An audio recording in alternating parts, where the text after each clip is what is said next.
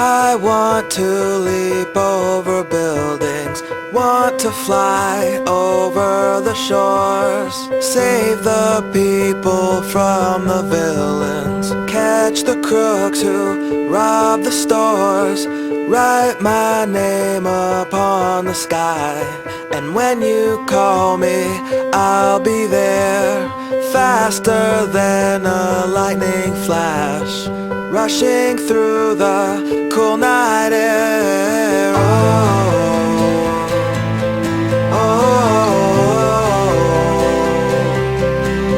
So start ignition, count to zero. I just wanna be a superhero.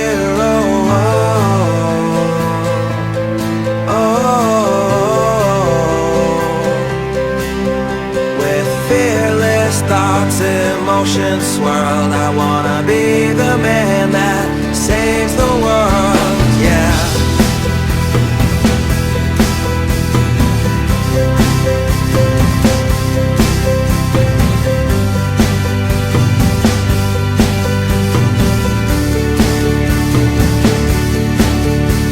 The world is full of super problems, so we made up a Superman, but he is just imaginary.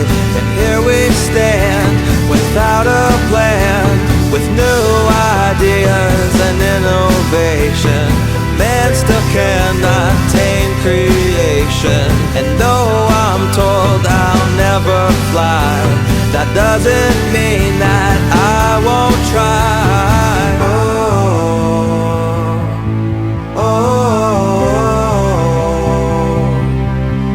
So start ignition, count to zero.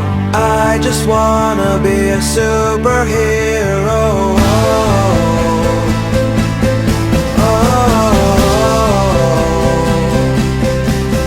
With fearless thoughts, emotions swirl out. Hello and welcome to WGL-TV. I don't know if you were watching that intro then, Gooch, but that is one of the most ridiculous intros I've ever seen for a tournament. That was amazing. But I think we have Melmoth to thank for that inspiring creativity used. So as you can see, I'm actually watching the stream back. There's a little bit of a delay, so it kind of looks weird because I'm commentating to myself right now. But this is going to be the WGL tournament, the Pro-Am $3,000 tournament.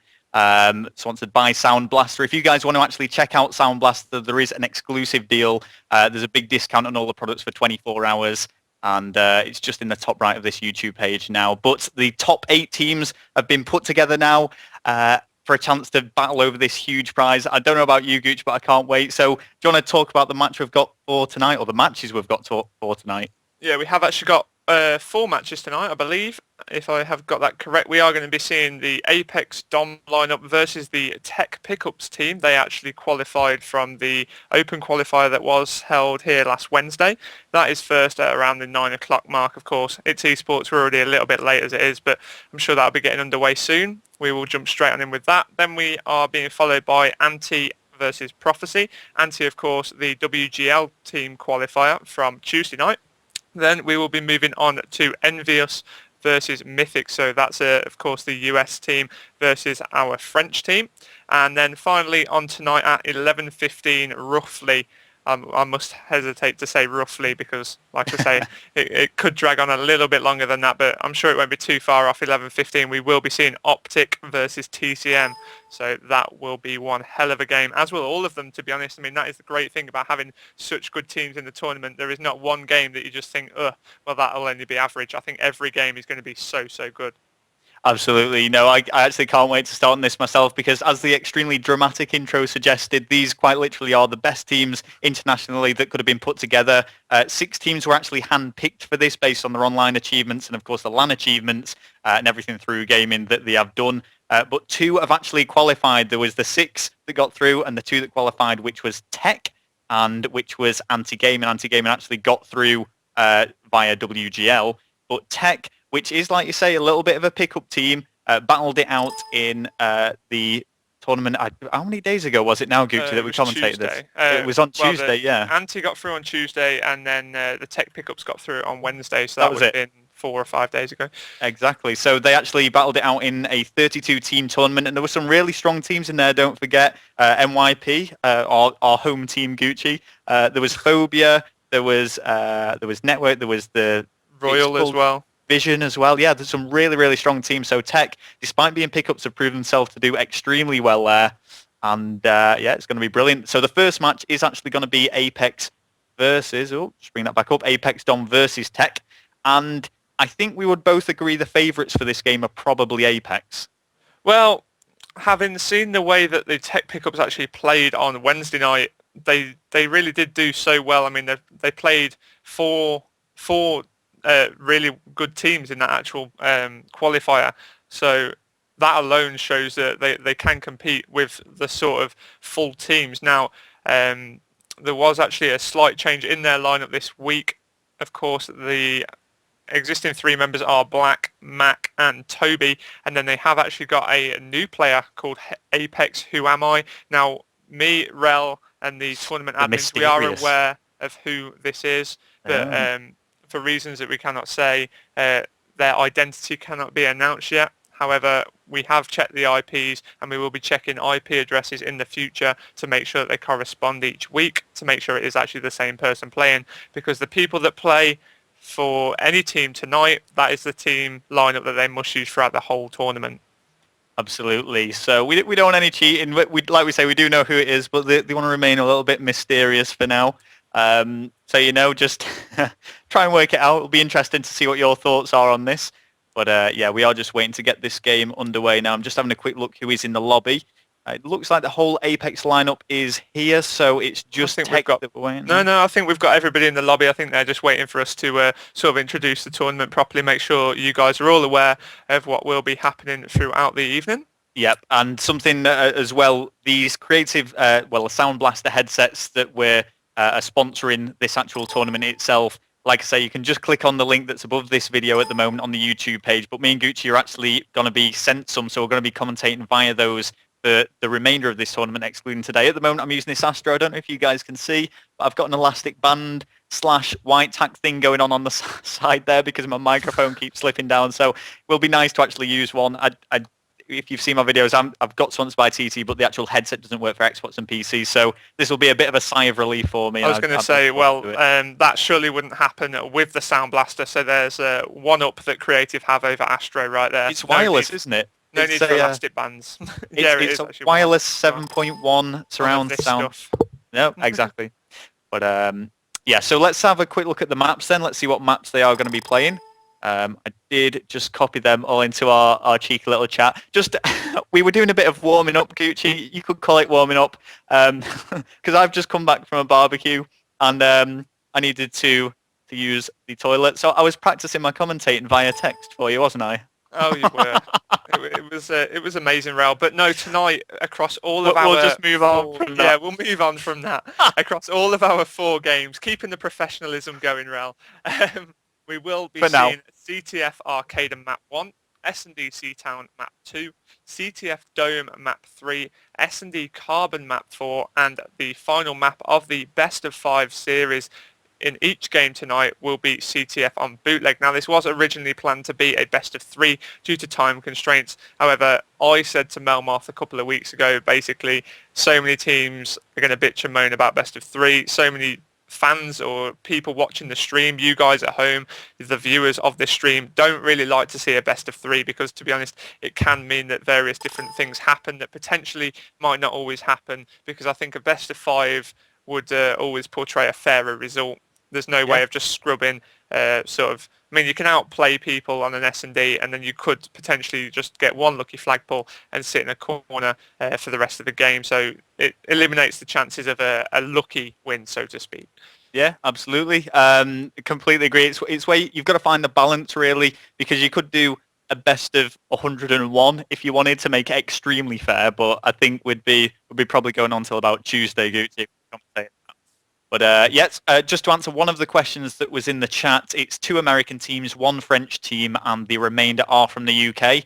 And we've been indicated that we are just about to start. The first map is going to be Arcade and Capture the Flag, and I cannot wait to get this underway. A lot of money on the line here between 8 teams. It's going to be awesome.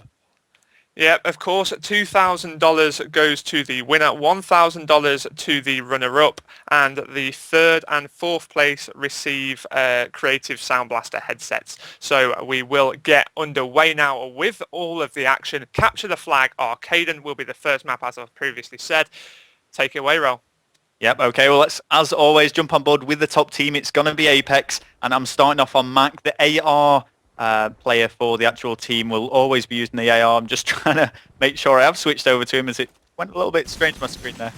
Okay, there we go. We're on board with Mac, just shooting that top glass, allowing himself to get into a better position. He's going to be playing slightly defensive. He's not going to be camping behind the bar, though. Instead, he's just going to be picking people off as they push through the green room.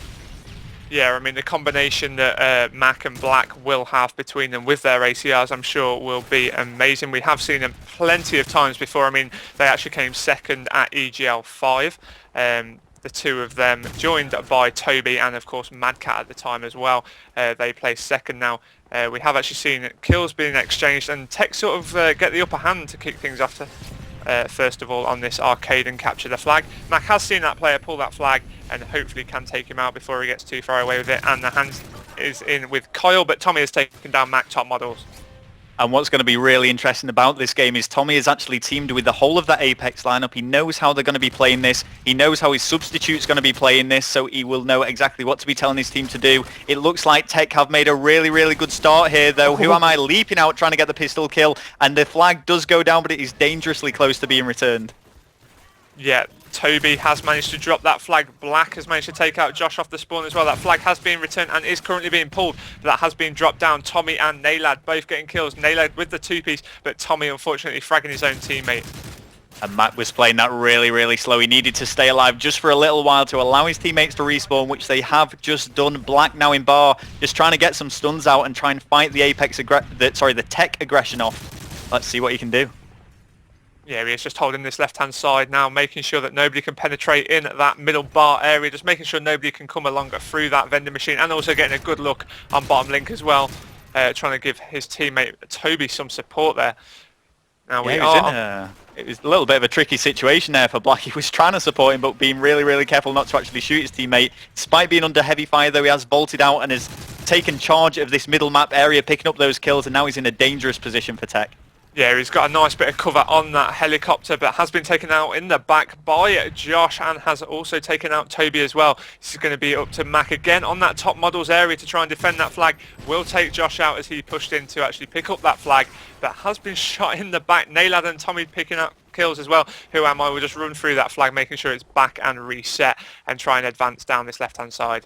Well, here we go. It has been picked up. He's under heavy fire, though, and Kyle's going to make the long-range kill with the SMG. Black is just trying to keep that flag pinned down, and despite throwing the stuns, nothing is connecting here, so he's trying to be a little bit sneaky. He doesn't want to give his position away just yet, because he needs to pick up this kill. Now, I don't know if it's just me, but the way I'm thinking so far is that Apex here are actually on the bit of the back foot.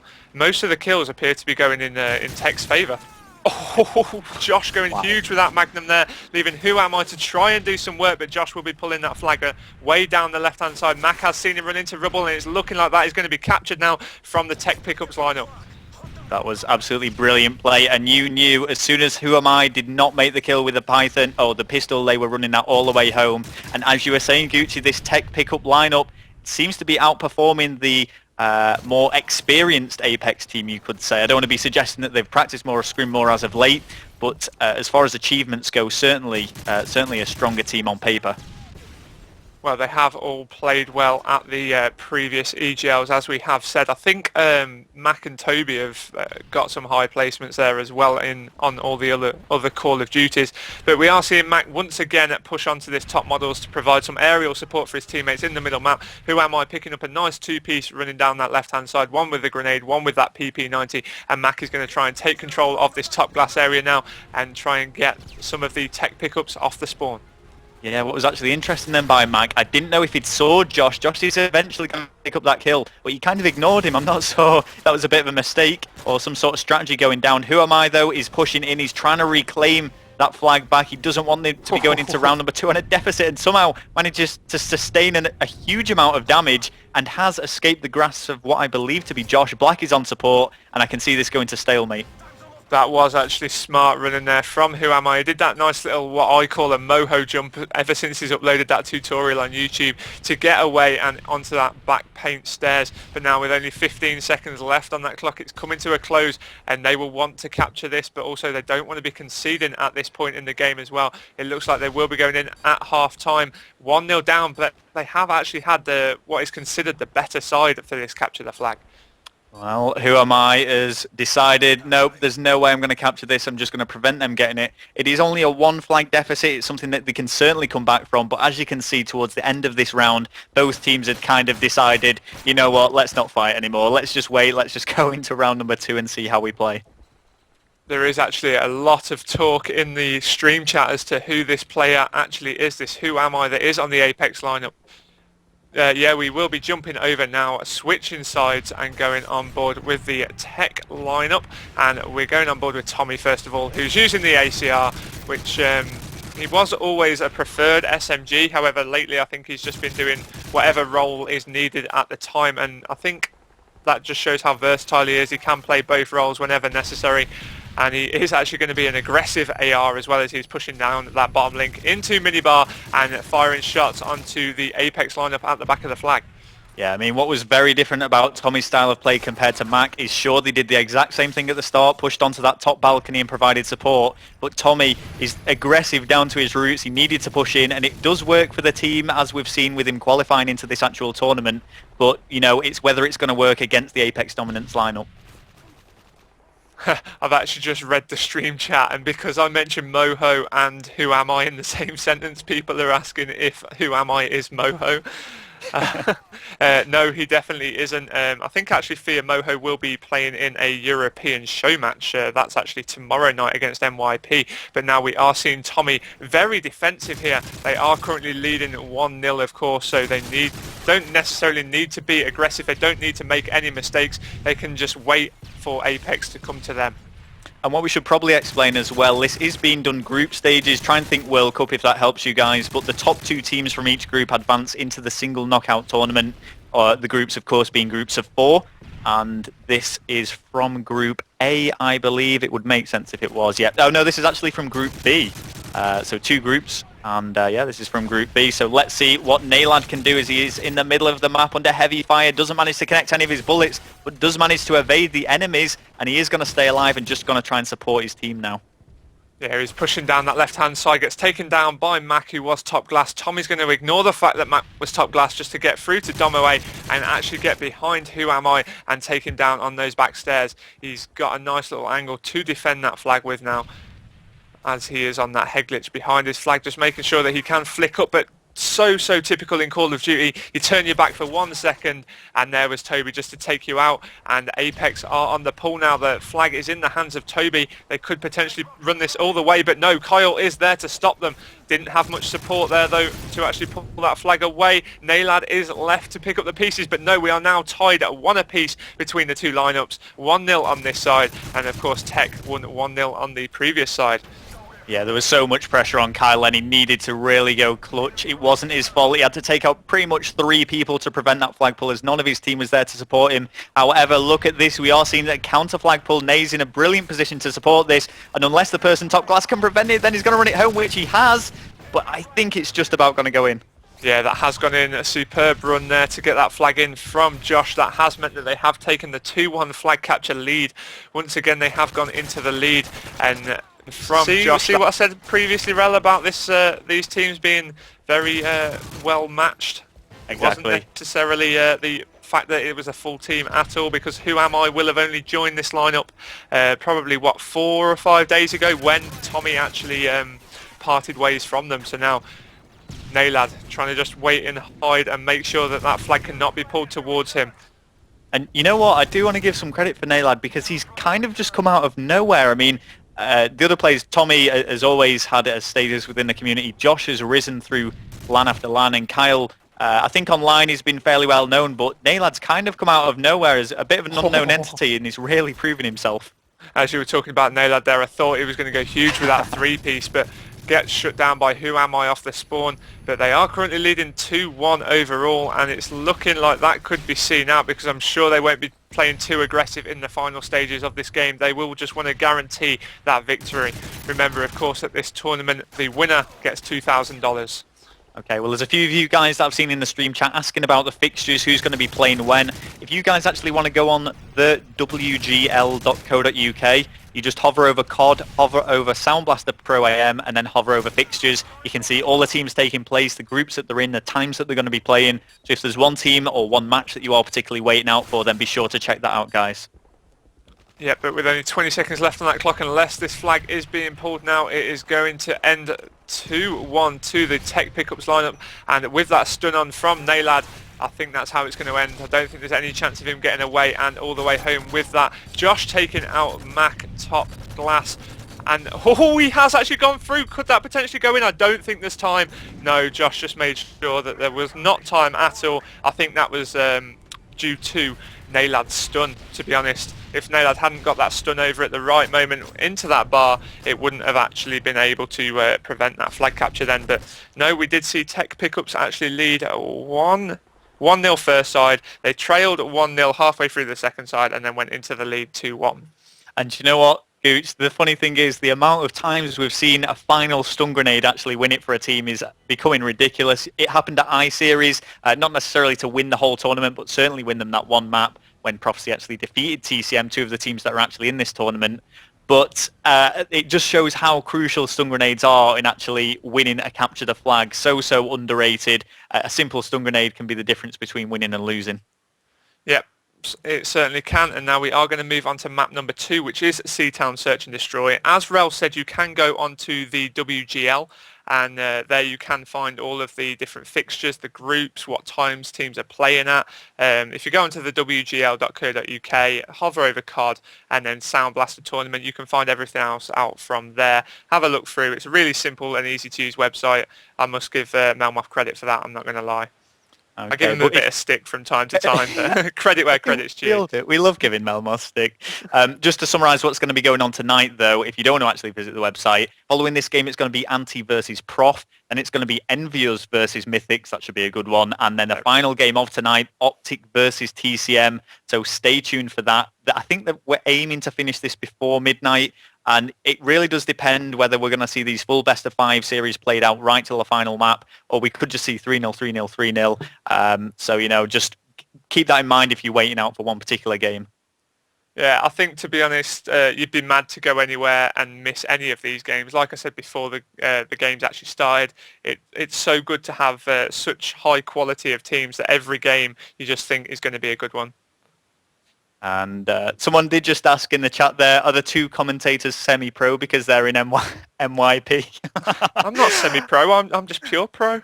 We're full-on professional gamers. Yeah. In all fairness, Gooch, we have competed at LANs. I don't think our placements need to be meant. Let's just skim over that, but that doesn't really matter. We've competed at LAN. Okay. Yeah. we've done all right. We didn't do too bad. You actually hold a LAN record, Gucci, to be fair. Yeah, and it's not for defeats either, before anybody mentions in the stream. It was for the highest ever win at a Modern Warfare 3 LAN event. So that was pretty impressive. I don't know if that got beat at...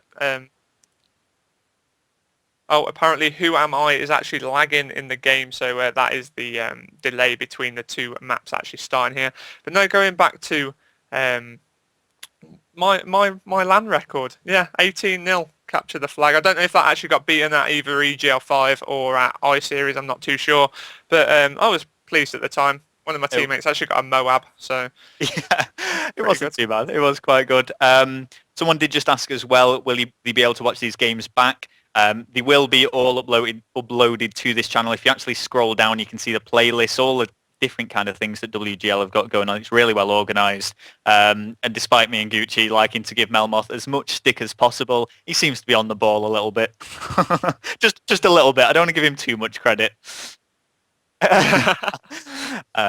So yeah, a few of you guys are asking me to dance as well. I'm not sure that'll be relevant, but I don't know if we hit a certain viewer count. If we hit 500 viewers. Right, me and Rel will have a dance off. We'll dance. We'll find an appropriate song to finish the night off, and we'll break it Yeah, down. we'll do that last. Me and Rel, if we've got 500 viewers, we'll have a dance off. I don't know, what are we I've actually just committing seen our viewer count drop when I said that. That's slightly awkward. That's all right. We can say that. But yeah, someone mentioned both being an NYP. We are officially NYP now. I, of course, fanboyed my brother to get my way in, who is actually Momo, if you guys don't know. And I recruited Gooch. It was all thanks to me. I want all the credit for everything.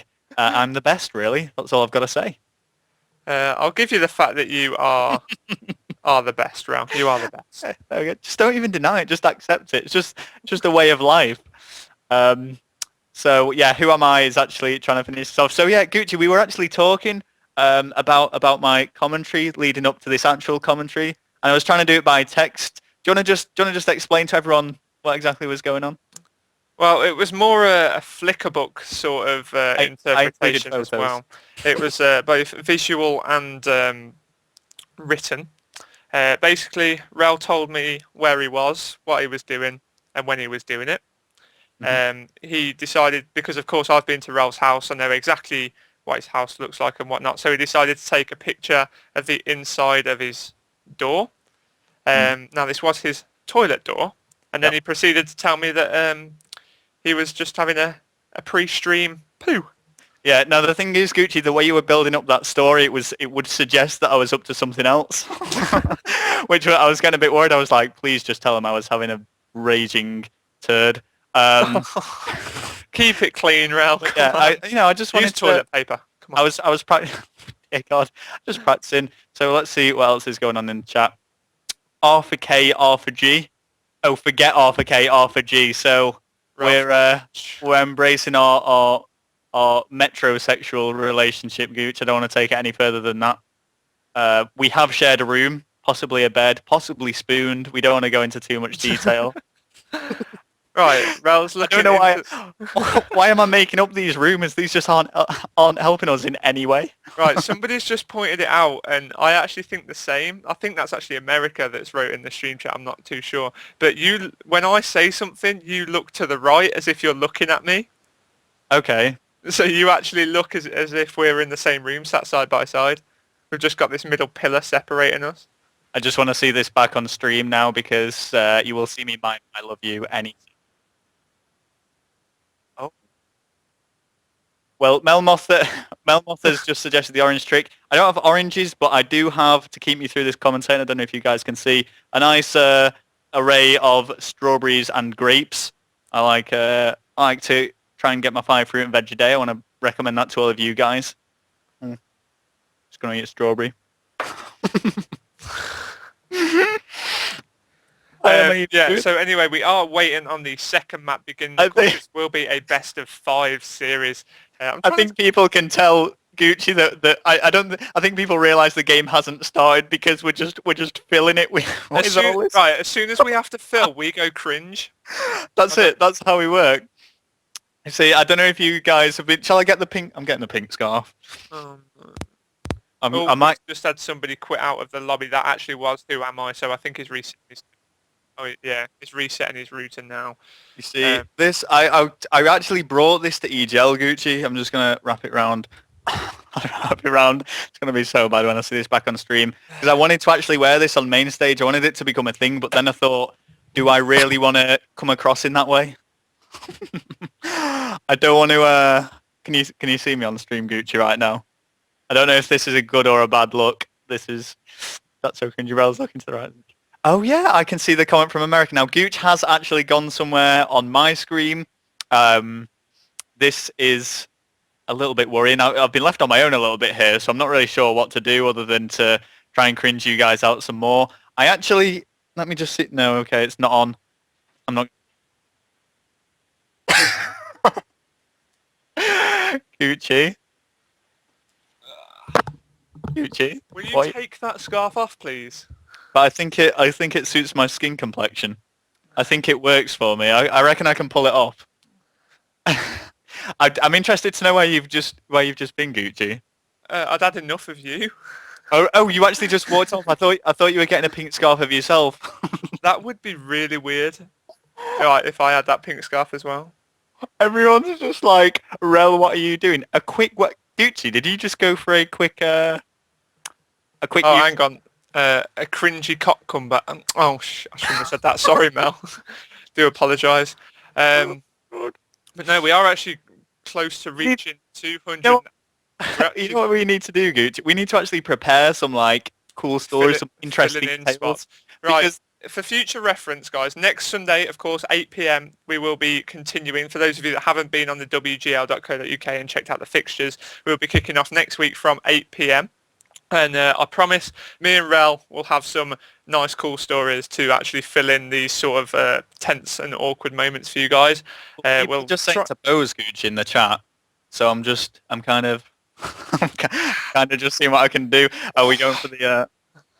I'm not even Oh, muscular. why did I even just do that? I don't know why I did it. Because the funny thing is, I can see the Skype call for you as well as the stream itself. Look at that So man tan. I'm Brown, just brown, brown, brown, white. I was saying because when I've been live streaming as well, I can alter my skin tone while it's on camera. So let me just show you exactly what I mean here. I'm going to switch to a brighter background, and a lot of people have been complimenting my eyebrows. Actually, they've either been Do you get them waxed? I don't, but someone actually thinks I do. And the beard is not intentional. That's just kind of built up. If you look, let me just get a bit close. I'm going to see this in a second. Oh, oh, oh, oh, oh, oh, oh, oh. We will review my eyes later on in this commentary. But for now, we're actually, thank God, getting into the second game, which is going to be Search and Destroy on Seatown.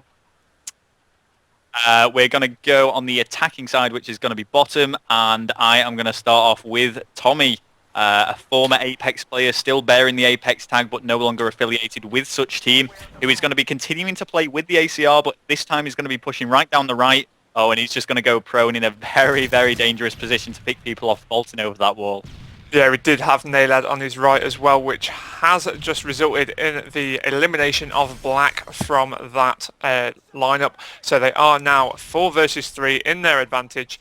And let's see how Tommy can do pushing through the middle map. Has got a stun into that bunk bed bedroom. Seeing if he will be lying down at the back. He realised that he will be going for a nade, pushing straight out into the middle map, but Josh has managed to take down Mac, so that leaves Who Am I and Toby versus Naylad, Josh, Tommy and Kyle. Yeah. Oh my dear, oh no. That's Toby has just been destroyed by Tommy. Brilliant play from Tommy there. Something I feel I should say as well, if you guys actually want to alter the quality of the stream at the moment, there is a little cog in the bottom right hand corner and you can change it between 720p or 480 depending on how you want to view this and what your connection's like at the moment. We are almost breaching the 300 viewer mark, so if you guys want to go ahead and subscribe to the WGL TV, you will of course be notified whenever it's going to be streaming or uploading. Yep, so we are going to switch over now and get on board with the attacking team every time. That will, of course, provide you with the more exciting of gameplay. And I am kicking things off on board with Black, first of all, who's pushing straight down into that middle map with his ACR. Yep, Black is just holding his ground now, and what looked like was going to be an initial rush for Black instead reverted to him just playing it very slowly. You can see that someone's been firing over that white wall, and he's just trying to hold back a bit, assuming someone's going to be going in the top window, and he did spot someone. He's going to make the headshot, dropping them extremely quick alongside Toby's kill. And now there is only one player left. It is going to be Kyle. Oh, and he has gone down. That was a flawless round for Apex. Yep, so we have seen Apex actually level things up now. They have brought themselves back after losing that capture the flag 2-1 overall. They actually trailed at the first round of Search and Destroy, but they have clawed themselves straight back into things now, leveling it up 1 apiece. Yeah, the actual voice or commentating voice has gone a little bit crackly on stream. I'm not quite sure what's going on there, but we will continue nevertheless. I don't want to watch Tommy again. We've seen him in that previous round. I want to watch Kyle, who's made this big push, carrying the bomb, but has taken 2 stuns to the face, and he's just holding on for his dear life. Will no doubt have called out to his teammates. Interestingly, despite being stunned though, top balcony, he actually turned around expecting a flank from one of Apex. Yeah, he was actually thinking that they were going to rush straight through the middle map by the look of things and get straight on up behind him now. That would have been a very interesting rush from Apex if that had actually happened. It would have been rather ballsy, one of those that would, if it paid off, would pay dividends, but could be very costly if they actually died doing it. But no rush was actually made, and we are seeing Kyle now just trying to bait out people, perhaps trying to make a little bit of noise by jumping, trying to signal that he is actually there and trying to get a player to challenging perhaps. But Who Am I has taken down Tommy on the bottom middle area. Well, Kyle again just hanging around this area. It seems to be where he plays best. He seems to be very comfortable around here, and despite using the SMG, he's aiming along these very, very long lines of sight, not actually spotting anyone, probably to identify them rather than to make the kill. But he could certainly pick up kills if they were exiting from that doorway. He's just going to be really careful, actually, to watch his right-hand side. He does have someone who is in what we like to refer to as the target spot now. I think that's become the official call-out for it. So he is covered from that flank, but if there is someone sneaking behind him, then he's going to be in big trouble. Yeah, and I must apologise to the stream chat. Apparently our mics are apparently there is actually a bug in YouTube which makes our mics go like this. So as soon as this round is over, we will actually be restarting the call to actually make it. We have to reset the stream by for literally 2 seconds just to make sure that it's starting things off again. Okay, let's test this out, see if we're any better. I want people to be hearing our crystal clear voices, Gucci, resonating through their headsets. We're going to get on board with the attacking side, though. That round did actually go to Apex. It's currently 2-1 in their favour. They're halfway home, and I am watching Toby, the bomb carrier, who somehow did not take either of those stuns, does dodge the grenade completely as well. An incredible stroke of luck to escape that, and is going to pick up the kill against Kyle. Yeah, the voice is all fixed. We have had official confirmation now. Toby being ever so sneaky as he just crawls out of that bottom carpet building and gets around and onto the bomb. Naylad is in a 1 versus 4 against Who Am I at Black, Toby and Mac. This is going to be impressive. I think we should get on board with his team, see if he can actually do anything to defend this. He has taken out Black, doesn't realise that Toby was planting. So now he's left 1 versus 3. That bomb is about to go down. He's got Who Am I, Toby and Mac to take out as he's pushing down this right-hand side. Needs to get himself near that bomb with only 35 seconds left on that clock. You know what? He has just spotted someone. The problem is, though, for Naylad, even if he makes this kill, not only does he reveal his position, but he's running out of time. Who Am I with a brilliant kill against him? The odds are against Naylad there. Whatever happened in that situation, I don't think he would have been able to pull it off. And as a result, 3-1 to Apex as they begin to storm in front of the Tech lineup. Yeah, they are really doing so well for what is essentially a pickup team. I'm not sure if either team have plans to follow, either players, have plans to follow this on and actually advance through and keep this as their lineup. I'm not sure what the plans are, but we are on board with Tommy as they are currently losing this side now, 3-1. Yep, and Tommy is just going to be holding his ground. This is actually my favourite spot on this map. I love to just sit there and pre-aim that that top room. He has decided to push out, though, now. As 2 of Apex go down, it is only Who Am I and Black left remaining against 4 of the Tech lineup. Tech are doing whatever they can to stay in this game as Josh picks up the kill against Who Am I, leaving Black all on his own, and will fall at the hands of Josh once again, just going big towards the end of that round. Yeah, that was impressive there. They do need to win 2 more rounds back-to-back to get this on the go and get it all sorted and wrapped up on S&D. But I think Apex might take this one. They've got 2 chances to mess it up anyway. Well, here we go. We'll switch over, get on board with Apex again. And I actually want to watch Mac. We saw quite a bit of him in that CTF game, but we haven't seen at all what he's been doing so far in the Search and Destroy. Where are you, Mac? What is your plan? He's going on the left-hand side, pretty much the same route as what Tommy took by the look of things. Oh no, he has cut up straight onto that balcony and to try and watch Toby's back for him as he did advance into that bottom carpet building, and now Mac will be watching that left-hand side. Well, let's have a look. Someone actually just sent me a message saying a lot of the stream wondering who Am I is. It's not a big deal, guys. We can't disclose such information. So let's just assume this is a new player. This is a brand new player onto the scene. Onto the scene even, who has been picked up by this team and is playing fantastically. Mac, though, continuing down this left-hand side. It's a little bit worrying here for Apex. I mean, they are on the attack, but time does seem to be ticking away without a plant going down. They need to break this soon. Someone does need to make a kill, and I'm sure Mac just spotted someone there. He's aiming in the exact place I thought he was. Does take a stun and a grenade. And there we go. Josh picks up the kill against Mac. Black pushing around, trying to take that position Mac was just in. Oh, but he's finding himself. He doesn't look like he's quite sure what he's doing as he's doing circles in the middle of the map. Needs to make his mind up soon, otherwise he will be dropped, which is exactly what happened by Tommy.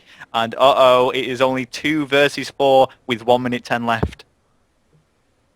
Yeah, it was right for Black to be doing all them pirouettes in the middle map.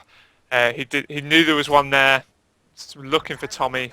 Didn't actually manage to find him, got took out in the back, but now, who am I? 1 versus 4, takes out Kyle, a nade has flown over, managed to avoid that, jump back into bottom carpet building now, only 50 seconds left on that clock, a 1 versus 3 now, left to complete, Josh, Naylad and Tommy himself to take out.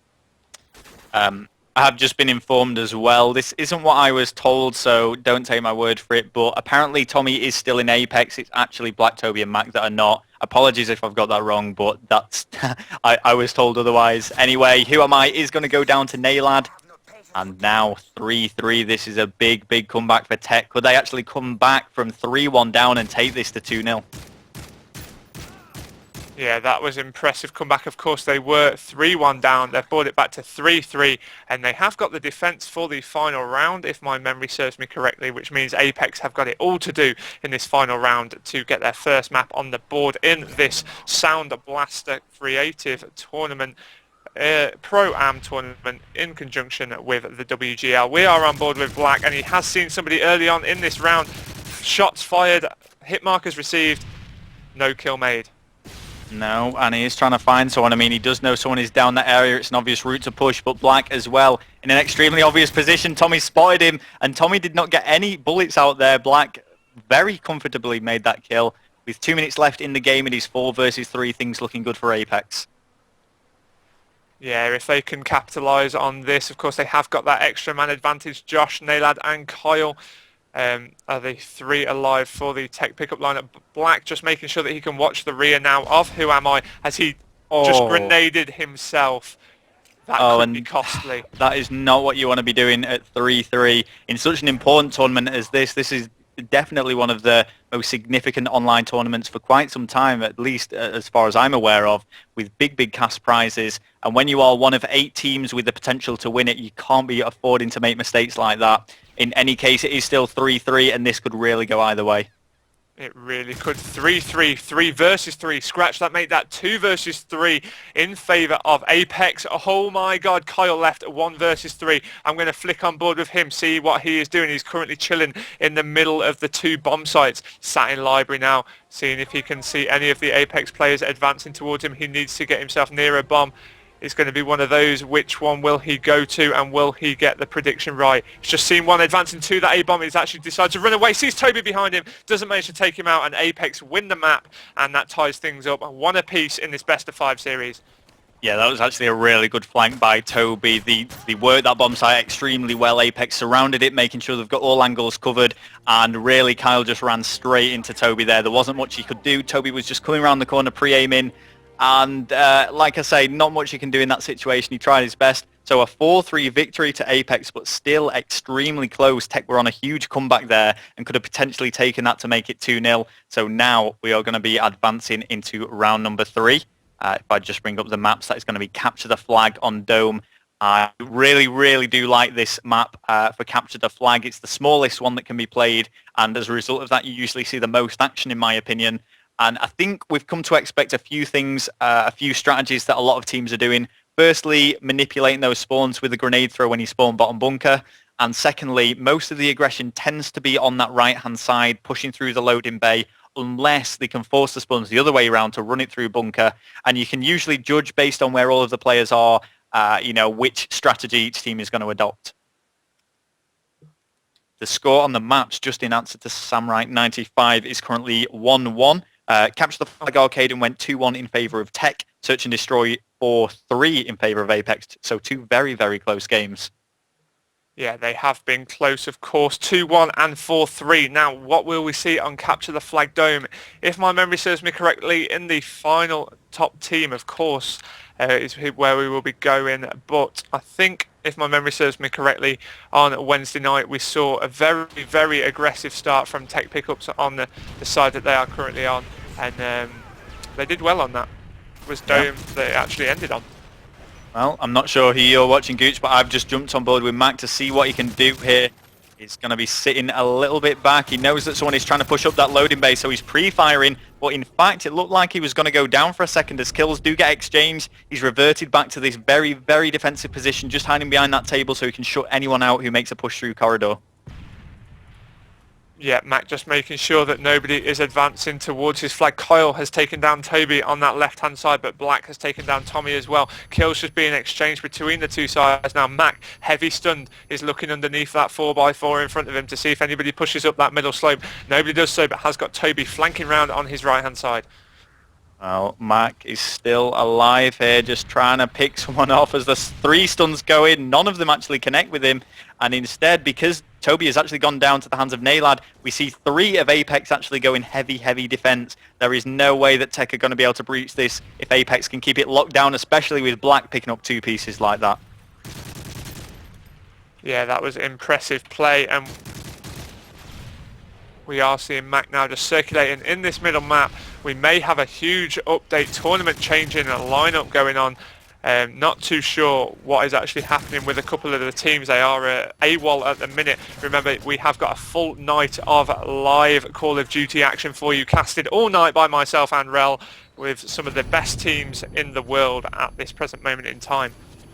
Oh yes, I have actually I have actually just seen that update, which is very pleasing to the eye, Gucci. But yep, we'll bring that to your guys' attention later on. There's no need to reveal such things now. In fact, we can be using these sort of tactics to keep the viewers, to retain viewership. This is good, Gucci. I like it. I like the marketing here. To retain viewership. Exactly. So don't go away, guys. You will miss it. Exactly. Oh, and one thing that Black did just miss was Josh coming straight behind him, killing him, has pulled that flag. Toby in there as well. I have defaulted to Mac, see how he can do in this middle map. That flag currently being pulled. Mac, the last alive, going to get those stuns over. He has slowed down the flag carrier. Will it be enough? I don't think so. Black has got his stuns over as well. Oh my goodness, a huge nade there from Black to get it onto Josh, but that flag so close to being captured anyway, not able to actually capitalise on that flag being dropped. Now, see how they can set up. Can they do anything to get themselves back in this game? That flag is being pulled now, and to the loading bay side, Black straight on those spawns. This is looking good now from Apex. Black with a huge 2-piece and pushing down, trying to make them spawn dome and get them down once again. Absolutely sublime play by Black there. Not only did he allow that flag to be ran all the way home, but he was almost setting up the relay single-handedly. Brilliant, brilliant play. And one thing that I have noticed about this map is whilst teams really do struggle to actually pick that flag up, when they do pick it up, they usually manage to get it all the way back. We've seen here Tech pick it up, but Kyle ran it the wrong way, arguably, but he has managed to get out of there, and he's just storming away. Who am I? And the current player we're spectating, which is Mac, stunned, nothing he can do, and that is gonna go in. Is that going to go in? No. Yes, it is, and we are seeing now the Apex lineup trailing once again. Tech pickups, for pickup team, I can't get over how strong they actually look. They look like a full lineup that have been playing together for so long now, but indeed, of course, we know they haven't. Okay, well, let's see what's going to go down here as we continue to watch Black in a dangerous position. I feel like Black's role so far on this dome, whilst I don't think each of these players have designated roles, the position that he is filling is to be one of those where not only is providing the supportive gunfire, but you are also working on those spawn traps, trying to just keep them pinned in. He's not particularly pushing in for those flags, he's just trying to make sure his teammates can run them home. Oh, yeah, and Apex, wow. Apex, that is huge from them. Naylad left, last alive, has taken down Mac. It's looking like that flag will be able to get all the way in. Black just waiting for any of them to push out off the spawn, and that is tied 2 apiece now. Only 30 seconds left. Will they be going for that relay? 2 down. Mac has just died to Josh. 3 down now. Black 4 down. They need to be running this and get the spawns right, and then they can capitalise and take the lead. Black, the aggressive ACR player that has just formed, running down that loading base side, got them off the spawn. Heavy stunned here. Nades flying over, has been taken down by the shot of Naylad once again. Mac and Toby, that flag being pulled away. Tommy's made Mac drop that flag. Not looking like that was going to be the flag capture, despite it being 4 down for Apex. They will not be happy with that. The amount of stuns that have just flown over at Black is undescribable. My Wow. goodness. And He you know couldn't what? move. I'm not sure if it was 3 down or 4 down, but this is exactly what we were saying, Gucci, how crucial those stun grenades are, especially on Dome, where you can literally just throw them over the map to actually prevent the flag return. But that was so, so close. Tommy was there to actually prevent that from being run in. We're going to watch Tommy and see what he can do as we get on board with Tech. It's currently 2-2. And something I do feel I have to say is I feel both of Tech's flag captures have been a little bit scrappy, whereas the Apex flag captures have been complete walkovers. They seem to be going for 4 down before they make the push, whereas Tech seem to be going for these sneaky pulls. Yeah, I mean, it's the element of surprise that has actually worked well in their favour, and we are seeing Tommy do an ACR holding role here, and now this is something that we're definitely not used to seeing from Tommy as a standard. But on Dome, to be honest, I think that ACR holding is actually essential. Now he has just moved down into this late vacant left-hand side corridor, trying to provide Josh with some support. Oh. Bit of a choke fire there from Tommy. Is he going to get challenged? I would assume so. Yes, he has been. Oh, Tommy with a collateral magnum taking down Mac and Who Am I? Wow, that was impressive from Tommy. A bit of luck perhaps in his favour after the few choke bullets as Who Am I jumped into that little segue. But now Apex have got 3 down. Naylad left to defend that flag. Not even sure Tommy knew what happened there, but Naylad has gone big for Tech there, picking up 3 kills, retaining that flag still at the spawn, and that is some superb defending from Naylad to actually keep Tech in the game. Yeah, that was impressive from Naylad, that huge 3-piece, and they are doing well on this rotation by the look of things. He has adopted the role that we previously saw Tommy doing, just holding that flag. He is going to push out that front door, make sure nobody can attack there from that Domo C cave side, and he is pushing into the middle map now. Yeah, he has taken a stun, so not only do they know he's there, but he's in an extremely open position. But this is interesting. We don't see particularly too many players at this spot. I'm not sure if he has intentionally gone here, if this is something he's practiced, but what he has got to be careful of is that car, which was about to explode in his face. I do feel that Naylad is being caught off guard a little bit here, and he does need to get back to the flag, though, to work on that defense. Yeah, that was impressive from them. Now Naylad pushing out into that middle map, having a bit of a shots fired, getting on that head glitch, making sure that he can't be shot as he turned around to watch his flank. Here we go. Naylad's checking back and two. He doesn't seem to be too sure exactly which way to watch, but what I do know is he has been alive for an extremely long amount of time, finally deciding to become aggressive and actually move through the bunker. And wow, that was a brilliant kill against Black, who was pre-aiming, making the second kill against Toby, has really opened things up as Tommy follows up onto Mac. This is going to be a big run. If he can just avoid those stun grenades and take the shelter of loading bay, then this is definitely going to be a flag capture for Tech. It's looking like Naylad has not experienced the same problem that Black did when they got that huge 4 down. He has been able to run it completely unchallenged, and they have even managed to get the relay on. Naylad had that PP90 for his close range run and then pulled out that ACR as soon as he got there to hold the flag. That was impressive from Naylad. He has actually played so well, and I think, to be honest, me personally, I'm guilty of this perhaps a little bit as well, but I think he's so underrated.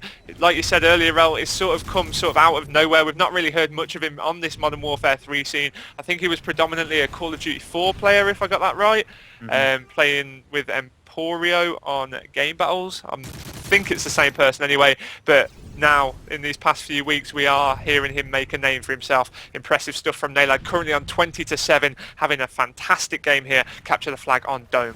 Yeah, and I mean, despite that huge kill-death ratio, you can't even say he's not been pulling the flags. He actually just ran one of them home almost single-handedly when he was picking up those kills himself. He was, of course, experiencing the supporting play, which was necessary in order to return it. But when you compare it to someone like Josh, who unfortunately isn't having the best of games here on 11-21, who is supposed to be running those flags, then you can clearly see Naylad's really picking things up. We've actually been watching him for absolutely ages here. He just doesn't seem to die. And as you've said, that commentator's curse has been taken down by Mac, but Tommy getting a 2-piece on Mac, and Toby knows Black is advancing into his flag as well. Now they are currently leading 2-0 on this side, and with only 40 seconds left, it's going to take something very impressive from Apex to even come close to stopping them now. Well, they are trying their best. Even Black was making a push in. Tommy destroying Mac there as they ran past each other, managing to spin right around to pick up the kill. But he is weak, he is stunned, and Who Am I is going to make the most of that. Following up onto Josh, and despite there being so little time left and this almost being an impossibility now, they are still going at it. Well, I think they need to. I think they want that consolation flag cap to make it sound a hell of a lot closer than what it actually was. I think, to be honest, Naylad has been the MVP from this map, definitely. You know, I think so far in this actual best of 3 games, I'll be completely honest, I'm not quite sure how well he played on the S&D, but certainly that initial capture the flag was doing absolutely brilliantly. I do just want to clarify to Resma, who am I is not Rel. It's Gooch. It's Gucci.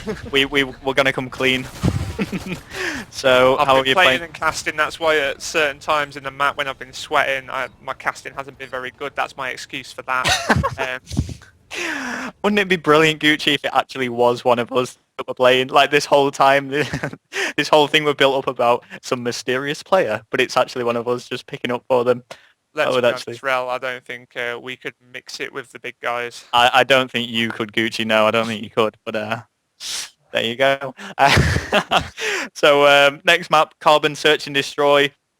A Search and Destroy exclusive.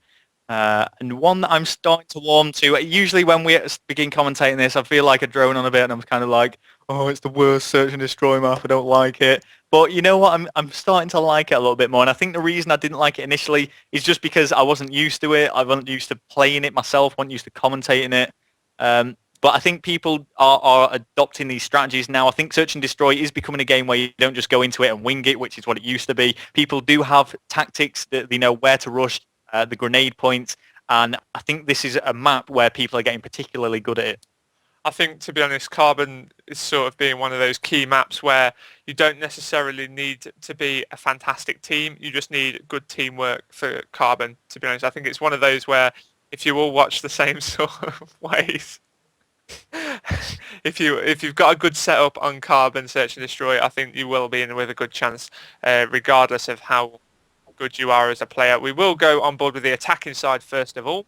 I'm going to go with bottom. Yes, I was correct. That is some GB whoring for you right there. And I think we should go on board with Josh. We haven't really given him much airtime.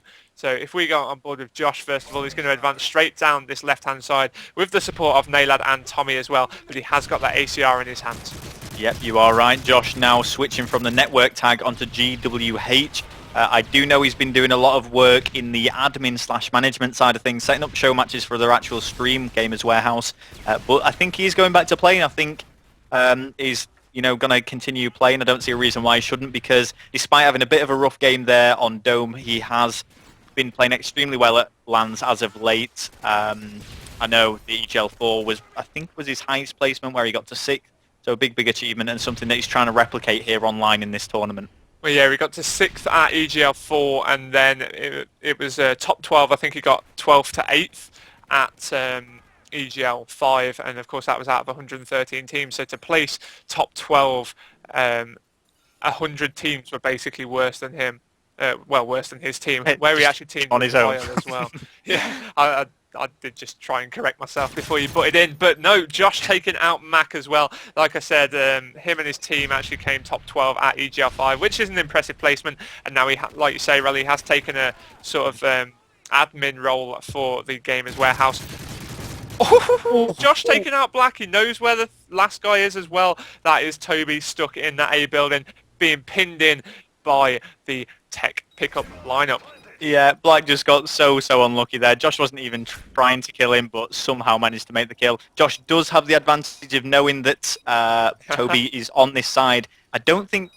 Has Toby managed to escape somehow? I think he has. I think we should switch over now and get on board with Toby. He has just fake defused that bomb. Not sure how he got out of that A bomb site, but Kyle manages to pick him off there. He just heard the fake defuse, turns around, sees him leaping out there, and it was just a PP90 spray sesh between the two, of which Kyle was victorious. Okay, well that is going to be round number 1. Let's switch things up and get on board with the attacking side once again. Let me just have a quick look. There we go, and we are watching Black. And this is something that I've seen way too many times, is that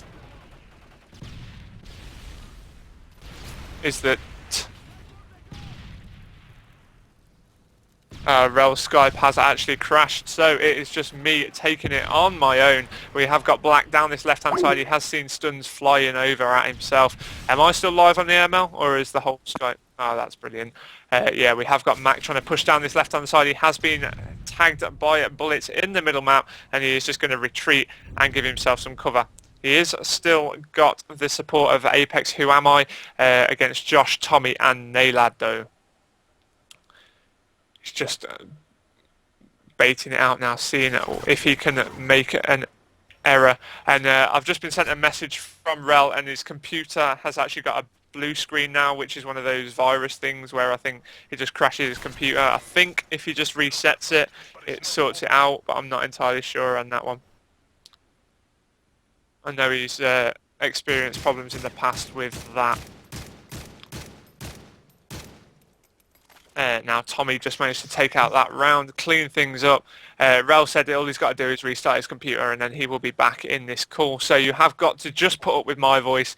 We are going to switch things over and get on board with the attacking side once again. This time it is the Tech pickups, and they are currently winning 2-0. I want to go on board with Naylad, see what he can do on this side. Of course, we did see him a lot on Capture the Flag.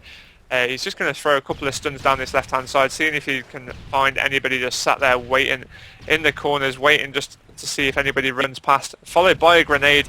Not sure why he chose to throw the grenade there after both stuns, but he has got himself a little sneaky spot looking through that tin, seeing if there's anybody at the back left.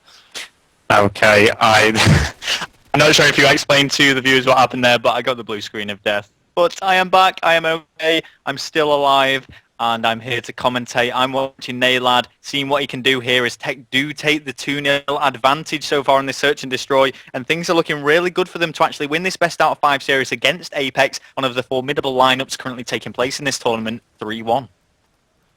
Yeah, Naylad choosing another sneaky spot. So many different spots on this carbon now where you can just look through various different pieces around the map and actually get a nice little angle. He has got the support of Kyle across the other side of the map, but they have got 4 Apex members to take out. But no, that is leaving Kyle 1 versus 4 against Black, Mac, Toby, and Who Am I? He's got himself an ACR. Will have just been Soundhoard, more than likely picking up and reloading that ACR, trying to bait out the Apex lineup, seeing if he can force them to push to him. Not looking like they want to do that. They need this round. He has seen one in the middle map, takes out Mac with the ACR shot, despite him being on a head glitch. That was nice play there from Kyle, leaving himself 1 versus 3 now. Well, he is in a really tough position, but he's going to see what he can do here. Time is running out. He needs to get the plant as well. And gosh, this is going to be difficult. Flinging himself there into this B bomb site room, trying to find someone. But it looks like Apex have got their own little corners, and they're going to wait this out. It's going to be Black that makes the final kill. And just to clarify to the people in the chat, I didn't get... I'm just looking at the reasons why people think I went, so relative PC's messed up. Yeah, kind of is. I think there's a hard drive failure, but I'm looking into getting it sorted. Blue screen. I didn't get kicked off because I spent too much time white knighting. It is a possibility. I would if that were the case, it would make sense, but my white knighting will prevail. Anyway, let's watch Black a little bit more. You know what, actually, let's switch things up. We see Black way too much. Let's watch Toby. I want to see what Toby can do. Is Toby the player that is stood? No, that was Max, and now I am flicking on board with Toby, who is that bottom middle area, looking into the B bomb site, looking as if he wants to advance forward now as Apex try and pull back their deficit. He has been taken down by Josh, who was in back middle, and Josh with that 2-piece taking out Mac as well. It's Josh and Naylad versus Black, and Who Am I? Who Am I still yet to pick up a kill. I think we're going to go on board with Who Am I, see what he can do on this side now after we got defaulted to Black, but we'll stay on board with Who Am I as he is down this right-hand side. Now, they have opted to split up. They are both the opposite ends of the map. And this could actually go against them or could be magical. Who knows? Yeah, it's one of them. You know what? When the players start thinning down, when it's 1 versus 1, 2 versus 2, I think I actually would rather be on the attacking side because you can kind of clump together and push one bomb site where you will only really encounter one of the enemy team. However, interestingly, like you're saying, Gucci, Apex have adopted this different strategy where they would split up, and Josh has taken advantage of it. Who Am I goes down, and Black is nowhere to be seen to pick up the kill on Josh. Yeah, now Black looks as if we are experiencing a little bit of lag in the game, unless that's just myself. But no, we are back to normal. Rel, you are actually, yeah. There we go. Your mic keeps going a little bit weird for me, that's all. sort of underwater style. But now Black versus Josh and Nayled could do with winning this round to not let them go 3-1, sorry, into the lead. Okay, I'm just going to try and jump in and out of the call. BRB. We'll get Rel straight back in the call, but Black has been taken down in the back by Josh. Now remember that if Tech Pickups win this map, they have won their first group game. Now there is 4 teams in a group. Each team will actually play each other, and then the top 2 of each group will advance through into what would be the semi-final. Yeah, what would be the semi-final, and then of course the final would be the Sunday after that. But now the potentially final round for Tech Pickups, going on board with Tommy on the attacking side as he's pushed down this right hand side to look into that bottom middle area. Let's have a look. Yeah. Yep, I am here. I'm just experiencing what we will refer to as a few technical difficulties. Nevertheless, we are watching the attacking squad, and it is looking brilliant for them, as you've said, Gooch, to actually make the first victory, or to actually take the first victory in this tournament. Naylad, interestingly, not managing to pick up a kill so far, currently on a donut, but the bomb has gone down, and this could be it, Gucci. It is 2 versus 3, so numbers are against them, but the time is certainly with them. 30 seconds left to hold off this defuse. Kyle going for it, jumps over the wall, doesn't manage to pick up the kill, but Who Am I has now revealed his position, already taken out 1 player, got Kyle left to take out. Kyle was full weak in that middle map, he's only got to hold on for 18 more seconds, and they will be the first winning game of this tournament so far. 13 seconds, it is not looking good for Apex now. He's on that bomb, not looking as if he can do it. Kyle manages to take out the kill, and then in turn the victory. Well played to Tech Pickups. Of course, they have taken down Apex.Dominance in the first game that you will be seeing here tonight. You will also be seeing straight after this one, we will have a few minutes break, and then you will be seeing Ante versus Prophecy, and then followed by EnvyUS versus Mythix, and then Optic versus TCM. Mm-hmm. And I don't know, is the update with one of those teams still going to be going forward? We'll sort that out in our break. Okay, I'll have a look at that. But yes, that was a little bit unexpected, you could say. I'll be honest, I thought Apex were going to take that. They have, you could argue, play together a little bit more. I mean, certainly Mac and Toby, they pretty much live together now. They live together. Yeah, they live together online. Tech is this pickup team, but they're gelling really, really well together. We've got the experienced Tommy showing that, and the newfound talent of Naylad actually coming through into the game as well. Not to leave out, of course, the other 2 players being Kyle and Josh. And here we go. We're jumping straight into this next game, actually getting them in immediately, and it's going to be Ante versus Prof. Again, you could argue Prophecy are the favourites to take this, but after what we've just seen, Gucci, you know, anything can happen here. Yeah, definitely it can. I think we're just going to cut to a very quick break before we actually go straight in with the Ante-Prophecy game. So we'll just go for a break, guys. We'll see you very soon.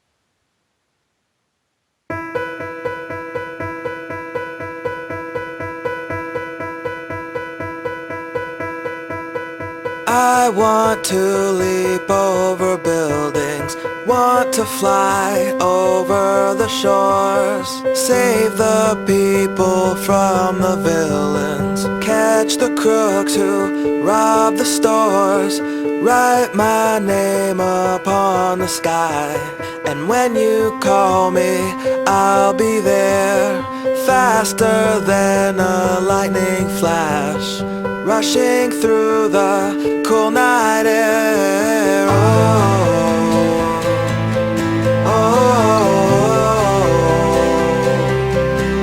So start ignition, count to 0. I just wanna be a superhero.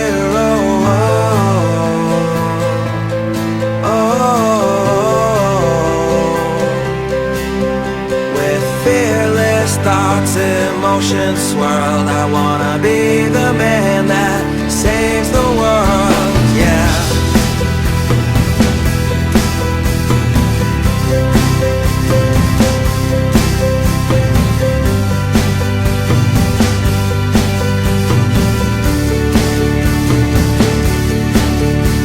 The world is full of Superman, but he is just imaginary. And here we stand, without a plan, with new ideas and innovation. Man still cannot tame creation. And though I'm told I'll never fly, that doesn't mean that I won't try.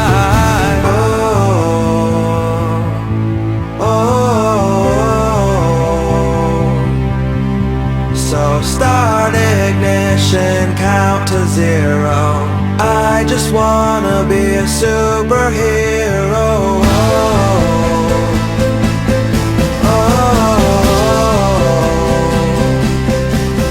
With fearless thoughts, emotions swirl.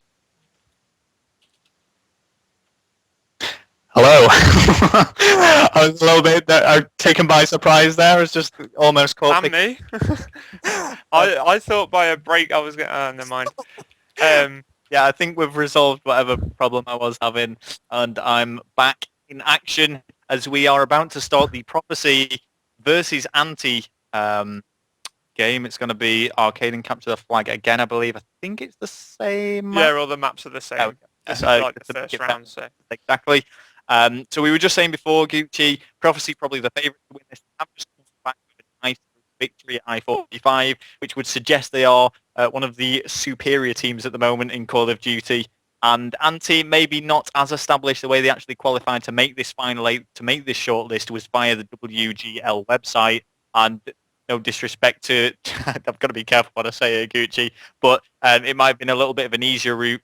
Although that said, Prophecy were handpicked, so they've not actually had to qualify in any way to make this final 8.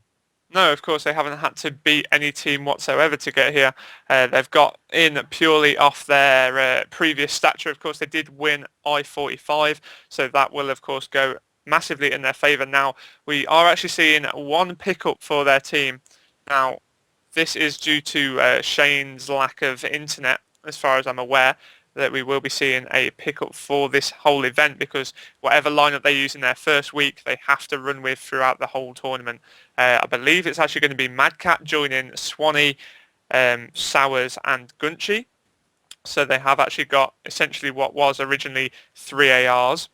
Can I just say, well, Gucci, just because we did see the top team last time, let's watch it from the bottom team's perspective and see what goes on from this spawn. So it's actually going to be Prophecy who we start off watching here, and I'm on board with Swanee, who will no doubt be taking this position next to the vending machine. He will be dropped, though, by the tuner. I was trying to decide what to refer to him as there. By tuner. And I'm watching Sowers now as he makes a push on this flag, taking out Jake, and this is looking really good from the word go for Prophecy.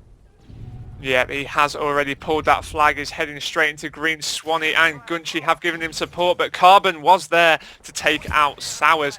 And now that flag is being pulled once again. Prophecy going knee-deep straight away, heading straight for the enemy flag. Already pulled it twice, but not one flag capture has been made, and that is all down to Carbon, previously known as Carbon Yo. I think he is actually the owner of the Ante organisation, Ante Gaming.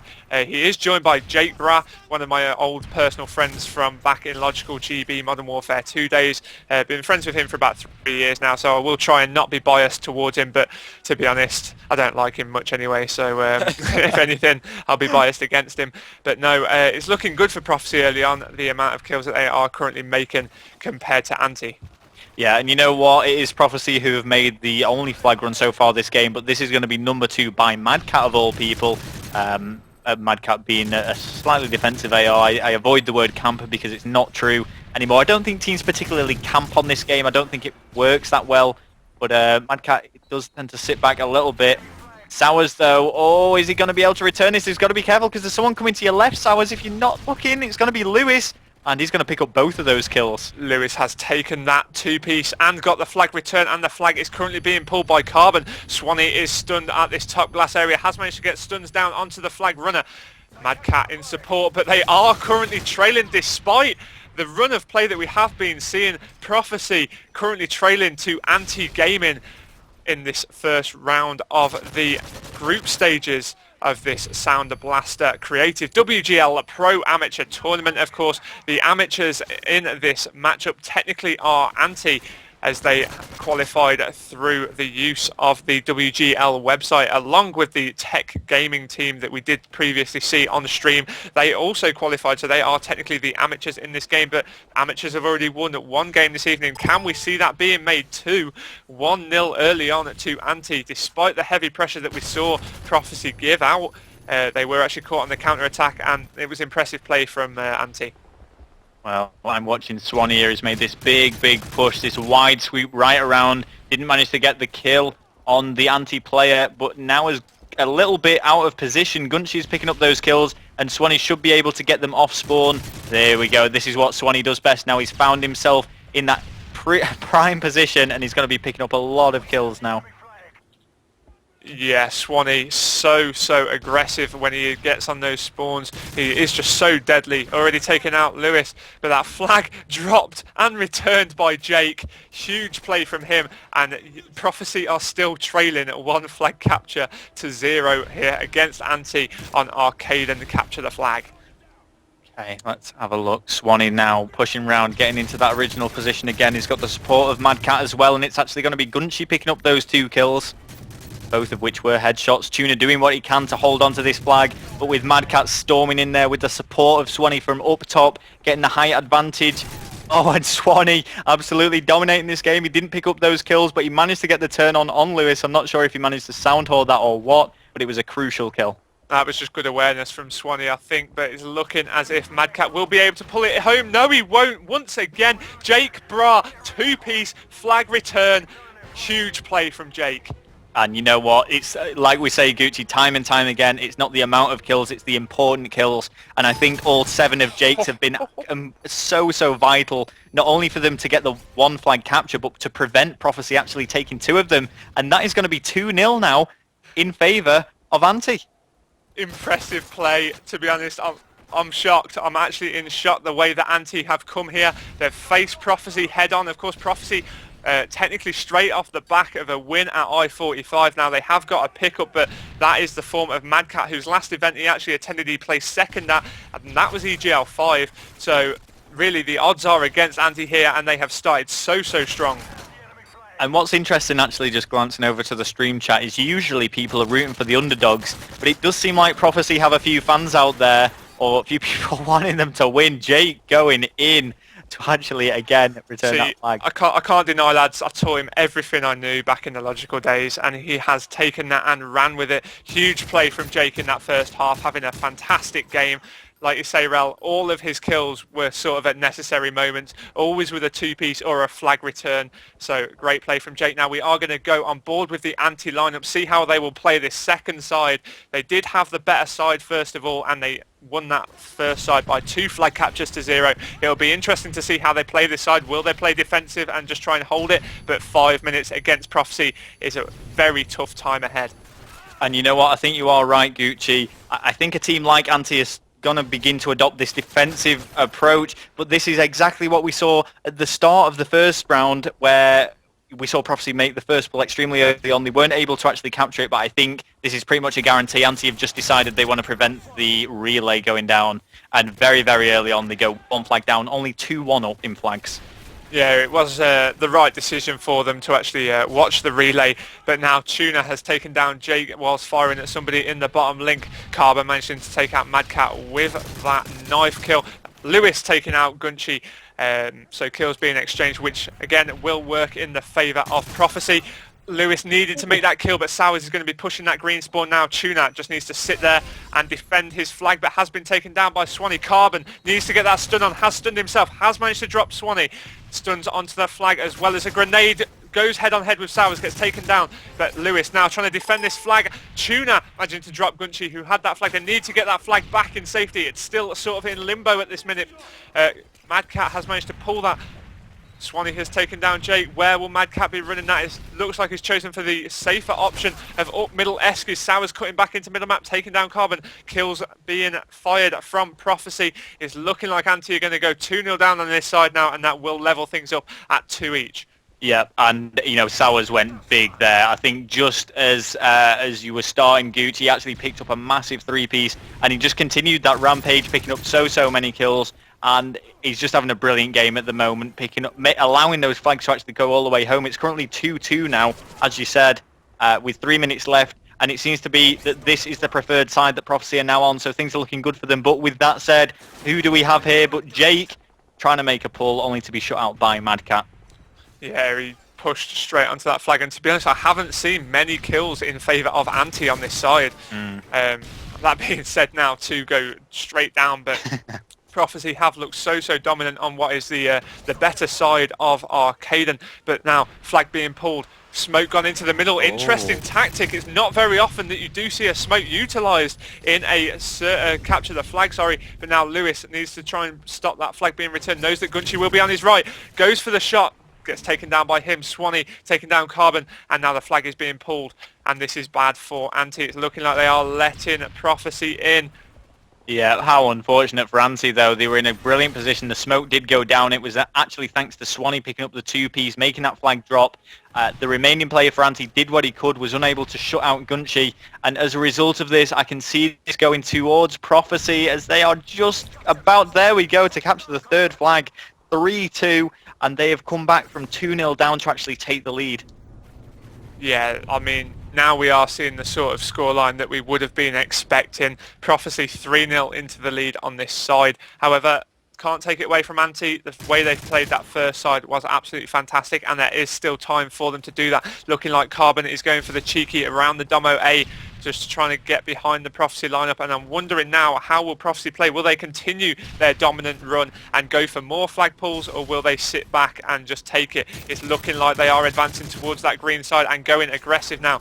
Lewis chucks the nade down, but Carbon managing to take out that kill. Needs to get that look on green, as Ante do need to capture a flag.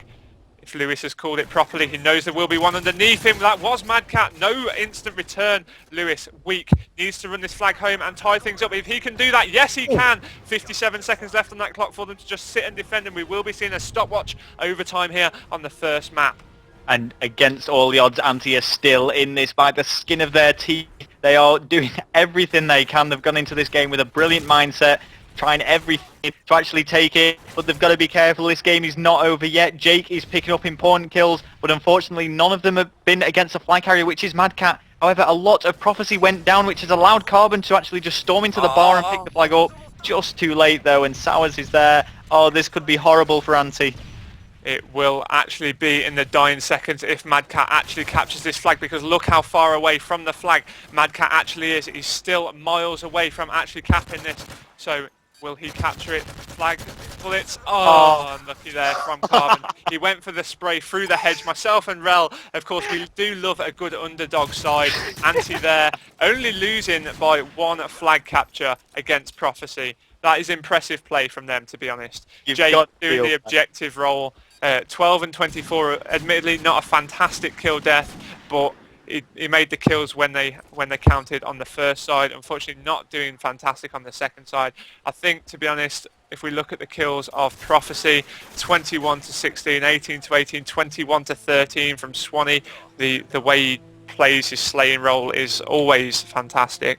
And Madcat, he did a fair amount of objective work in Madcat in that, actually. He is picking up for Shane, and Shane, of course, was renowned for the way he just used to throw himself at flags. Yeah, I mean, I'm just a little bit confused because I think Jake was on about 12 kills in that first round and he finished on 12 to 25, so I don't know what changed as they switched spawns, but he had an absolute nightmare in that second round, which is really unfortunate for the team. And it did look like so close that they were actually going to be able to take that stopwatch.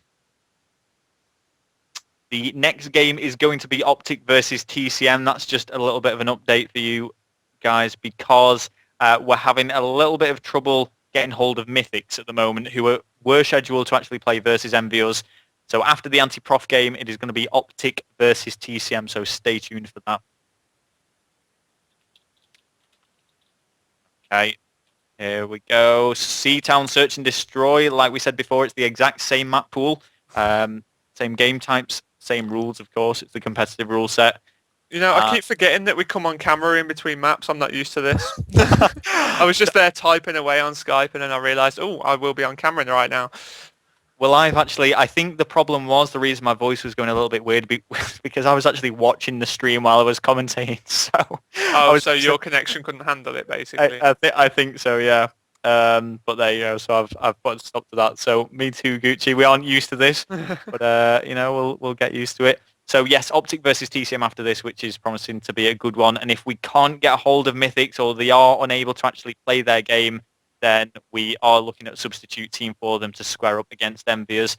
Nevertheless, let's jump straight in. Search and destroy Seatown now. And as usual, Gucci was going to be sticking to that attacking spawn. Yeah, I think that's always the best side to watch on the S&D, especially on Seatown, I would have thought, because you could essentially just sit back and... I've always said this, to be honest, you could essentially have 4 across the back wall if you wanted to and just look at every cut-off point, and that could essentially win you the defence. So nobody wants to be watching that, but we are seeing Sours aggressive SMG, chokes a knife first of all, sees an anti-player, and Anti has actually legged it straight away, but Carbon takes out Sours in the bottom carpet. Here we go, watching Swanee though now moving up on that B-bomb site. Remember, every single kill in Search and Destroy is so crucial. And so far, things are looking good for Ante after an extremely unfortunate capture the flag where they were squaring up against arguably the favourite EU team going into this, because I do think people believe that the American teams are going to storm this, particularly Optic. We are watching Swanee and seeing what he can do. Yep, Swanee now just trying to advance into that B bomb. Has been taken down by Lewis. This is going to leave Lewis and Carbon to take down the Prophecy lineup. Now we are going to see Gunchi versus Lewis. He knows that he was on that B bomb, and it's looking like he's trying to get an angle towards there as well. Gunchi has got that ACR in his hand, and AR is what Gunchi knows best for this team. He's going to push up this right hand side of the map, seeing if he can scout out Lewis and essentially pick off the first kill for him and win the round for his teammates. Yeah, and this is like I was saying before, Gucci. I prefer to be attacking when it's 1 versus 1 because Lewis has the tough job now of covering 2 bomb sites, and that can only be a bad thing. I mean, he could get really lucky if Lewis is actually hiding in the corner near B, then of course he's going to make this kill. But he cannot do that. You just can't do that one-on-one, so he'll be lingering around both of them and probably edging towards A because that is the more popular bomb site. He has got that B bomb down now, so now it's just a case of lying in wait. He has seen Lewis comes head on head with him. Bullets were exchanged between either player, but Gunchi does get the better of him as they go 1-0 into the lead on this first round of Search and Destroy. Fortunate for Gunchi to actually see him first there and actually hit the first bullet, because it looked as if Lewis was actually out shooting him for a second. Okay, well, we're going to stick on board with the attacking team now and see if that can be won by the Ante lineup. And I actually want to watch Jake after playing, and you know what, we've got to be careful here, Gucci, because we are promoting him, if you like, quite a bit here. He did end up double negative in that previous game, but there were so many clutch kills made by him. Let's watch Jake and see what he can do as he hovers around this top balcony area. Yeah, he has just had his teammate Carbon get a huge 2-piece underneath him, so that means that Sours and Madcat are no longer a part of this round. Jake being shot from across the way, deciding to challenge that white wall, but now opting to run away and get into some safety of the cover around him. He has got that bed behind him if he does fancy a little nap, but no, he's just waiting around, seeing if he can give Carbon some support as he goes to get that bomb down. And now it's Swanee 1 versus 4. I think we should switch over and see how Swanee can do, but no, too late. Lewis has already shut him out, and that is the first round on the board. Search and Destroy for Ante. Well, there we go. Again, winning the attacking side, and maybe it is that the attacking side is a little bit easier on this map. I would probably say it is, thinking about it. I mean, that bomb is I don't want to say easy to get down. I'd be interested really to if we could build some sort of statistical database to actually see what side is better for particular maps. Switch over to the attacking side. And the reason I say that is because as you move around the A bomb site, I'm just watching Sours now as he moves into that top room. You can actually provide some insane cover as the bomb planter tries his best to get down on A. Yeah, now Sours just trying to wait it out and see if any of the Ante players will decide to push in that top ladder building, push across into top carpet. Sour's going to advance down and chuck out a couple of stuns, seeing if he can find any of the not necessarily obvious positions, but the frequently used spots of the map. Seeing if any of the anti-players were actually sat there, but no kills have been exchanged, and we are a minute gone already in this search and destroy round. Well, Sowers is still bottom building here, trying to find someone around A. Shots have been fired at him. He's managed to evade them, and Swanee's actually picked up the kill against Ante, which brings the overall lineups 3 versus 3, 1-1. This is an unexpected good match of teams. Sowers manages to take out Carbon, very well executed. Sowers actually doing a really good job on YouTube recently. I actually watched his most recent video. If you guys want to check that out, I think it is on the Luke Sowersby page. But yeah, giving a nice little commentary. Brother, but, giving a nice commentary on some gameplay and updating about his team. So he is doing quite a bit for the community as well as being a top player in the scene. Let's see what he can do here as he moves to the top of this building once again. Yeah, he actually does gameplay analysis as well, I think, where he breaks down gameplay, says what he should and shouldn't do in certain scenarios. So that is actually helping out the community as well and letting everybody improve. But now the bomb has gone down. Lewis and Jake to take out Gunchi, Sowers and Swanee. Swanee's just gone down. Lewis and Jake have both made kills. Sowers left 1 versus 2. Now make that 1 versus 1. He's got that bomb to defend. He knows exactly where Lewis is. He's just going to bait him out, make sure he buys himself some time. I think Lewis has gone straight for that, you know. He hasn't. Lewis decided to challenge. Oh, Sowers! Huge with that Magnum. Wow. I think there was a bit of panic from both players. You know what? I do feel that Lewis should have made that kill. I think Sowers did get a little bit lucky, and quite a few other players would have probably taken him out there. But fair play to Sowers for actually making that somehow out of nowhere, getting the pistol kill. And again, I can't reiterate this enough. That first capture of the game was so close, but we're seeing the exact same happening here in Search and Destroy. This surprisingly really could go either way between these two teams. Bringing up the scoreboard, let's see what is going on. We can see Carbon doing absolute work for Ante Gaming at the moment. Let's get on board with him.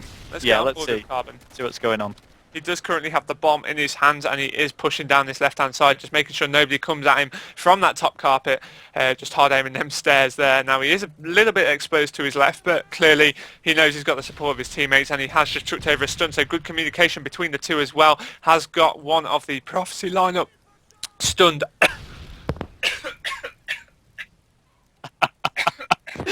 So he's got one of the Prophecy lineup stunned. I'm sorry, Gucci, I'm just watching you on the webcam. Lewis is actually going to be covering this back area, though. Interestingly, watching his own spawn, making sure that no one's sneaking around. And that is something that a lot of players will try. So Lewis is trying to read the game in a slightly different way. I don't know if he knows someone is around this area, but he seems to be dedicating a lot of his focus to it. And yes, he does. It was Swanee who had been lying prone there, for quite some time. And it is Swanee who's going to get the better of him. Wow, I literally did choke then, lads. I do apologise, but Jake been taken down in the back by Swanee as Prophecy have won yet another round, and that is now... Wow, that is an interesting spot from Swanee, as he was actually defending the bomb, so he sat nowhere near the bomb site, just awaiting the arrival of Jake in his own spawn, clearly. But he did manage to take him out, and that does mean that Prophecy are now 3-1 into the lead, and we are going to flick back once again to the attacking side, and... we've given Swanee... Should we go with Mad Cat? We've not seen Mad Cat much. Yeah, that's a good point. We haven't really seen him at all. Let's see what he can do here. He is the bomb carrier as well. And he is going to make first blood on this round. And you can kind of see now Prophecy are stating their dominance in this game as they take the 3-1 lead and look set to win this 4-1, which will put them 2-0 ahead in a best of 5. And Ante are going to really struggle to win 3 back-to-back games against such a strong lineup. Yeah, we are going to see Mad Cat now in this middle map. His teammate Swanee has just been taken down on the right-hand side. He's cooked a grenade straight over the top of that white wall, getting nothing off with that. So now he has used all his stuns and his frag as well. He's going to push down this left-hand side. It looks as if they keep changing their mind, Prophecy, as to which way they're actually going. I don't know if that's just me, but Gunchi taking out Jake in the middle map. Yeah, and as you were saying with Mad Cat, he is very hesitant to push forward, and this could be a bit of a problem with him being a pickup. He's trying to adapt to the Prophecy playstyle. You can see him and Sowers clashing a little bit there, banging heads, as they're not really sure how to approach this situation. You can see that Mad Cat doesn't want to go for the bomb plant. It's not something that he does too much, but he's going to have to do it because it is in his hands. And instead of crawling towards it, which is what we see a lot of players do when they move towards the A-bomb site, he's just literally, he quite literally just jumped into it, and he's going to get that down. Right, we're going to go on board with Tuna now for the final potential 40 seconds of the map. He is middle map on the white wall, sees a player at the top ladder building, shots fired, bullets exchanged, no kill made, and Tuna really needs to be making kills every time he reveals his position, otherwise it is just getting later and later, and that clock is running down. Goes head on head once again, shots being fired, Tuna still not picking up a kill, goes for it anyway, long shot Magnum. I think, to be honest, he's just realised, yeah, no chance now. But the amount of bullets Tuna has actually just put into that player top ladder building, which actually turned out to be Gunchi, was absolutely insane. So now we will be seeing another capture the flag map. What was it again? It was Dome, wasn't it? It was Dome, and a good one to end on if Prophecy can take it.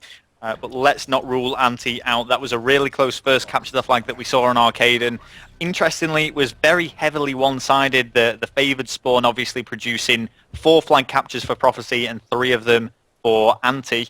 I believe that was right. 4 to 1. I think so. But anyway, there was one spawn which was much preferred by both of those teams. So we'll see if that rings true as we go on to Dome, where we saw an extremely good game previously to now between the Apex and Tech lineup. Yep, so we will be seeing Dome capture the flag, the third map, and can we see Ante give a repeat performance of what actually happened on their first round from the last capture the flag? I was actually really impressed, despite looking well, they are the underdogs, so that goes without saying, really. But despite looking like the weaker side in the opening couple of minutes, they actually got the first flag capture, and they built on that. It was just unfortunate that they couldn't sort of hold Prophecy off for a little bit longer. They even managed to tie the scores up when they went behind as well. But it was just unfortunate that they let Mad Cat cap with, I think it was something like 7 seconds left on the clock at the end. Yeah, it was a really, really low amount of time. So we're just waiting for this game to start up. Here we go. And again, I actually want to jump on board with the bottom team because we do always go on the top team, so it will give you the perspective of the different side of Dome, which actually, now I think about it, not many of you guys will get to see because we always choose that same spawn. So let's see what's going to happen. This should we'll be go to the bottom spawn. side. Yeah, if we go to the bottom side, that'll be good. Yeah. So we will be seeing what is known as the Dome spawn, and see Gunchi straight away blow up them barrels. Nearly running into one actually there. But yeah, there's all of his Semtex is gone already, and he is going to be looking at the middle map now. He's actually pushed around to this bunker, and this is a place that we see a lot of players go. You can just aim down there and lock them in the spawns, but it is completely reliant on the rest of Prophecy picking up the kills, which they are not at the moment. Gunchi has actually had to retreat a little bit, and I think he's going to be hovering around this kind of area for the majority of the game. I don't think we're going to be seeing many pushes down that right-hand side toward loading bay by Gunchi. Instead, though, he has decided to be a little bit aggressive. I mean, the Dome is completely empty at the moment, and all 4 players. Gunchi is actually the furthest back, and he's halfway up the map. Yeah, but he is on them spawns. He knows how to pick them up, but Carbon knows how to pick up them 2 pieces. Lewis takes out Sowers. Gunchi is going to have to be doing that defending work now. He is heavy stunned, has been taken down by Jake, and Ante need to get this spawn lock on and right to be able to capture a flag, but no, Mad Cat answering straight back. Semtex, PP90 along with Swanee taking down those kills, and straight role reversal, Ante on the back foot. Here we go, watching Sowers, who's just gone prone alongside the Jeeps, and he isn't going to make the kill against Carbon. Carbon reading that situation absolutely brilliantly. Lewis picking up the kill against Mad Cat, and Swanee goes down as well. This is bad news for Gunchi. He needs to hold this all by himself. Sowers has spawned, who is going to be able to assist him, but Gunchi's in a spot of trouble, and we are seeing Ante starting to storm over the Prophecy lineup. Yep, Sowers just took out Carbon as he was advancing onto the flag. Lewis takes out Sowers though, but we are seeing Mad Cat in a dangerous position, or at least for Ante. It doesn't look like they're even aware that he would be there. It looks as if he's going to wait for them to pull that flag and actually run past him. And to be honest, I don't think any of them would even bother checking that spot that he was just currently sat in because of how long he's being left alive for. But Jake taking Mad Cat out, Tuna taking out Gunchi, and now Sowers going for the challenge. Well, Goes for it, jumps over Tuna's bullets, and now the flag is being run by Carbon. Carbon takes out Sowers long range with that PP90. Carbon, Jake Again, Swanee needs to do something from the back of this spawn. Carbon just runs in there willy-nilly, not being able to take him out, of course, coming head on head. But now Swanee fully stunned, trying to defend that flag, takes out Jake. Sowers takes out Lewis, and despite the anti-flag being so far up, they do not capitalise. There we go, as Mad Cat does drop to the floor, kills going back in 2, but a lot of them are being made by Gunchy as he takes out 2, trying to find the third despite being stunned and in a spot of trouble now. Oh, and he is actually going to go down to Jake, and this does seem to be a very, very scrappy game at the moment. We saw some very fixed roles early on, but at the moment it looks like the whole team is just engaging in that corridor, and the pressure is certainly on Ante. It is indeed, but to be honest, for them to be tying after this far in the game, I'm sure they will be pleased with that. I mean, they've actually had the better perspective of the game so far. They've got that flag all the way into loading bay. Now they are on what is considered the better side, but that should be irrelevant because they should take the positives out of the game. What they have seen so far has been good. Okay, let's see if Swanee can do something here. He has taken a lot of damage, but was pre-aiming that loading bay side. He saw Mad Cat actually flanking round. They're going to go for a pincer attack. Sowers is going in with him. This is bad news for Ante, and 4 do go down. Swanee deciding to run away because Mad Cat is in there and he's going to be able to pull this, and Swanee can cover his back, and he does have support mid-map as well. This is looking really good for Prophecy now. It is indeed. Swanee, Gunchy picking up kills. That flag is going to go in unless there is an anti-member lurking on it. Mad Cat running, to quote him on my Skype, I run dem bear flags, bro. Well, okay, it's an interesting way of putting it. That's exactly what he said to me. Oh, Prophecy do have the lead, though, of 1 flag, but 3 do go down. This is it. Oh, that was the chance. If Com could have made the kill, he could have pushed even further, but now it looks like Prophecy are going to be able to respawn and hold on to this, and it does seem that on a map like Capture the Flag Dome, you almost need to get 4 down, at least 3, in order to make the flag pull. Yeah, it's not the sort of map where just random flag pulls when you've been lurking behind the flag will actually pay off. I mean, you can run a flag in something like 8.6 seconds on a Dome if you run it the fastest route. It might even be quicker than that. I do apologise if I've got that wrong, but it's not the sort of map that you can just get these surprise pulls on because of how tight knit it is, because of where the spawns are located. If you're going to pull a flag when there's 4 alive, it's just not going to happen, to be honest. Well, it's going to be 1-0. In round number 1 there. Remember, if you guys missed the start of this best of 5 series between Ante and Prophecy, the overall score is 2-0 in favour of Prophecy, which, whilst a lot of you guys may have expected, wasn't that clear cut. The first capture the flag was only 4-3. Sure, the Search and Destroy was 4-1, but overall, Ante are putting up a brilliant fight against the favourites here in Prophecy. Yeah, they are indeed. I'm on board with Lewis, first of all, who was having a bit of trouble exploding those barrels in his Dome spawn, and he is left alive with Tuna now to do some defensive work, but his teammates are off the spawn. Knows there is some Prophecy players advancing down that loading bay side. Jake managing to pick up a kill, but gets dropped by Swanee, and Lewis looks as if he wants to edge out, but he looks as if he's actually too scared to do so. Every time he goes to run out one side, he sees a stun or a Semtex or even bullets flying at him and realising he hasn't got much chance. But now Swanee straight on that left hand side, taking down Lewis. Jake, Sowers taking down Tuna, Carbon revealing his position, chucking those stuns over. Will have got the flag carrier with those at least, so that will have slowed him up and meant that he can get in a more tactful position. But Jake again, huge 2-piece on the flag carrier, goes for the third, which was Mad Cat, but gets 2-piece in exchange, and now the flag is being pulled by Carbon. Now they are only trading 1 flag capture on this, if I'm right.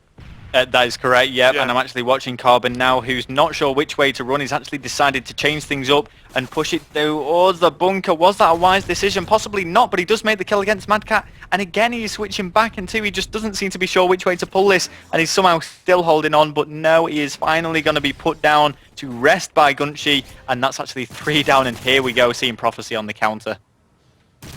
Yeah, Prophecy now trying to pull this flag up. Lewis has got a stun onto the player that is on platform. The flag is in the hands of Swanee now. It really is quite ironic to see, after the way that these two play Black Ops, to see Mad Cat and Swanee in a flag capture partnership. It really is quite weird to see. Look at this now, Mad Cat on the relay pulling that flag, opting for the Domo C cave, which will of course provide him with some more cover. Well, if they make this, it is definitely going to be game over for Ante. EnvyUS is trying to do whatever he can to prevent that going all the way home. The grenades fly over, the jeeps are going to explode, and I think they might have just about held that flag capture off, but still the fact remains it is 2-0 to Prophecy, and there is only 2 minutes 35 left on this clock. Yeah, Gunchy with yet another two-piece. Jake managing to drop Sowers, but as soon as Jake reveals his position, it looks as if he gets taken down straight away. Every time he puts that red dot on that radar, Prophecy are straight onto him. Hasn't got much room to manoeuvre, but now EnvyUS will have just seen two players. Knows there's one on his left, goes for him, gets outshot by Sowers. Madcat takes down Jake. Carbon managing to shut down Sowers. Carbon now going to throw the grenades over towards that right-hand side. Sees if they're pushing down that loading bay. Tuna managing to take out two before he dies at the hands of Gunchy. And now Carbon opting for the sneaky front door push, but they will be spawning at the back of the flag and loading bay side. Well, he really does need to get this flag because otherwise it's going to be impossible. Carbon does make the kill. That's 3 down, and this is perfect for Ante. The final kill does need to go down in order for them to run this all the way home. No doubt stuns are going to be flying over extremely soon, but Carbon is doing a brilliant job here. He does have support, but Tuna has gone down there just taking the ammo for him. I think I counted 4 stuns there. Jake, yet again. Impressive two-piece, but now he has been taken down by Swanee. Madcat with a two-piece with the flag return. EnvyUS manages to drop Madcat, but that is 4 down for Ante, and Swanee is pulling that flag yet again. Yeah, and I think this is it. It's going to be GG. Game is going to be over with 1 minute 15. I can see this being the 3rd flag capture for Prophecy. There we go. So unless we see 4 flag captures now to Ante, it's going to be a Prophecy victory, or 3 flag captures to take it to a draw anyway. Yeah, that was impressive play from Prophecy. Of course, it meant that they have gone for 3-0 into the lead overall, and Ante still trying to get that flag capture back. They do want the consolation flag that they do. I'd say they deserve one, to be honest. They got a flag all the way up and into loading bay in the first side. Carbon got, of course, dropped by Swanee when he went in there. Swanee was lurking at the back of their own spawn. Now if you just bring up the back button, we're seeing Swanee yet again, huge number by him, 24 to 10. It's not all about the kill death ratio, but as a main slayer, the amount of kills that they drop is of course important. Swanee and Gunchy both 25-26 kills. The objective play from Madcat doing well, and of course the support from Sowers always impeccable. And I think we've got to remember, I think Swanee's still at Loco Shore, as it's referred to. So, as I understand it, he's going to be surrounded by gamers at the moment whilst he's actually playing in this match. So he's not in his usual setting in his room, playing out this actual tournament. But nevertheless, they're going to absolutely storm this. That's going to be an overall 4-0 victory for Prophecy, 3-0 in the best of 5. Alright, get ready for the camera to come on. I am prepared this time. I am sat central in my screen and ready for this. Now, in a slight change of schedule, now we did predict that it was going to be EnvyUS versus Mythix, the 3rd game on tonight, but we are going to see a change of schedule and have Optic on here earlier than we thought, going head on head against Team Coolmaster, which is, of course, TCM.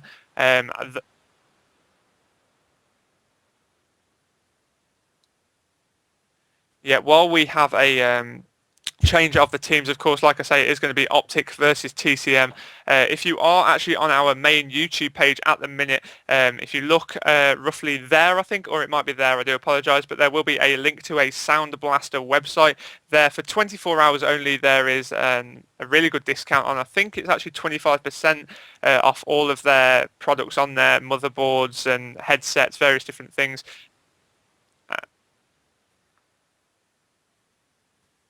And now we will be uploading a review video to you right now, guys, so I hope you enjoy this. We'll be back in a minute. Hi there, I'm Stuart from the Walk Gaming League, and today I'm going to do a review for the Soundblaster Recon 3D Omega Wireless. Comes in 2 parts. Firstly, the Recon 3D unit itself, which is basically an external USB sound card with the latest creative technology that will work on the PS3, the Xbox, the Mac and the PC. It will work wirelessly with this headset, which is the Creative-Tactic 3D Omega Wireless. Been using this for about a month now, and I can honestly say this is the best headset I've used for gaming, especially across any platform. The headsets are really comfortable. They've got cushioned earpieces, you've got 50mm drivers, and the mic quality, which is also detachable, is very, very good. I highly recommend this product because you can use it for a multitude of things, whether it being gaming on a console, gaming on the PC, listening to music, watching movies, and the software that comes with it. You can basically tweak to, if you're watching a movie, you can increase vocals, or you can decrease bass or increase bass. You can literally do everything. Anyway, I hope you found this helpful. Stuart from the Warp Gaming League, signing out.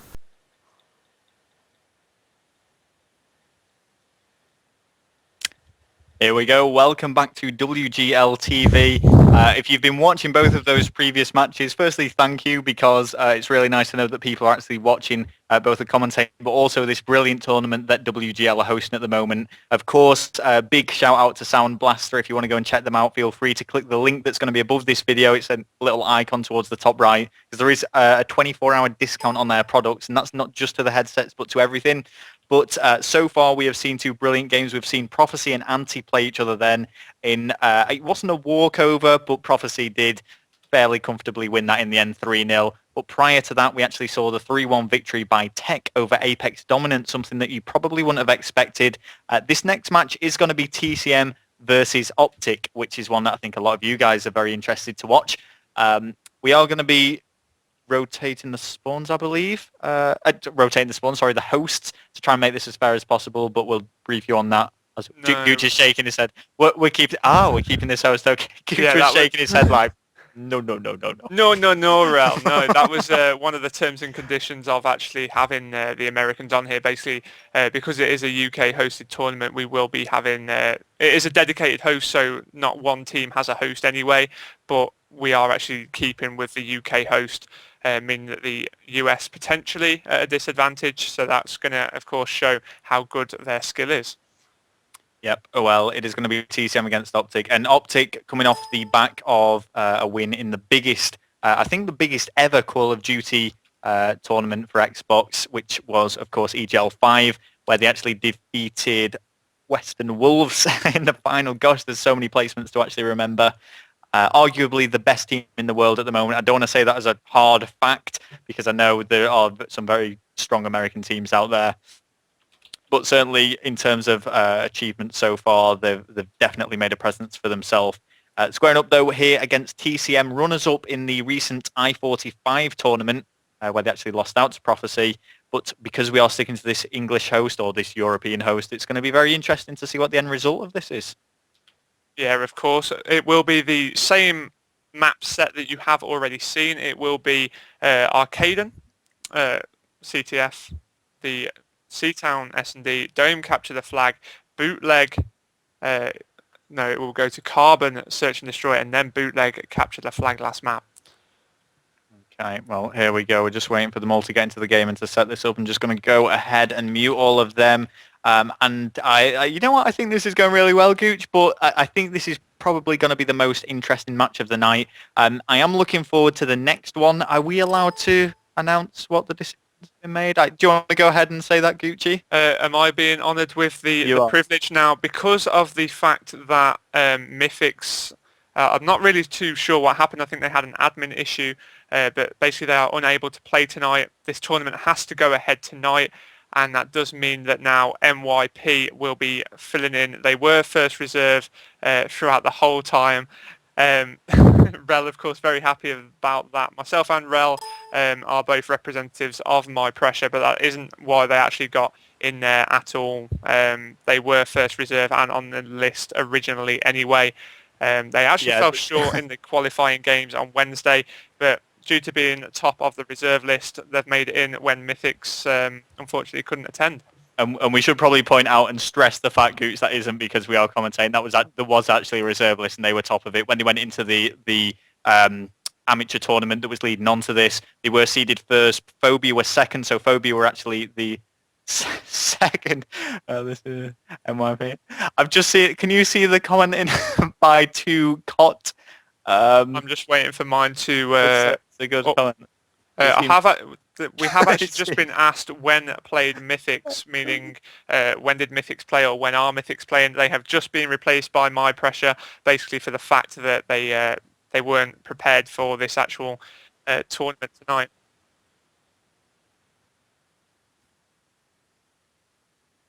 We found out literally 10 minutes ago that Mythix wouldn't be playing their game, which is why we bumped Optic and TCM ahead of schedule.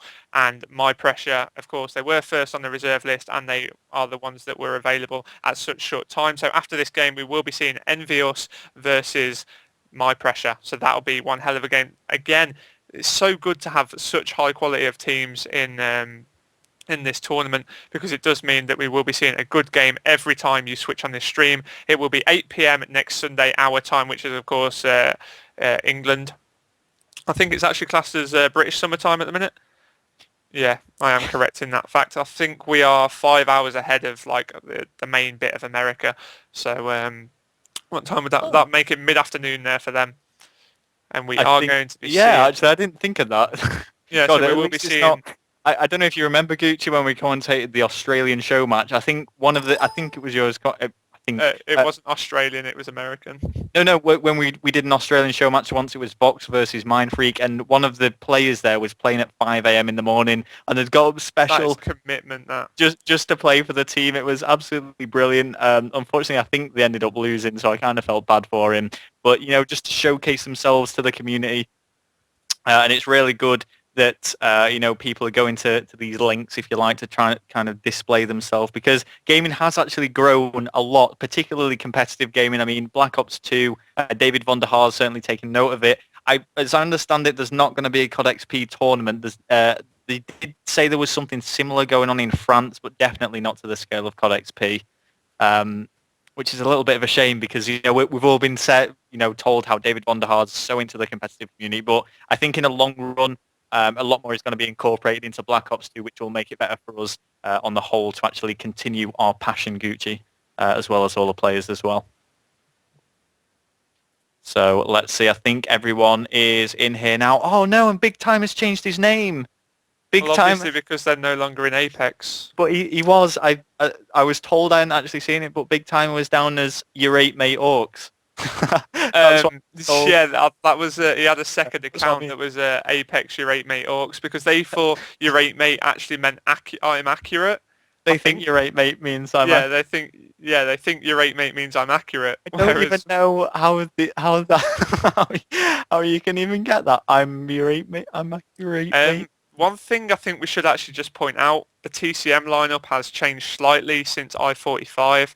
We are no longer seeing Mohawk as a part of this team, and we are seeing Jake back. So it is the original flame retardant lineup back in action. Once again, they placed 4th at EGL 5. Or was it 5th? I think, no, it was 4th, because Apex.EU placed 5th. In Mindfree, that's right, yeah. I think the highest placement as a team, aside from the I-45 second place, was actually runner-up at ECL 3, where they just narrowly lost out against Fnatic. So an incredibly strong European team. A lot of the players have teamed together for a long, long time, and even though they may have split up temporarily to try things out in different teams, they are reunited here, so are well acquainted with each other. And we are actually getting close to 500 views as well, guys. So I really would appreciate if you can like this stream. Also subscribe, because then next Sunday you will be notified as soon as we go live. I think it's going to be 8 p.m. as I've previously said. Shouldn't be late, because Melmoth is a stickler for time, I must admit. So he was worried when Rel wasn't actually home at like 8:15, and he was thinking, right, well, we go live in 45 minutes. And yeah, a lot of people in the stream chat now are actually writing I'm accurate. Yeah, I saw that. I was just having a quick look on Twitter. I don't think Mad Cat's too happy about the selection of MYP. About the selection. We must stress that it has nothing to do with myself and Rel being part of this. Yeah, it's they were the reserves for the game, so that's just the way it is. I'm gonna retweet Mad Cat actually. That's like when somebody writes a bitchy Facebook status about you, you go and like it. That's exactly what you've basically just done. You've got friends on Facebook to write bitchy statuses about you, but yeah. Well, of course, I'm not even going to get into that. I'm just wondering what the delay is here with the game. I think. Right. Yeah.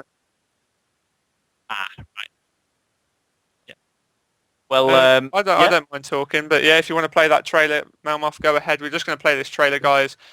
Once again for you. We'll be back straight after with all the action.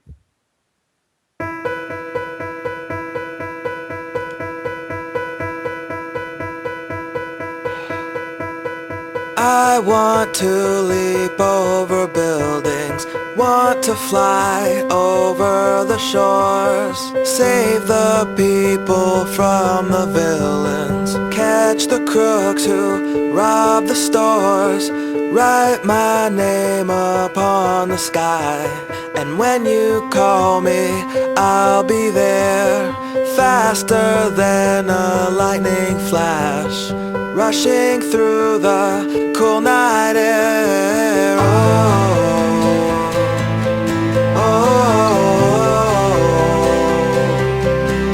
So start ignition, count to 0. I just wanna be a superhero.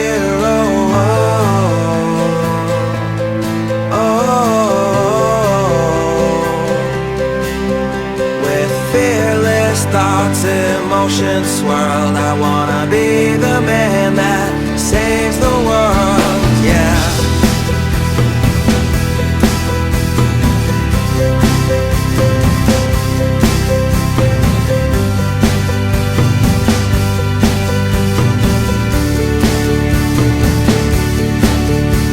The world is full of super problems, so we made up a Superman, but he is just imaginary. And here we stand, without a plan, with new ideas and innovation.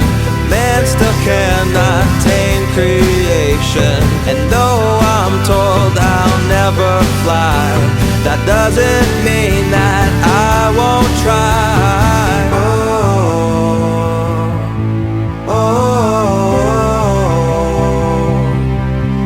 So start ignition, count to 0. I just wanna be a superhero.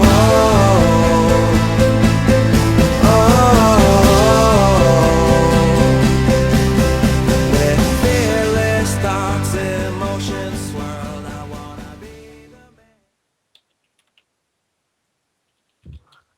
Hello and welcome back.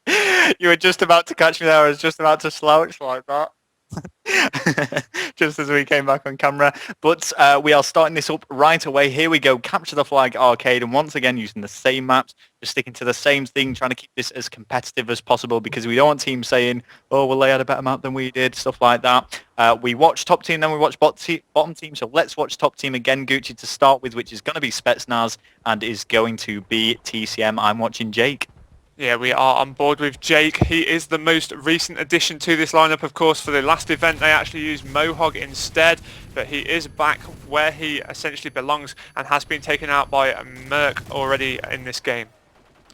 There we go. Rich is sitting back. He is on defense, but he is taking a lot of damage. And Rambo's grenade is just going to come in there and clean it up, followed by Scum bolting out of the top of that glass. For those of you just joining the stream now, whether you're an American viewer or a European viewer, something we should probably point out is this is all going to be played on the European host. So yes, Optic may be at a slight disadvantage, but they are such a strong team. Let's see if they are able to progress in this tournament.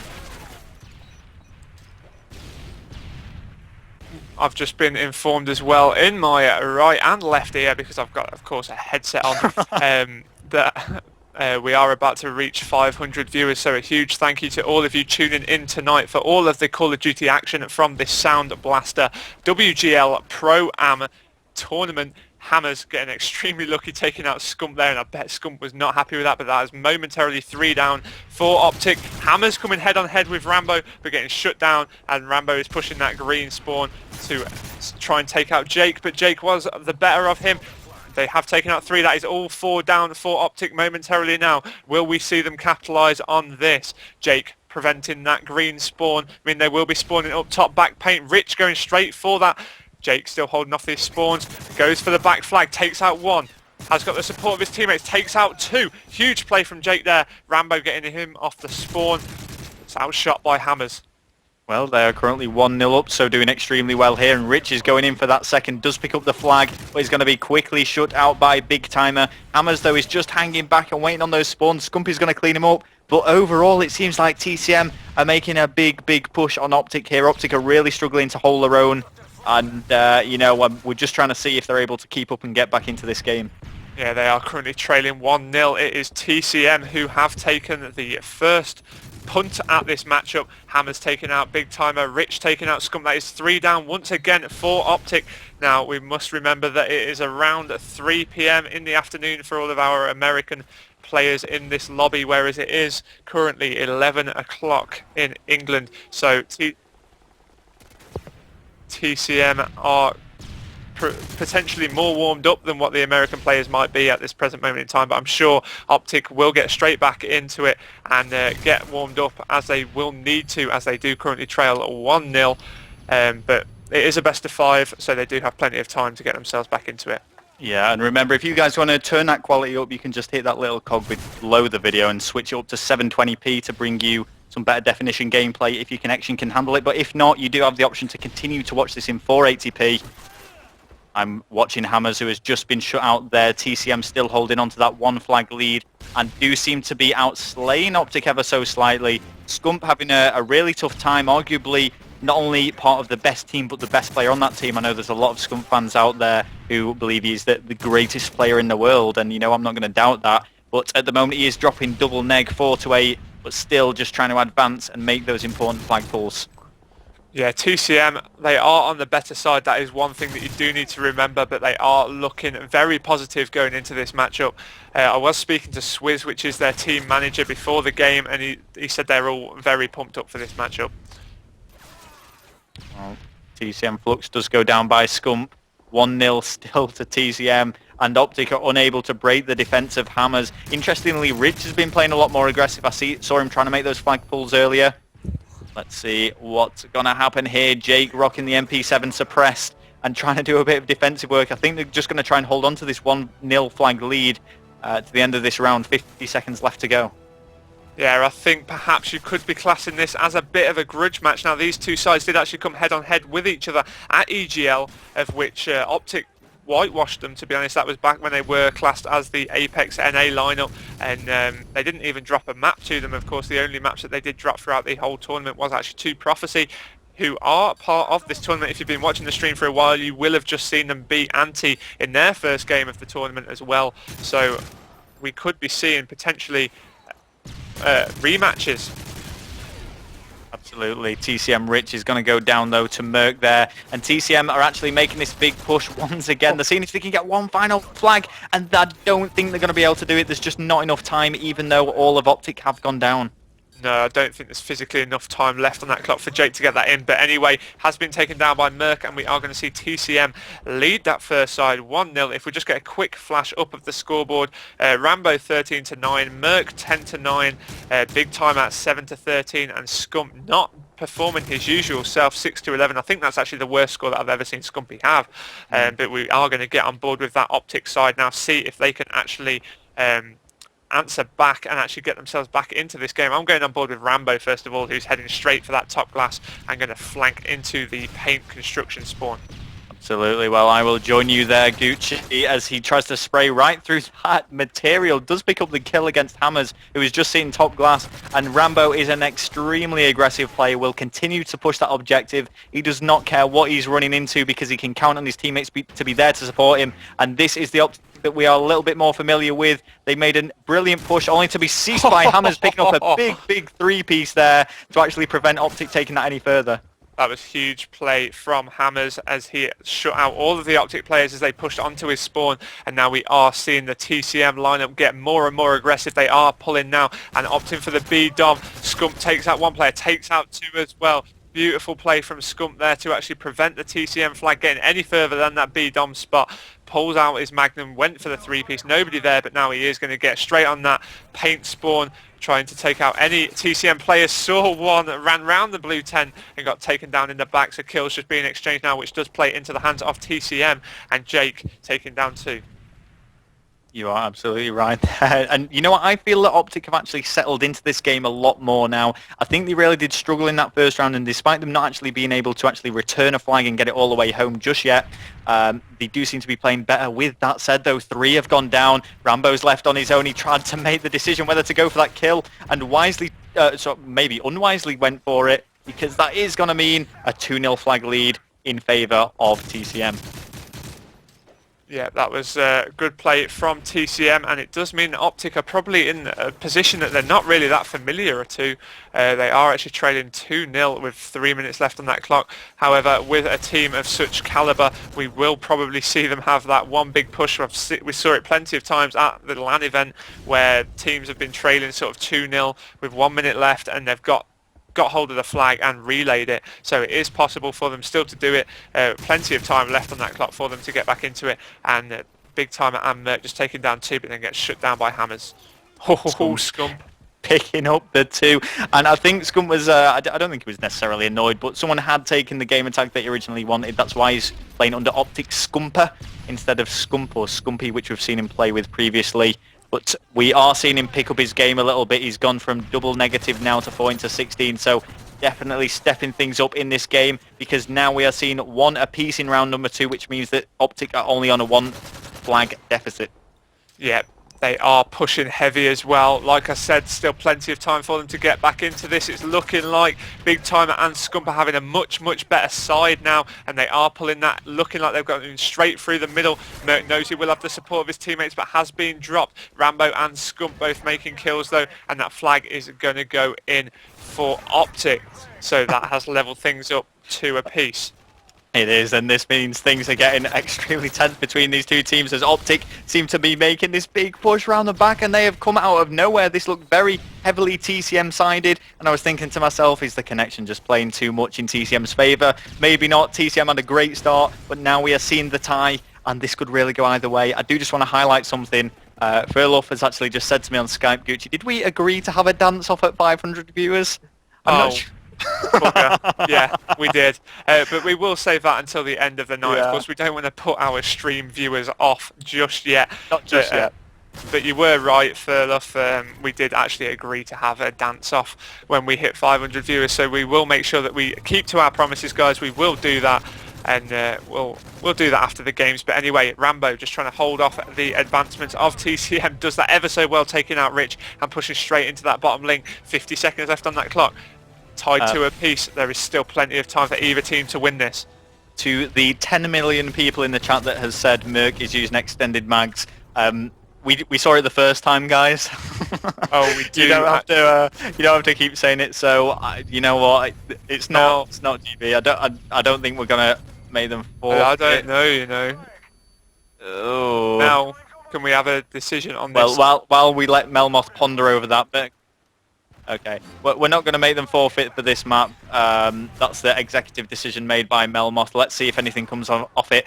I'm kind of hoping this stays at a draw now, so that they can at least play the stopwatch with the correct rules, but Scump isn't going for that. Flux is trying to prevent that flag going home, and they just need to hold on to it. Rambo's picked it up. He's so weak, he's so stunned, and I think TCM might just about get away with this. It's looking like they have just managed to save it. I'll just address Rambo on Skype now. I don't know if anybody else is talking to them. He might not even listen to me, but take off extended mags, please. I mean, you Gucci just typing away like, no extended mags, go away. No extended mags, quick, take them off. But we will be seeing we need the host to actually end the game so that we can host the replay of this. You know what the funny thing is, Gucci? Like, even now, you know how we've had many a conversation on Skype, and you know I find it how did those knives not connect? You know how hard I find it to type and talk at the same time. I am a man in its uppermost form. I cannot do 2 things at once at all. So, you know, if I'm ever doing something else while commentating, you can probably tell. We're going to try and update Merc, though, and just tell him extended mags aren't allowed. I understand that Americans do play with these, which is where the confusion may have lied. I'm sure that he's not intentionally trying to cheat or anything like that, but we'll try and rectify this as soon as possible. No, one thing that I did find when I actually spoke to those players at the event, that they did come across as such genuine people. Yeah, they are. The nice guys. I got them all to say you're right, mate, on main stage. That was yeah, but they still think it means I'm accurate. So. I think we should just let them believe that. I could have made something up. I could have just said it means anything. It's nice to see. Oh wow, Hex is in the game as well. Just had a bit of a fanboy moment. I don't know how I've not. Yeah, we have got noticed Optic that. Hex cheering on his Optic boys, and we have got TCM Swizz cheering on the TCM lads. Of course, both managers of the team are showing their full support. In the lobby as well, we have got the streamer WGL TV. I believe that's the same streamer as what we had on Wednesday night. So shout out to, I think it's Kelt, was it? And also we've got Melmoth, the streamer and the organiser of the whole tournament. So it is him you need to be thanking for this. You can do that on Twitter at Melmoth. It's M3LM0TH. My own personal Twitter at Gucci, GOOCHHYY. And Rels is at the VP Brothers, which he shares with his brother Momo, who is a top quality SMG player in the European circuit. Arguably the greatest SMG player in the world, Gucci. I think we could agree. I'm going to upset a few people tonight, aren't I? We should probably point out, whilst I'm joking now, when we commentate on NYP, even though we are part of the organisation, we will remain completely unbiased. Following feedback given to me at EGL4, I now have the ability to detach myself from the game. And, I have to just tell myself, maybe just for now, I'll pretend that Momo isn't the best player in the world just for this game. Oh my days! You are one blessed child to have a brother such as Momo. But no, I think whilst we get it, was it Merc or was it? Yeah, it was Merc with the extended mags. I've told Rambo on Skype and he's acknowledged it, so they are fully aware. So we will be playing Capture the Flag Stopwatch Overtime after that resulted. Oh, we're replaying. Oh, we're okay. replaying. So. It would have been nice to have been told that, Mel, earlier. Yeah. But, yeah. What's going to happen? Yeah, they're just going to which kind of makes sense. In all fairness, whilst you guys, I say it like it's a punishment, have to sit through Arcade and Capture the Flag again. It's a good thing you get to see more gameplay from two top teams. This is the best way to do it. So it's a clean slate now. Just completely forget what happened there. This is it. This is just the best of 5 starting all over again. And who do you want to do? Do we want to go top or bottom here, Gucci? Do you want to switch it up and see what the other side do this time? So should we go bottom? See what happens this way? We'll go on bottom this time. And we're going on board with Big Timer. Let's check Gucci. Let's see if he has learned his lesson. I'd laugh if he had extended mags on. No, he doesn't have extended mags, and he is opting to rush straight through the bottom middle link area, come head on head with Flux. Now, one thing that I did notice from the way they played first, they sort of had a little bit of a shaky start, but then sort of came into their own. I don't know if perhaps, like I said earlier, it was due to a warming up issue or whether they were just adapting to the connection, but I thought they certainly got better as the time progressed. And the host has ended the game. Merc had, I thought Merc was spawned in. They've switched teams. This is interesting. Maybe one of the rules. We don't know what's going on. I love it. It might just be maybe they just had a respawn wrong. I'm sure there was a valid reason for it. Maybe one of them wasn't there. Who knows? And but yeah, anyway, as I was saying, we're getting a lot of support from people in the chat. Cam's saying I'm doing an amazing job. Cameron, you always do an amazing job, Ral. My one true love. But no, as I was saying, let's keep this on track and as if nothing ever happened. I think Optic were sort of progressing well. They seem to be improving as the time went on. So will that cost TCM? I don't know. What do you think, Ral? Do you know what? Because we've got to. I hate repeating this over and over again. But there is the connection factor, which works towards TCM. I would say that Optic are probably the stronger team. But this is, anything can happen here. Let's try and just forget about the connection side of things and just see how this goes. That was a really close game between two top teams internationally, and I'm looking forward to see how this whole best of 5 plays out. And we are kicking things off now. Capture the Flag Arcaden once again for the 5th time tonight now. We will be seeing. Yeah, you are right. We will now be seeing Optic take on at TCM. We'll go on board with the bottom team first of all to give you a different perspective of what you will have seen previously. It is Optic, despite Jake actually selecting the wrong team first of all, and we're going on board with Scump first of all this time round. Okay, let's have a look at Scump and see what is going on for you. I'm trying to find him now. Where are you, Scump?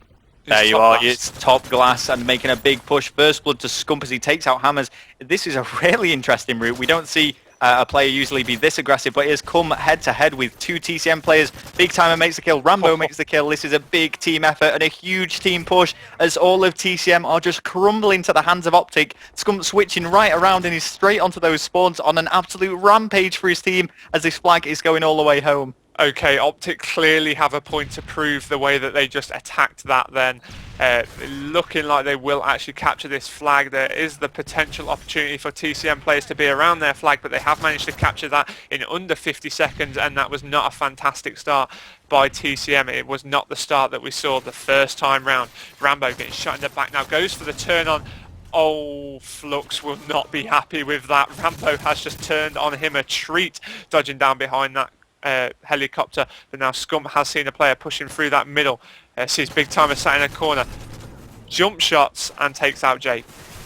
There we go. And you know what, Gooch, like I was saying before, I think we're seeing a more warmed up Optic. Maybe they weren't very, maybe they just come straight on, I don't know, for that first game, or the first side of that first game and capture the flag, which is of course being replayed now. But we are seeing a much stronger team here, I feel. Rambo has just spotted someone unable to make that kill, does take a stun grenade, but is able to take out Flux, and they're just getting completely outslayed at the moment. Big Timer hasn't even died 2 minutes into the game, almost 2 minutes, and he finally gets shut down by Hammers. Yeah, that was impressive play from the whole Optic lineup. It's looking pretty one-sided the way I'm seeing it at the minute, but now TCM managing to reverse things round, taking out two players now, and we are seeing Merc on that Domo A spawn, just waiting for TCM to spawn, probably bottom burger and push back towards his team, but Merc just loitering in a very dangerous position. And yes, they have got that bottom burger spawn now, has seen two going, that bottom minibar. Jake has picked up one kill, that flag is being pulled by Jake. Merc dropped him ever so quick there around the corner. Hammers trying to pick up that flag, but had one in the front, one in the rear. That sounds like one hell of a Sunday night. That was actually just said, Gucci, my god. Well, yeah, I mean, from a gameplay point of view, you're absolutely right. That was technically the situation that was going down. Whew. I'm breaking out into a hot flush here. Anyway, what I do to people. But no, Rambo going huge with a two-piece there, taking out Flux and Rich. Flux and Rich have gone down. Merc is on flag though and doing some defensive work alongside his teammates. He's switching round back and two, making sure that no one's coming right behind him. And again, we are seeing an incredibly close game here. It has to be said, Optic are holding up on 3-bar. It's not ideal. It's not the 4-bar connection, but it's not the 2-bar that we do often see. So I don't want to hold the connection too much to the outcome of this game.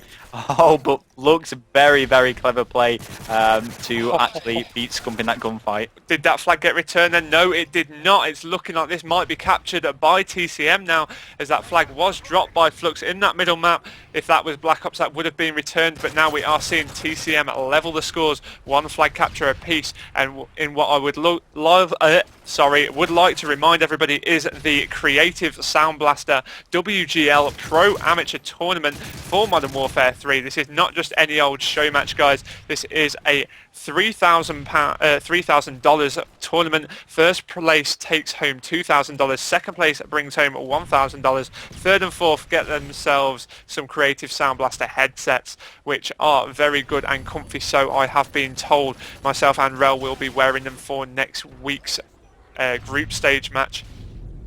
Yeah, and 642 viewers at the moment is absolutely fantastic. Thank you for all you guys that are tuning in to watch this WGL TV. As Gucci said before, this is a proper tournament, and it's really good to actually see an American team facing up against the European one, because of course that is that friendly rivalry, and I do stress friendly. All these people do get on. We've all met at the EGL 5, and you know there is a good relationship between the communities at the moment, so I don't want to get rid of that, but you have to remember this isn't a friendly tournament. This is for big money. It is online, and at the moment we're drawing 1-1 in this first round of a best of 5.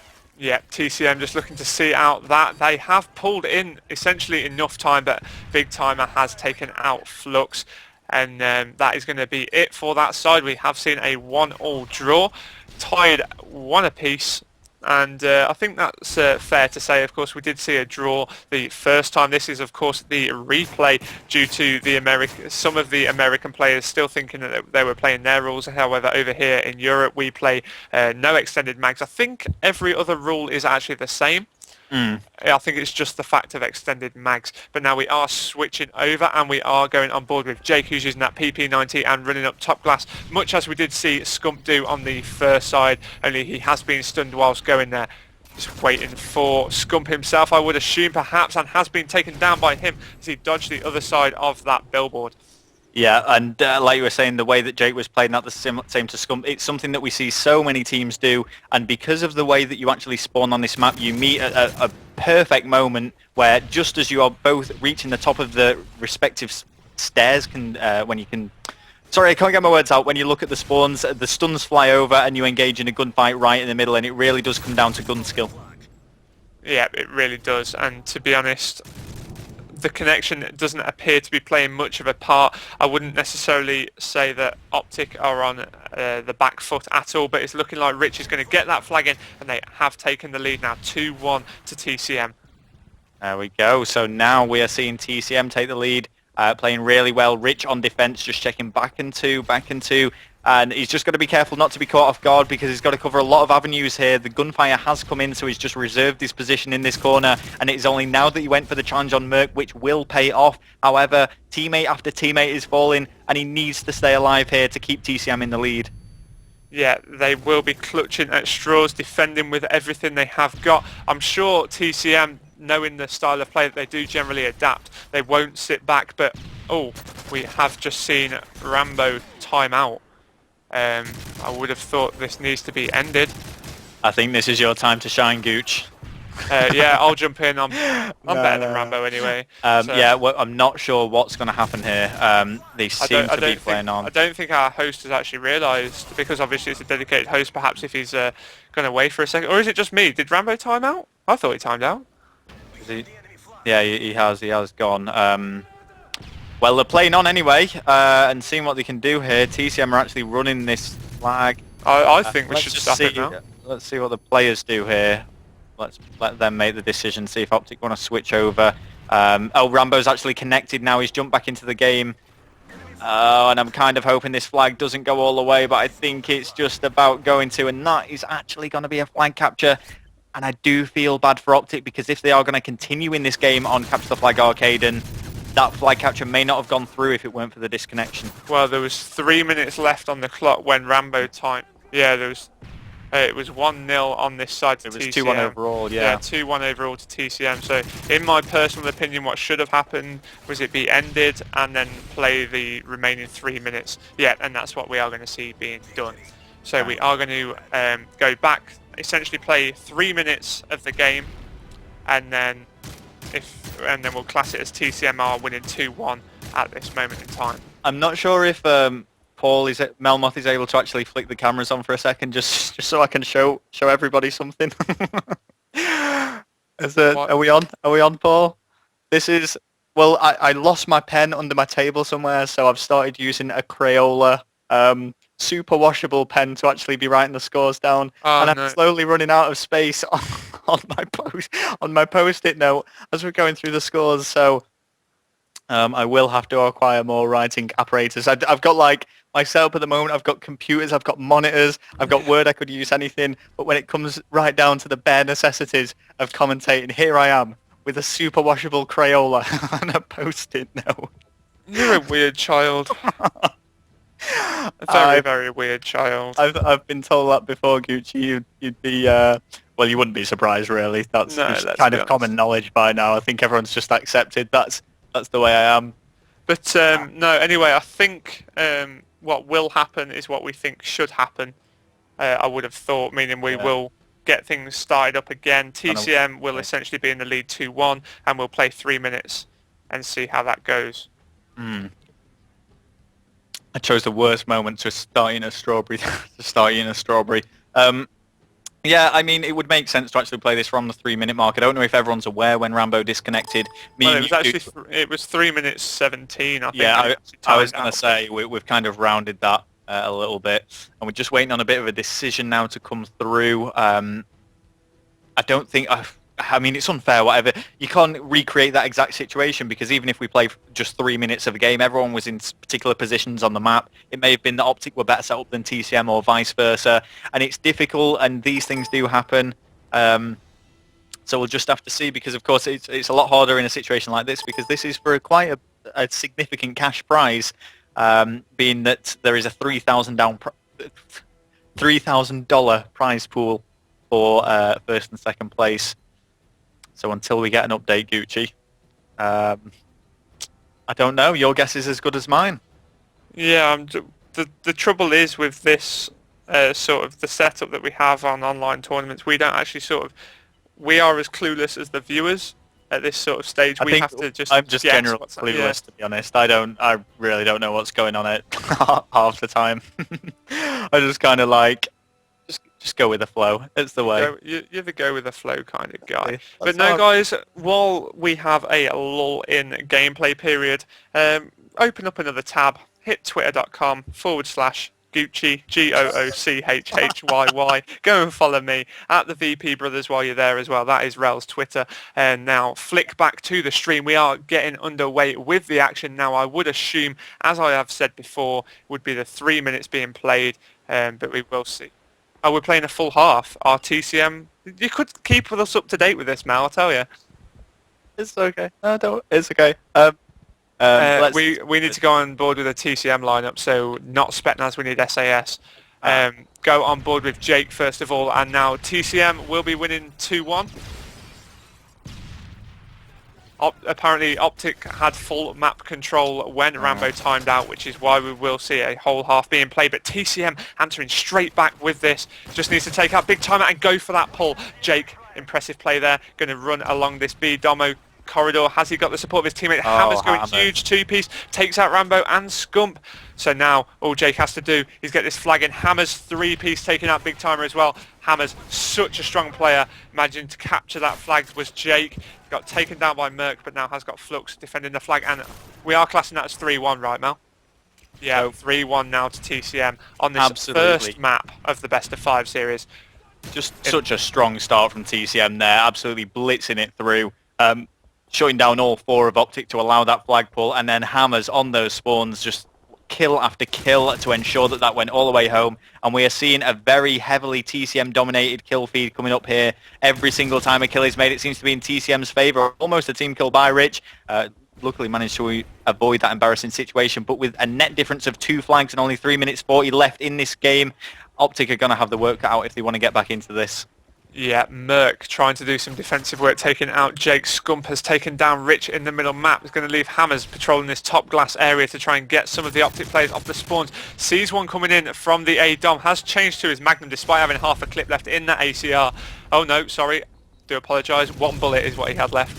But he does shoot over at the vending machine. Doesn't actually manage to pick up a kill, but Big Timer has taken down Hammers. But Jake immediately behind him takes him out in the back in that bottom minibar area. And now we are seeing 3 minutes left on that clock in which Optic need to answer back to TCM.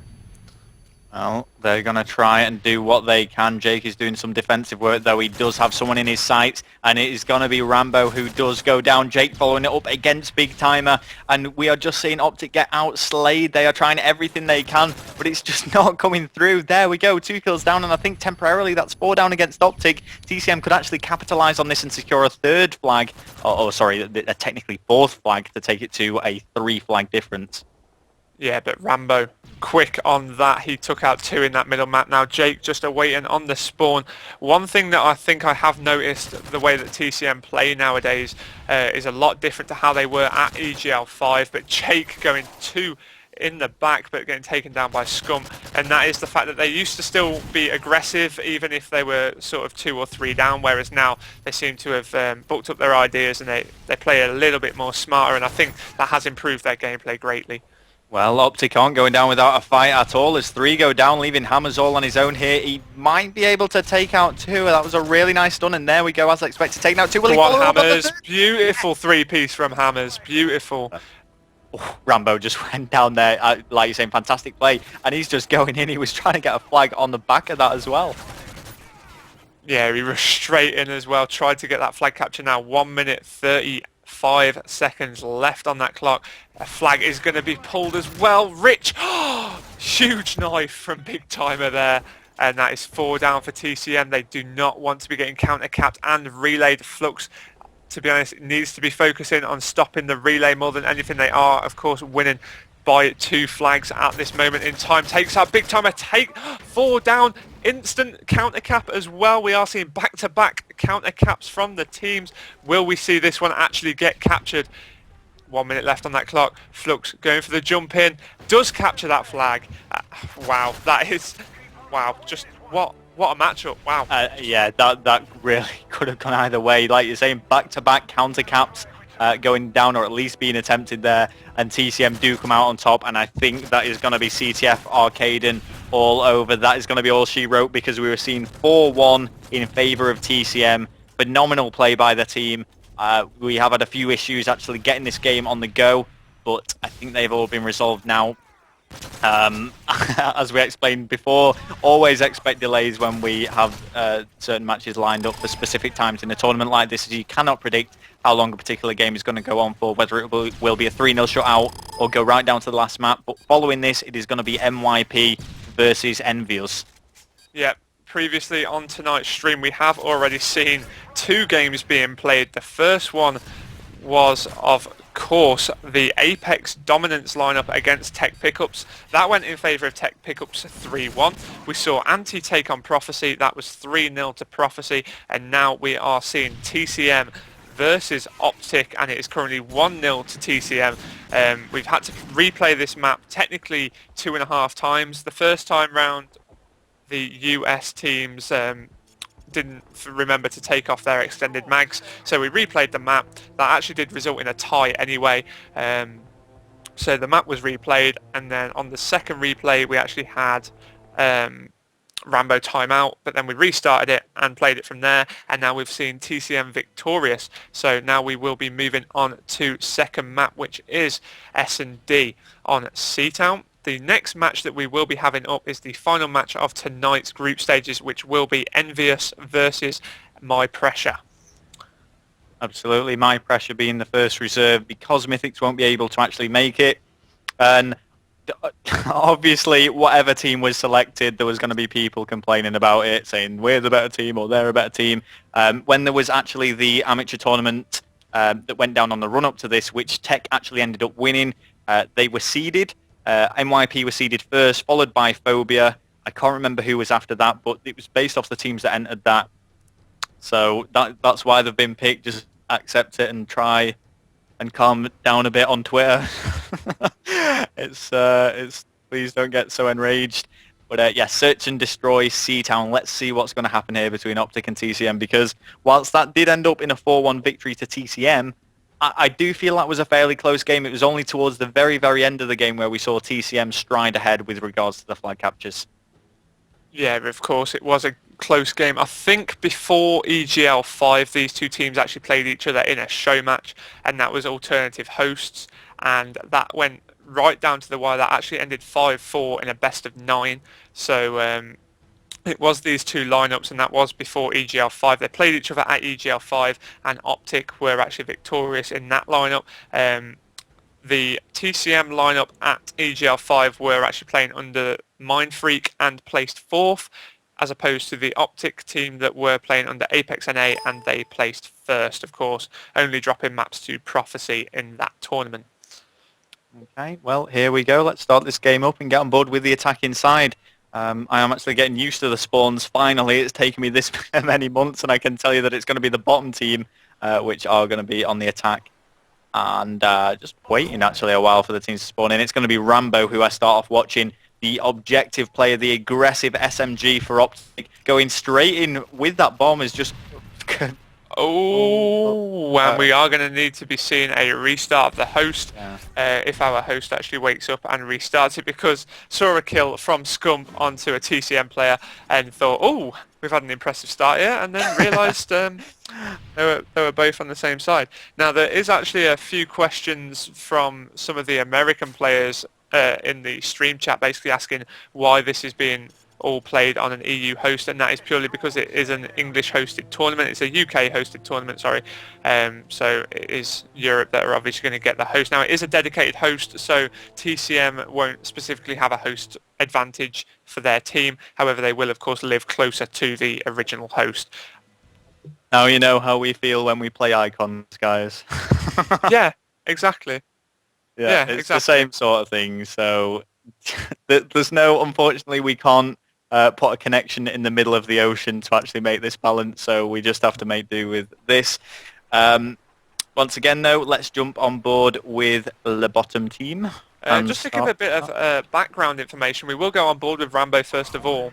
But I have just flicked to my Twitter and seen him, and I quote, say the words, "We must be cursed with spawns or some shit with this game. Seriously makes no sense. Lol." Laughing out loud, of course. 4 dead, Seth's green, I think Seth is scump, and then they get a green spawn and stop out a flag.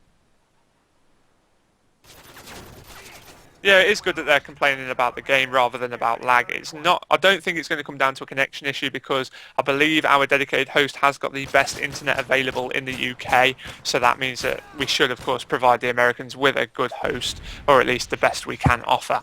But TCM have been victorious on that first side. Like I said, I was just giving you a bit of background information around that game, and we are going to go on board with the attacking side, which this time round will be the currently in the lead TCM. Yeah, there we go. So the 1-0 up so far in this search and destroy, doing really well. Having a nice start. Oh, Hammers has spotted someone just behind the white wall, but he is going to be unable to make that kill. He's going to try and follow it up, throwing that Semtex over there, but it's not got the range to actually get over the wall to connect to make a kill. Hammers, though, completely switched position, and this element of surprise may greatly work in his favour. Yeah, we are on board with Hammers now as he is sat top green. Scump has taken down Rich over on the left-hand side. Flux has taken down Scump though, so kills being exchanged. Hammers waiting there, and that element of surprise which Rel was talking about has taken down Rambo. Yep, Rambo has fallen. Hammers is making his way towards this B bomb site. He's trying to find someone before he goes any further, and he has spotted them. And that final kill is going to be against Merc.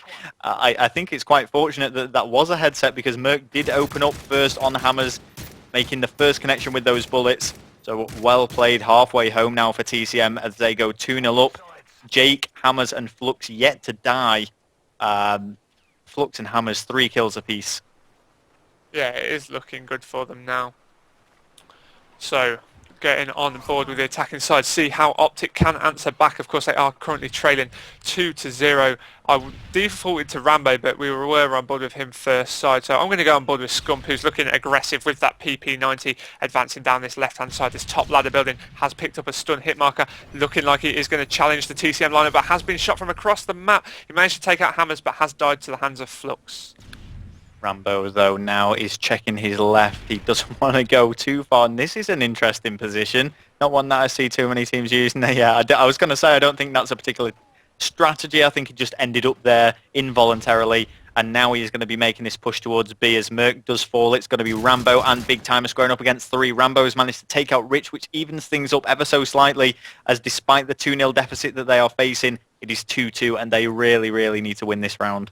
Yeah, Rambo and Big Timer against Flux and Jake. Of course, they are both teams are renowned for their aggressive play, smart tactical movement around the map. Now, Rambo looking like he's just trying to wait out TCM, but if I was a member of the TCM lineup, I would not be risking anything here.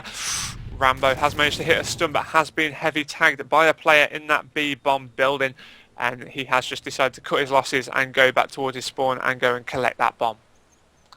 Yeah, he's really taking his time here. I mean, there's just over a minute left on the clock, so he's going to have to make his mind up soon. There's still 2 alive, and nothing has changed. As the time ticks away, this can only work in favour of the defensive team. I don't think Flux and Jake are going to be challenging Rambo from that distance, so it's actually Rambo who needs to start being a bit more aggressive. I've just flicked over to Big Timer now. I don't know if you guys want to jump on board with him and see what he's up to, because he's a little bit further up than Rambo and will probably encounter someone a lot sooner. I think him and Rambo are currently stalking a player out, though. I think Rambo will have just called that to him. He has hit bullets into Flux.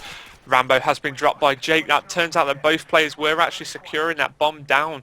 They were fully aware of that, were the TCM lineup. The TCM lads did well there to secure that, and it does mean that Optic now trailing 3-0 rounds to 0. It's going to need a back-to-back-to-back-to-back to win this for them. Yeah, it's going to be difficult, but if any team can pull it off, it is going to be Optic. Despite that, I want to see if TCM can close this out and take this as a 4-0 whitewash. I'm going to be watching Jake. He's just vaulted down now. The stun goes through the obvious routes. Oh, Big Timer has been caught off guard. He's trying to hang in there, but just gets outgunned by Jake.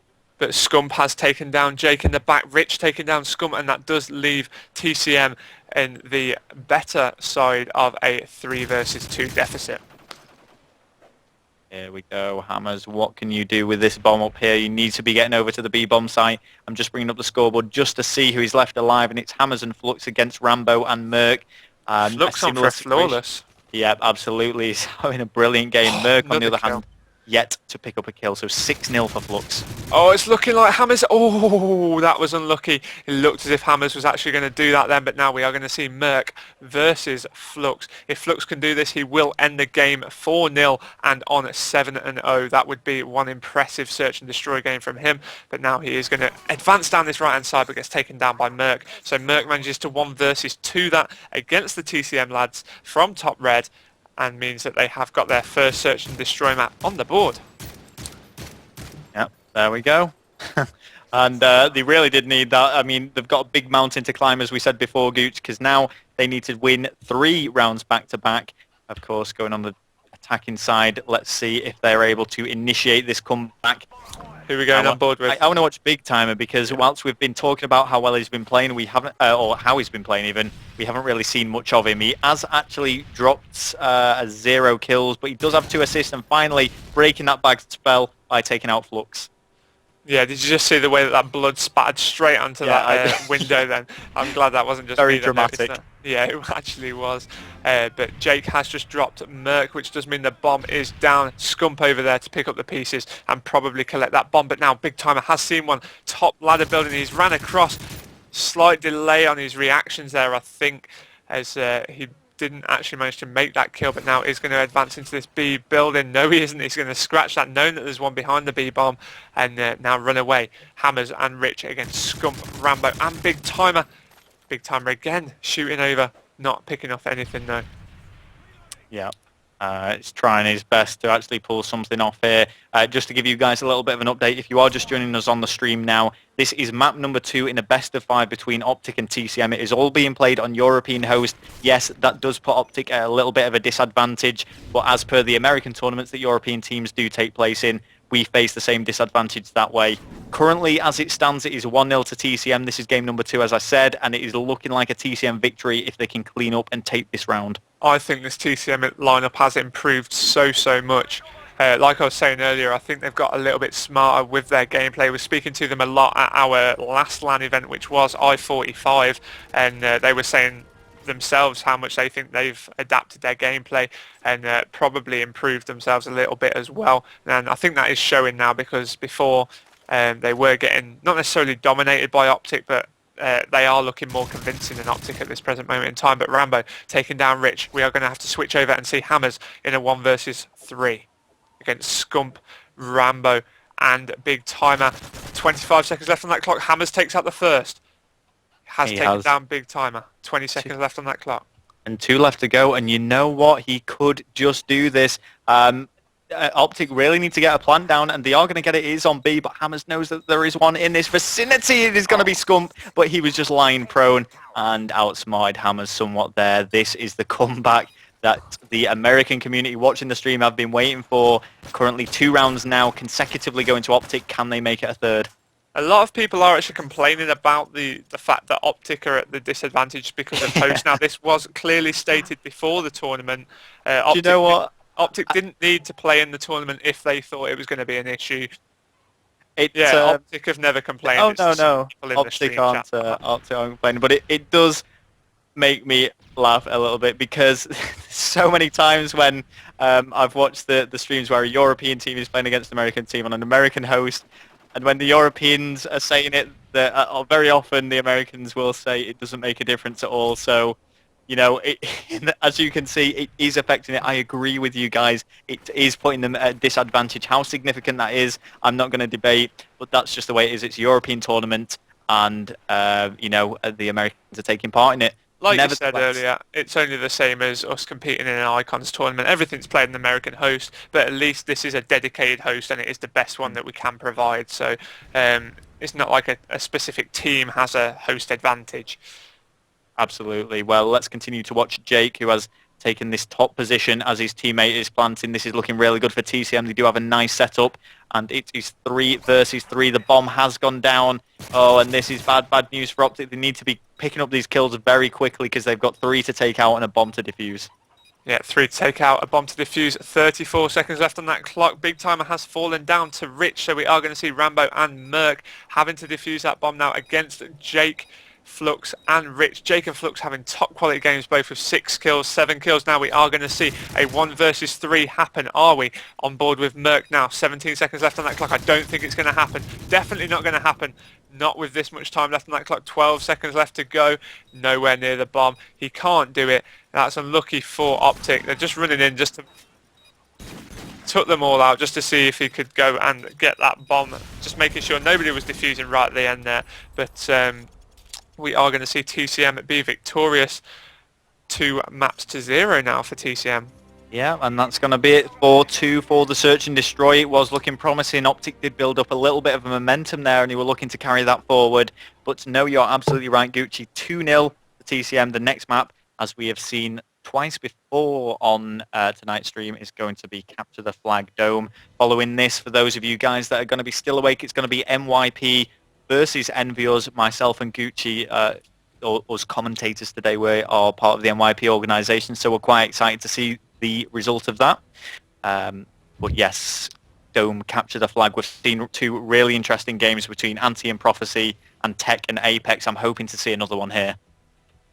Yeah, I think this will definitely be a lot much of a closer game. Now, this was actually one of the maps that Optic lost at EGL 5, if I remember right. This was against Prophecy, and Rambo said he learned a lot about the map after this game. This was where they sort of started implementing the frag nade spot to try and block the spawns, because they started realising that you could get that middle map spawn by the platform. I think that was when they sort of began to realise how to utilise that. So ever since then they have learned from that, and a lot of teams have actually learned just from watching various different streams and videos how to capitalise on that. Okay, I was just having a quick look at my Twitter feed there. A bit of love coming through for My Pressure. Everyone's saying good luck in the next game. But yeah, Gucci, I'm going to be honest, I do keep forgetting we keep appearing on camera here. I'm not actually sure if we're up about now. We possibly weren't. I hope not, because I was kind of just jamming we were. Yeah. We were. Okay, I was jamming a pen into my chin. I don't know if everyone saw that. If everyone saw that. Okay, well, let's go top team and see what happens here. It is going to be TCM who we start with, so of course we will be getting the view of Optic following this game, and I am watching Rich, who is going to be taking out the SMG. Now, I know when Rich did play for Link, which was, again, an organisation both myself and my brother were part of, he was very, very AR focused, so whether this is just for this particular map, or if this is a tactic he's adopted forever, then we'll see. As 3 go down by Optic. That's 4 down. Bad news for TCM. Yeah, Rich straight on the spawn lock with that grenade. Will it benefit? We do not know yet. Stuns are flying over from Rich. Rambo has taken down Flux as they are attempting to pull this flag. It is looking like that is going to be a flag capture now. Jake left last alive to defend. Not going to happen. And you know, that was absolutely sublime play by Optic, and the relay has been set up. TCM are just being outclassed here. The flag does go down. There is a team kill, unfortunately, but it does get returned. But that was absolutely insane from Optic. Brilliant, brilliant play from them. Yeah, it was, and they immediately got on that relay as well. So it just shows straight out the starting blocks. Here we go. Watching Flux, he is going in. He wants to wants to try and bring his back. Wow, didn't make that final kill, but certainly put some bullets into him. And here we go. TCM are answering back almost immediately. Is he going to make it into the loading bay? That means he's going to escape the stun grenades, and providing there's no one in this spawn, that is going to be a flag capture for TCM. TCM have answered back brilliantly there. Nice little run home from Flux, and that has tied them up one apiece. Optic looks so strong at the start of this game, but now TCM straight onto them. 3-4 down. That is 4 down against Optic now. They just need to make sure that they utilise these spawns right, and the way that these 4 players play together, that should be no issue whatsoever. But they aren't looking that strong on the spawns at this present moment in time. Rich getting taken down by Scum as they try and push in. Can Flux take him down? He's going to pull that flag. One left alive. Challenges him, jumps back for him, but Merc takes him out. And I think, to be honest, that right there shows that there is very little delay in the connection issue as the way Merc managed to take him out there. If there was a delay and lag, I don't think he would have done it. Yeah, and you know what? I think I'm going to try and avoid talking about the lag at all now, because the conversation in the stream chat's getting pretty heated, unfortunately. Let's just try and enjoy the game, guys, and you know, see it for what it is. It's just a nice competitive game between these two teams as TCM do storm into the flag there, big time, and doing what he can to hold on and doing a good job of it. The score is currently tied, so Optic have managed to keep this Rambo turning on Jake, and Scump has pulled his flag. If Scump can make the kill against Flux, that's 4 down against TCM. The spawn has been manipulated by Hammers there. Is it going to be enough? I don't think it is. Stuns are going to fly over. None of them have connected. Hammers has just connected one, I think. Big time at Merc taking down kills. Rambo, will that nade actually be able to get one in from Jake? Not looking like it's going to be. That flag is still over at Dom away though. Flux is potentially in a position to stop that, or at least get one on the counter. Not looking like that's going to happen, but that is now going to be 2-1 up to Optic, and we are seeing TCM trailing yet again, and I'd say they are on the better side as well. Absolutely. Well, it is 2-1 now in favour of Optic.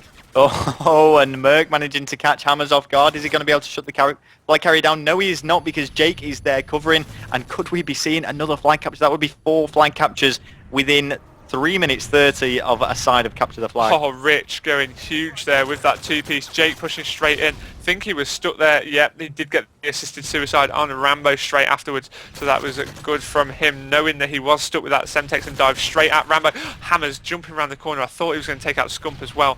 Fell at the hands of Scump in that dome. Flux 2-piece on Merc. Oh, 3-piece from Flux. Huge play. Rich has been taken down by Big Timer, and now this flag is going to be pulled. Yeah, it is going all the way home. Brilliant play from Jake there in that spawn. That's the 3-piece that TCM need to set up a relay. Is he going to be able to make that a 4th? Possibly. The stun flies in. The flag has been picked up.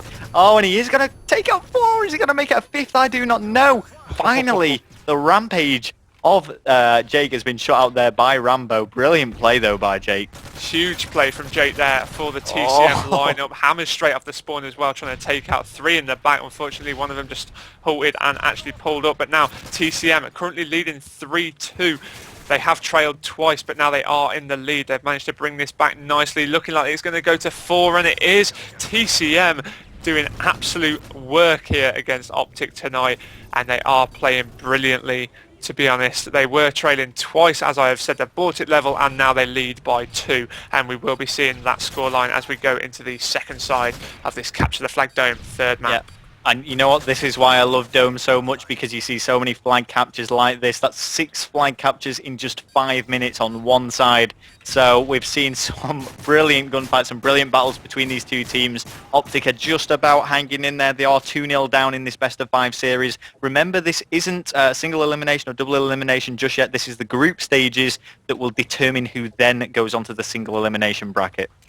Go over to the next side. We are on board with Rambo first of all. Yeah, this is the group stages. Every team will actually play each other. The top 2 advance through the groups, and then it's semi-final and final basically straight after that. So it's, all you've got to do is get out of the groups, and you are guaranteed yourself a prize, which is a creative Soundblaster headset for each player for 3rd and 4th place, $1,000 for second place, sorry, and $2,000 for 1st place. So a very impressive prize fund. Here we go. Scump managing to take out Rich, getting his pistol out there in case he needed to use it, but Jake actually just held back for the perfect amount of time to make the kill. Merc managing to shut him out, and you know what? Whilst it's great that Optic are managing to defend their flag, it's them that need to be pushing out, it's them that need to be making the pulls now, and they're going to have to switch things up if they want to take this game. Yeah, they do indeed. stunned was Rambo there in the middle map. Rich takes him out with the stun nade combo. Scump trying to push out, takes out Hammers in the middle map. Flux, Scump is last alive, and that flag is being pulled by TCM now. He needs to advance in and just lie in wait. I think that's what he's going to try and do. Takes out Jake. Clearly no connection issue, to be honest. I have just seen a couple of tweets going out from different people, obviously supporting the fact that it is the dedicated host and they don't appear to be suffering from that. But now Scump straight on the return. He is pulling this flag home. Does need his Optic teammates to actually get the flag return. Remember, they are currently trailing by 2. It was 4-2 on the first side to TCM, and now are we going to see the first flag capture of the side by Scump. And remember, guys, this TCM lineup you're seeing right now was pretty... Oh, there we go. I'll interrupt myself because that is one of the flag captures that Optic really did need. Remember, though, they are still trailing by 1. I just wanted to say the lineup was previously involving Mohog, so big shout out to Big Steve, who has been replaced by Jake. I don't know the entire reasons behind that, but nevertheless, that is the current TCM lineup. There we go, all square. That's going to be... I kind of lost track of time a little bit there, but Optic have really brought this back. You bigging up Big Steve. Mohog just got a sidetrack there, exactly. Of course, and did let Optic do a relay, and that has meant that they have gone 4-4 on total flag caps. Okay, well, it's brilliant work from Optic. Let's not rule them out just yet. Sure, TCM are 2-0 up already in this best of 5, and sure, Optic have got a long way to go if they want to take this victory, but they are putting up a valiant effort here and doing absolute work to stay in this game. They've equalised, and there is still all to play for. Yeah, of course, still all to play for. 2 minutes left on that clock, tied 4-4. Who would have predicted this many flag caps? Jake has just taken out Big Timer. Hasn't seen Rambo at the back of the flag, but Rambo saw Jake, has taken him out, and they are attempting to advance down this left-hand side and get out that loading bay side. Scump has taken down Hammers, and they are looking like they're setting up for another flag cap. TCM need to do something about that. Flux tries taking down Rambo, and now Big Timer, sat middle map, has been taken down by Jake. Okay, well, with 1 minute 35, anything can happen, and I'm kind of on edge a little bit here. There's just one single flag capture would resultantly determine the overall victor of this game. Of course, if it was in TCM's favour, that would be it, but it could be the determining factor if Optic will go on and continue to win the next search and destroy and capture the flag. Yeah, Rambo now is pushing down this left-hand side. 1 minute 13, still all to play for. Flux, Jake.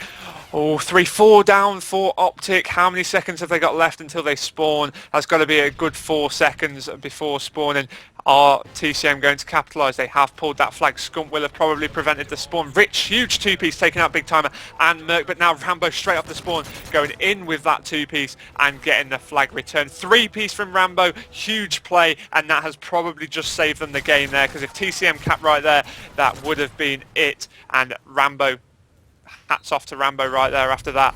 Well played to him. Look at that. That was 3 down. Flux was left all on his own there, and the flag has been pulled. It is not over yet for Optic. They're looking to take this. The stuns are coming in. Oh, but can Merc make the 2-piece? No, he does not, but unfortunately for TCM, it's going to be a team kill, and this could be it. It's going to be all up to Flux to prevent this. Wow, is it going to be possible? This flag is going to go in. 15 seconds left on that clock. Is it going to happen? It has gone in. TCM have won. TCM are trailing now 5-4. Sorry, I've got Melmoth in my ear getting really excited about the game, and it was actually throwing me off a little bit. But now Optic won the map. So at midnight here in the UK, we are still on the 3rd game of the night. Got 4 They to have play. pulled it off. I cannot believe it. That was absolutely brilliant from Optic. I'll be honest with you, Gucci, I'd ruled them out. I thought that was it for them, but this is it. It is the comeback for Optic now, and I will be honest, I was not expecting that at all. That was absolutely brilliant. And you know what? I thought, yeah, it's just going to go to stopwatch then, but a very, very dying seconds of the game, and Optic somehow pull that out of the bag. Fantastic play. So that makes the overall best out of 5 score 2-1. Let's see what happens to the search and destroy. And Gucci, I'd completely forgot once again I was on camera, and I was just giving myself a little a little scratch. That couldn't have sounded more wrong, but no, we are going to be seeing Carbon Search and Destroy, the 4th map of this best of 5 series. we will be moving on to that. And I've seen Optic play this a couple of times. I've seen TCM play this a couple of times. It is going to be a very close game, as was that capture the flag, of course. Absolutely. Yeah. Yeah, sorry, just recompose. Focus, game face. There we go, we're okay. Yes, Carbon Search and Destroy. Let's see what's going to happen on this. I would, in a way, I would kind of love it for Optic to take this. I want to see this go down to the wire. I want to see what can happen when both teams are up against the wall. Search and Destroy, anything can happen here. The Search and Destroy on Seatown was 4-2 to TCM. It was actually 3-0 at one stage, and then Optic did begin this comeback, which eventually, unfortunately for them, came to nothing. So let's see what they can do here on Carbon. Yeah, but don't forget, we have got another match straight after this. You will be seeing EnvyUS versus My Pressure. They recently added to the tournament due to the lack of attendance from Mythix. I think there was a bit of miscommunication between their actual organisation and their players, but it does mean that they miss out on this opportunity, and My Pressure were first in reserve for this Soundblaster Creative WGL Pro-Am tournament. Remember, if you are watching this on the WGL TV homepage, there will be a link to a Soundblaster website. Go there for 24 hours worth of 25% discount code. Get yourself some new cool stuff for your PC or gaming in general. But now, Carbon, Search and Destroy, the fourth map of the best of 5. We'll go on board with the bottom team, which is Attack, and who will we watch? I think we've watched everyone but Merc enough this game, so we'll go on board with Merc, who has got the bomb. There we go. Let's see what you can do, Merc. Where are you running? Where are you going with it? He's moving towards B, but he's actually just going to leap on top of that framework there and try and spot someone, because usually you will see a gunfight going for the deep penetration through the wall. Insert innuendo here, Gucci. I've already made some on Skype to your wall jokes. Yeah. Yeah. But yes, there we go, and it's going to be round number 1 to Optic. Round 1 to Optic. Rambo with 2 kills. Scumper and Big Timer taking it 1 each as well. We are going to see a very, very close game in this. Now remember, this is a best of 5. This is currently the 4th map, and TCM do lead 2 maps to 1. And this is not it, guys. This will not be the final map of the night, even if TCM were to win it, because we have got yet another game on straight after this. Going on board with the attacking side, TCM, see how they can regroup after that loss of the first round. I'm on board with Jake, who has rushed straight into the middle map, but has been double stunned the second he got there and out in the open.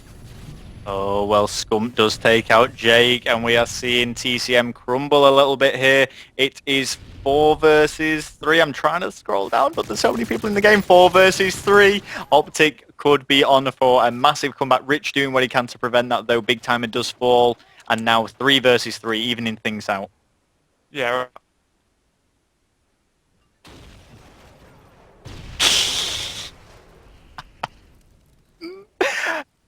Sorry about that, guys. We're getting awfully distracted. And it's a good job that people can't see our cameras right now, I think. Melmoth decided to just play a practical joke on me, so I thought it was brilliant. I've hand gesture abused him, but I wouldn't dare say it live on stream to you guys, but that was impressive play from Hammers to take out Rambo there with that ACR. He has got that scavenger on as well. This is leaving Merc left 1 versus 2. I think we should switch over now and see how Merc can do this, but he has just taken down Hammers, and he is, I think, to be honest, we need to get back on board with Flux now, just looking at where Merc is. Yeah, we will go back on board with Flux, but he's not going to be happy. He is not going to be happy. Gucci, your reaction to that was brilliant, but Jesus Christ. Would you be happy with that? I know I wouldn't. Bloody hell. Oh, I must have just sounded so British then. Well, bloody hell. Merc did opt for the defensive position under the stairs there, but it paid off for him. It worked, yeah, and that's all that's important. 2-0 now to Optic. Fantastic play, and this, I can see it going right down to the last map.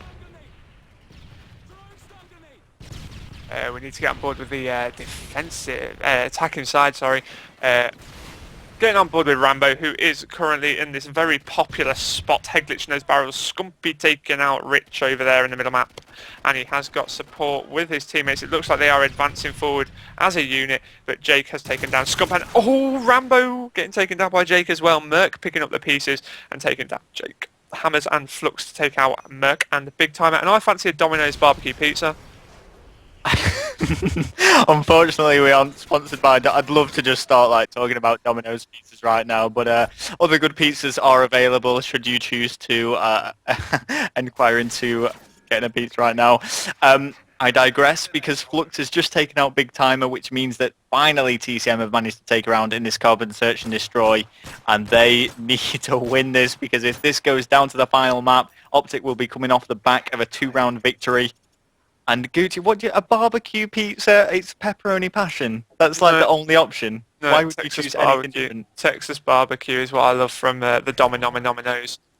But we are going on board with Jake on this attacking side. They are currently trailing 2 rounds to 1, but they are leading 2 maps to 1 in this best of 5 series here. And the third group match that you are seeing here tonight against Optic Gaming.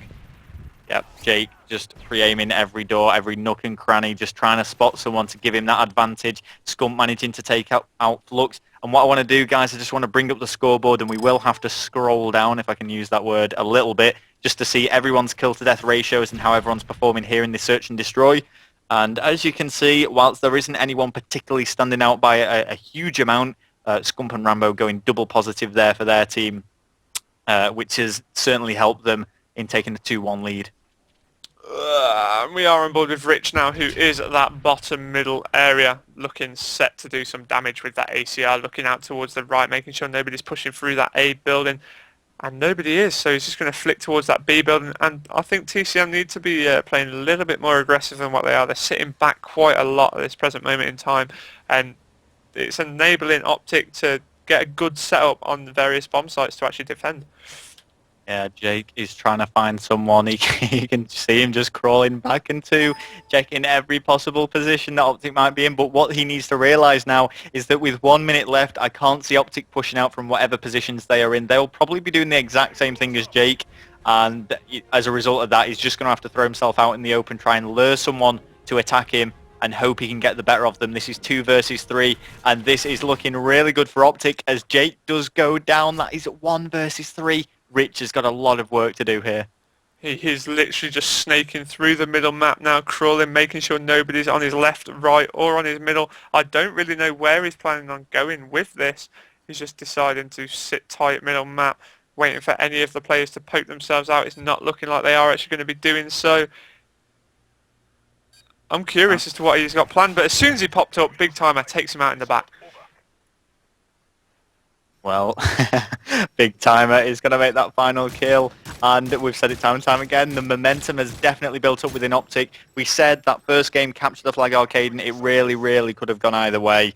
Despite an overwhelming 4-1 victory in the end, I don't feel that's representative as to how close that game really was due to the restarts and the problems that we were having. Nevertheless, let's switch over to Optic and see if they can take this, see if they can bring this to 2-2 in the best of 5, and hopefully for the American sake, or the American fans of Optic that are watching this stream, and the European fans of Optic, they can get a win in the first match of their group stages.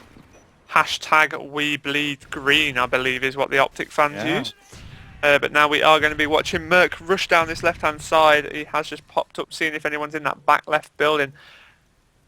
Nobody there, so he's opting for a different route, and he's going to go to that nice little hole in the tin, seeing if he can see anybody on the yellows. Not done so. Oh, yes, he has now. Will he challenge? Is he going to go for that? He's lost him. No, he isn't going to make the kill, unfortunately, for Rambo. He's trying to find someone, though. He's going to choose to reload. I sometimes find that a bit of a daunting situation when you have just trying to engage in a gunfight. Do you reload or not? Because it can really cost you sometimes. But Rambo, aiming at a pipe, aiming at a wall. This is just giving him that he's doing this for a reason. He's not hoping to shoot through it. It just allows him to get the best vision over all the places that someone could push through into that building. Who are you on board with? Sorry, Rel? Rambo. I'm watching Rambo now and seeing what he can do. There's still 4 people alive, and this is, I've said it before, this is good news for the defending side as time ticks away, because it just means they've got less time that they need to defend those bomb sites. Yeah, Rambo is just sat looking pretty in that bottom middle building, firing over into that B-bomb site, not actually picking up any hit markers though, just more of a distraction for his teammates and seeing if they can advance on down. Oh, good work by Hammers and Jake there, taking out 2. Jake taking out a 3rd, which was Rambo, leaving Merc now left 1 versus 4. He is in that tin area, and he has got 4 to take out. Well, he's trying to find someone there. He's just going to pre-aim right through the middle, and with this little time left on the clock, and with the bomb not in possession, I don't think this is going to be an Optic round at all. So we can probably anticipate the scoreline going to 3-2. Merc just trying something there. I think, to be honest, he's pretty much given up. And this is... Oh, nearly makes the kill across map. He's just going to go for something fancy here. I was going to say, if that were to happen with 30 seconds left on that clock, that would have been one hell of a clutch. I've just got a message off Skype.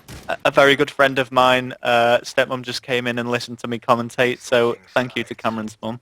Or stepmom even. But yes, 3-2 now. So this is a very, very similar situation to what we saw on S&D C-Town, except we have switched the teams now. It is actually TCM who are trailing, but trying to get this comeback going. And remember, if TCM do win this search and destroy, that is going to be it. They will have won their game, and yeah, they will get a victory in their first group stage. They will indeed. Now on board with Jake is attempting to push down this left-hand side. If TCM can do this and pull it back, that would be a good comeback for S&D. Whereas if Optic actually win this and come back and win the whole thing, they would have come back from 2-0 down, and that was one hell of a knife from Jake to take out Scum. Jake is trying to find someone, though. Now he's right in the open, though, here. Extremely risky move, but you've got to remember here, this is 4 versus 1 at the moment. The bomb has gone down. Things are looking really, really good for TCM, and this is going to go to 3-3. I don't think Big Timer is going to be able to pull off the impossible with such little time left. He's being chased by Jake as well. And my goodness, this is a really, really tense moment. Ooh, this is possibly determining who gets the overall victory. 3-3 TCM versus Optic Gaming in the Soundblaster Creative WGL Pro-Am tournament for Modern Warfare 3. We'll stick on board with the attacking side, which is Optic, in the potentially final round of tonight's match between the two sides. He has opted for the smoke grenade. He's thrown it out and rushed very aggressively. He has got the bomb in possession as well, and he's made his way all the way down to this left-hand side. That was a very aggressive rush, and it has meant that Scump has taken out Rich as well. So TCM trailing 3 versus 4 in this final round of the search and destroy. Scump going for another kill, takes out Jake. So now we are going to be seeing probably another map. Yeah, and I mean, you know, oh, Scum managing to take out the 3rd. He has gone big for Optic here in this final round. Let's switch over to Hammers and see if he can pull off the 1v4, because if there is ever a time that you need to be picking up kills, it is at this moment, the final round of Search and Destroy, and Scump is doing just that. Hammers has a mammoth task left to do here. Not only does he have to defend both of those bomb sites, but he has to take out 4 of arguably the best team in the world on Call of Duty in 1 minute 30 seconds. One goes down. He's taken out Scump. Scump, of course, the key player from this round. He's got 3 players left to take out and a bomb to defuse. Not going to happen as Merc shuts him down, and this is going all the way to last map. My goodness, Optic, where has all this talent been hiding so far in this match? I mean, yes, we are very aware that, like I've said, you are arguably the best team in the world at the moment, but so far you have not been showing it, but we are seeing it now, and you couldn't have got onto this at a more appropriate time. We're going to be going into the final map, Capture the Flag, and you know what, we haven't reached this stage yet, Gucci, so I'm not actually entirely sure what map this is going to be. I'm just trying to find it bootleg. It's bootleg Capture the Flag. Oh, that is going to be a good one. A very, very balanced Capture the Flag map. Almost symmetrical if you drew a line down the middle of it. So let's see what's going to happen. How would it be? There's a platform on one side and a road down the other. No. I'm talking a line the other way. Oh, okay. Got you. Horizontal rather yeah, than okay. That's it, yeah. But it is, like I say, it's a very balanced map, even though it's road and platform. You know, it's very fair. There's no random allies anywhere. But yep, a big shout out anyway to the sponsors of this tournament, Creative, who are helping this tournament along the way. Sorry, more specifically Soundblaster. If you do want to click that link in the top right of this actual stream, you can go and check them out and check the products out, because they are discounted, I think, Gucci. Yeah, they've got a 25% discount for 24 hours while this tournament is in its streaming day. So it's going to be this Sunday, probably going to be next Sunday as well. We're working on that. But when you go using this link, you get automatic 25% discount off all of their products, headsets, motherboards, various different computer accessories as well. Go and buy yourself something pretty. You've been good this weekend. Thank you for tuning in to all of you guys. Would appreciate it if you could subscribe to the channel. Really does help us out a lot, and it will of course remind you when we go live next week from 8 p.m. for yet another set of games. Now, I'm pretty sure the Americans can access the WGL, but if you wanted to have a look at the times and who's playing what and when, go on to www.thewgl.co.uk, hover over COD, and then hover over Soundblaster PROAM, and then you've got your groups, your fixtures, your rosters, your maps and your modes, and of course the rules themselves. You can have a browse through all of those if you get bored throughout the week and want to know when your favourite teams are playing. Yep, and this is going to be taking place every Sunday at a similar time. The exact times for each particular game are actually listed on the website, as you will notice. Yeah, we say roughly because Welsh will try and stick to that starting time. I mean, as you can probably tell, the final match tonight, which is going to be NYP against EnvyUS, was supposed to be taking place, I think, at 11:15. Quarter to 12, I think it was it? Oh, quarter to 12, but, well, certainly earlier than it is now, but we're still continuing in this the third game of the night. Here we go, though, capture the flag bootleg, and boy, am I excited to see the outcome of this.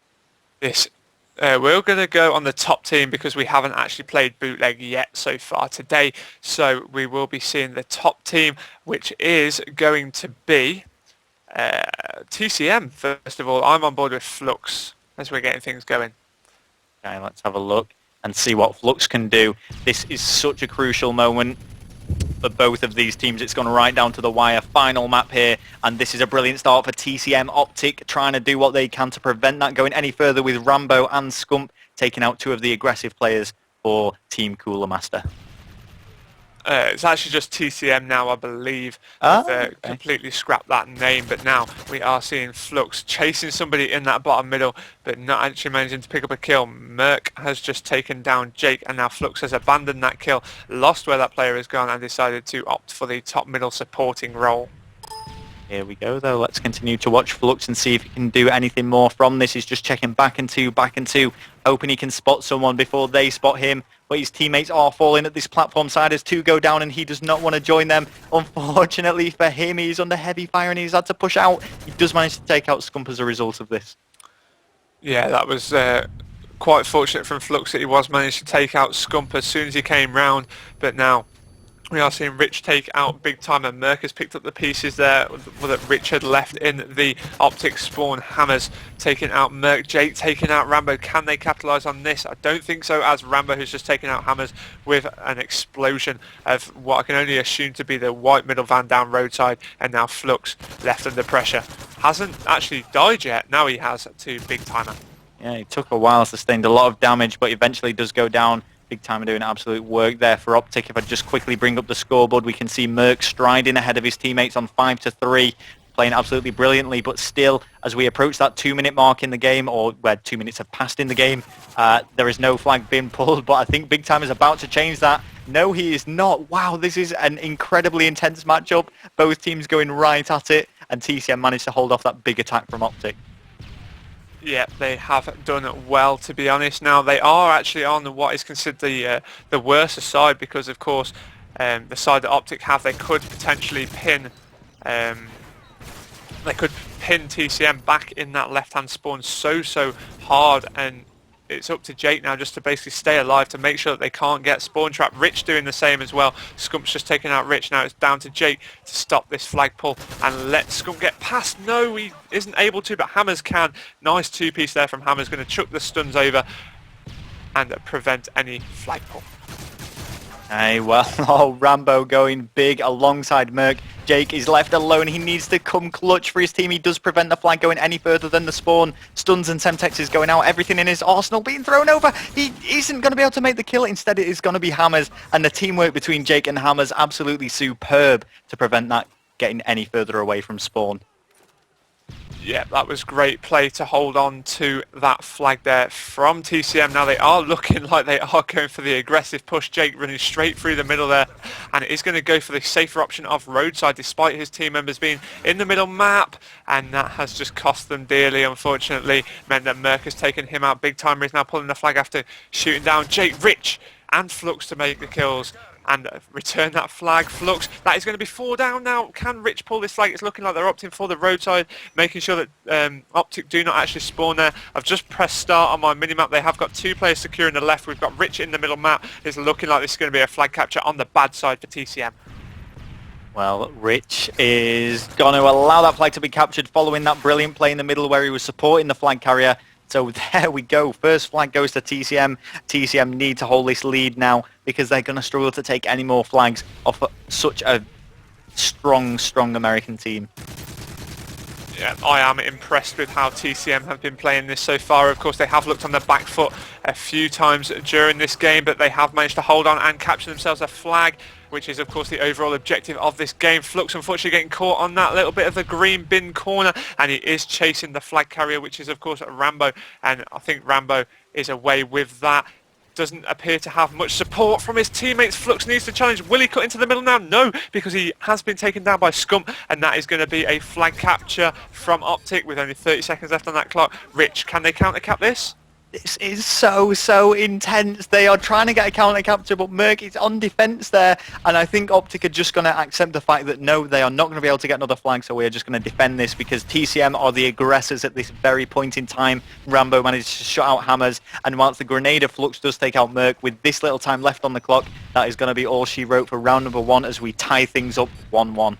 We have tied things up 1-1 on this side, which means it is going to be left all to do on the next side. I've just brought up my my scoreboard there for a second. Rich on the most amount of kills in the game with 14. Merc not far behind him with 13. And then, to be honest, it's fairly even between the two teams. This has been such a brilliant game. I think of the 3 games we've seen so far, this has been by far the most Intense. enjoyable. Yeah, exactly. It's been so good to watch because it has been so close. Jake now is going to be pushing through the middle. I'm watching Jake and seeing what he can do. Yeah, but we are going to flick over and go on board with a Rambo first of all for the Optic lineup. Give them some airtime. See what they can do now to see if they can actually win this matchup. Rambo just taking out Hammers in literally like 2 bullets as he advanced around that crate. Must have already been weak. Merc has taken down Rich, but TCM Flux has taken down big timer. That flag is currently being pulled and it has been dropped now. Oh, Rambo quick on that pull. Well, the flag is still in his hands. He's taking damage, but he still has it. Big timer and Scump coming up to support him. Oh, and this is looking really good for Optic now, but no, Rich is there to cease that attack. Rich just pops out of nowhere like the predator that he is. He was in that middle building, has just gone huge once again. Rich, oh my goodness, going huge. 3-piece there, makes the flag get dropped twice, whips out his Magnum, says, nah, you ain't pulling that flag. Well played from Rich there to prevent Optic pulling that flag, and now Rambo doing the exact same to stop TCM. Well, still tied at 0-0, or should we say 1-1 based on what happened in that first round. Merc now is taken out by Jake. Oh, and Jake is going big for TCM. This could be the push that TCM need. Big timer managing to cease that though, and this is so back and 2. I mean, it just seems every 30 seconds we are seeing a big push from either team into the other spawn, and I just cannot call this at all, Gucci. I wouldn't like to put a bet on here, and to be honest, for those of you that do follow me on Twitter, you may have seen that I've been putting bets on quite frequently lately, and I wouldn't even risk any amount of money on this game because both teams do look so strong. Every time one of these teams push, you think, yeah, they're going to pull that flag.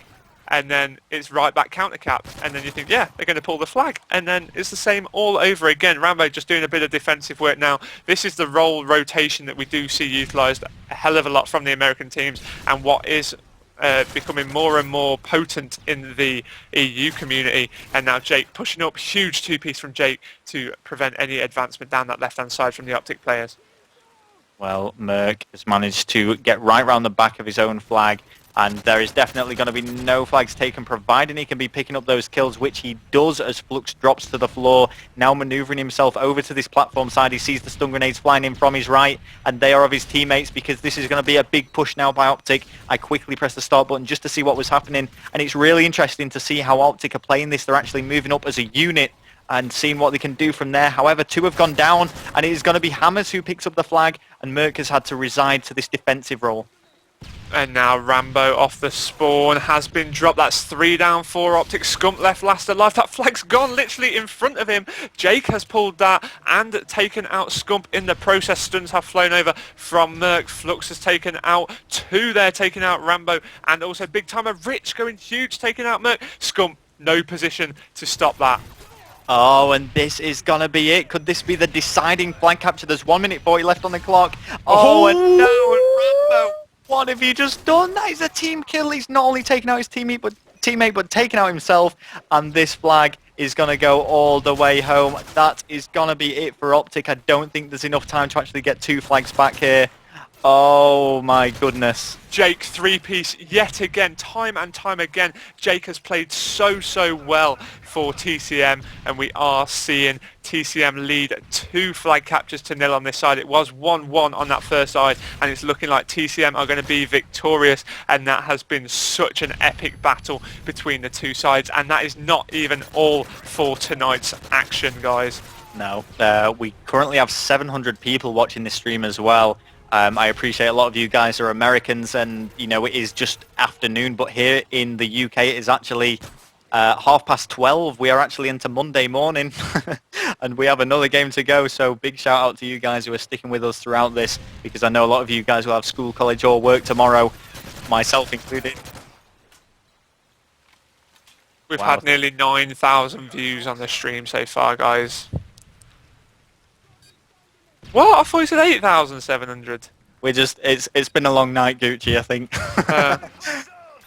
We'll we've had 10 million viewers on this stream so far tonight, so thank you to everyone. But there we go, 4 down, and I think this is going to be another flag capture for TCM. Optic have given up the ghost, and they're just allowing this relay.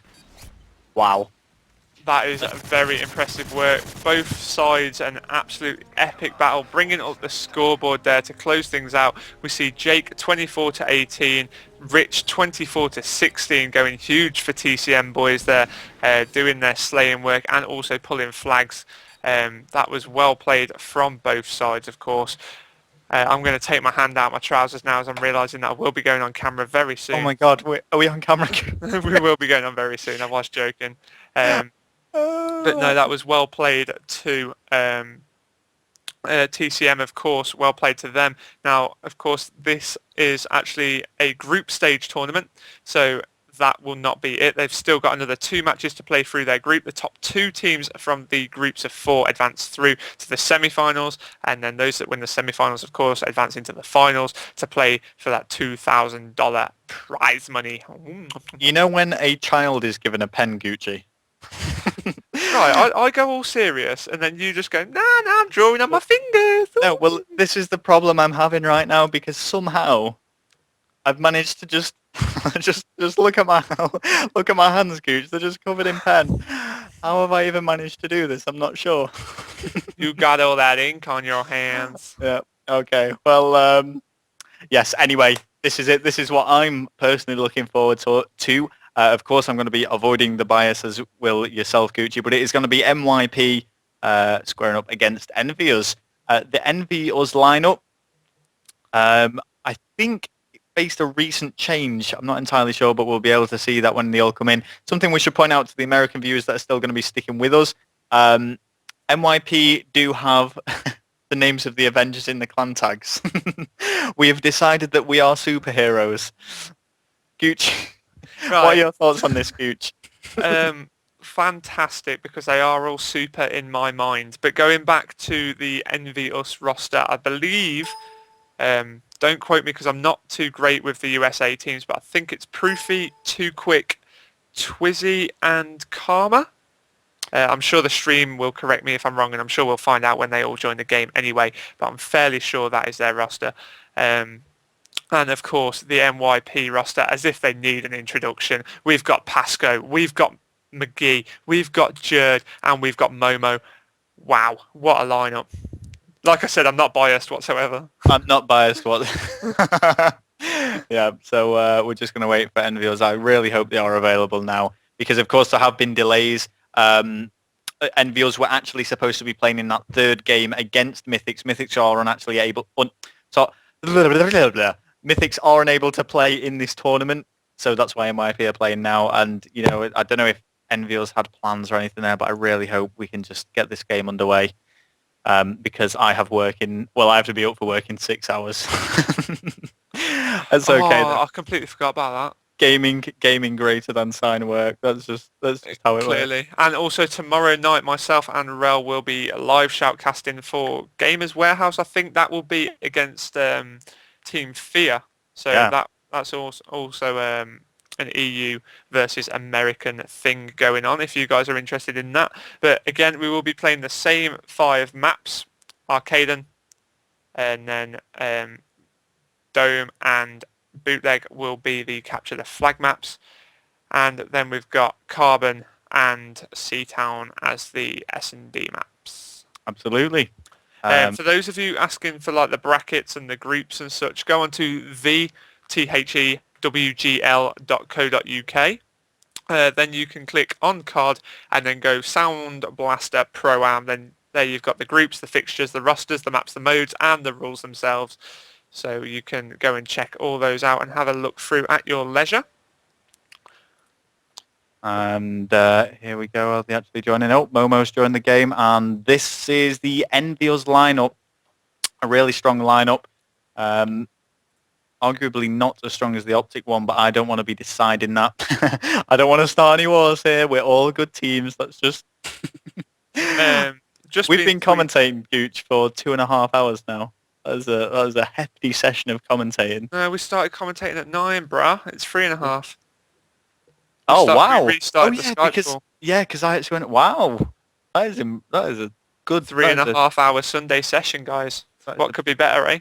But some of the NYP players have just tweeted out that they are tired, getting their excuses in early. I would just like to point that one out. But it is 25 to 1 a.m. here on technically a Sunday night, I suppose.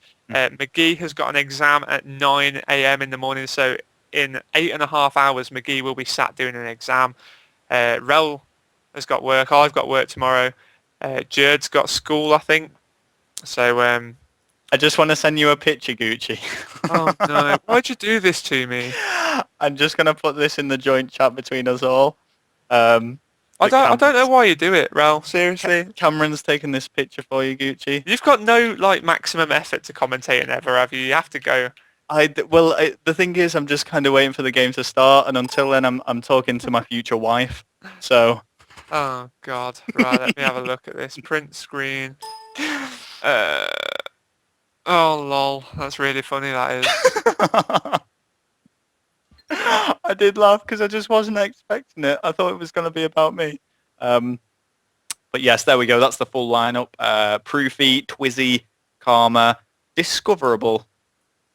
Oh, okay. I don't know. No, that's probably a spec. Is it? I don't know. Can we get the host to remove TCM Swizz from the game, Melmoth Plox? Oh, Swizz, is he? Yeah, Swizz is trying to latch on to the NYP boys. Swizz just wishes he was in NYP, because NYP's... So once again, a big shout out to Creative and Soundblaster, our sponsors. We're just going to flick up a little trailer for you guys now. I'm going to go get a drink while that goes on. Right. We'll be right back. Hi there, I'm Stuart from the Warped Gaming League, and today I'm going to do a review for the Soundblaster Recon 3D Omega Wireless. It comes in 2 parts. Firstly, the Recon 3D unit itself, which is basically an external USB sound card with the latest creative technology that will work on the PS3, the Xbox, the Mac and the PC. It will work wirelessly with this headset, which is the Creative Tactic 3D Omega Wireless. Been using this for about a month now, and I can honestly say this is the best headset I've used for gaming, especially across any platform. The headsets are really comfortable. They've got cushioned earpieces. You've got 50mm drivers, and the mic quality, which is also detachable, is very, very good. I highly recommend this product because you know, you can use it for a multitude of things, whether it being gaming on a console, gaming on the PC, listening to music, watching movies, and the software that comes with it. You can basically tweak to, you know, if you're watching a movie, you can increase vocals, or you can decrease bass or increase bass. You can literally do everything. Anyway, I hope you found this helpful. Stuart from the Warp Gaming League, signing out.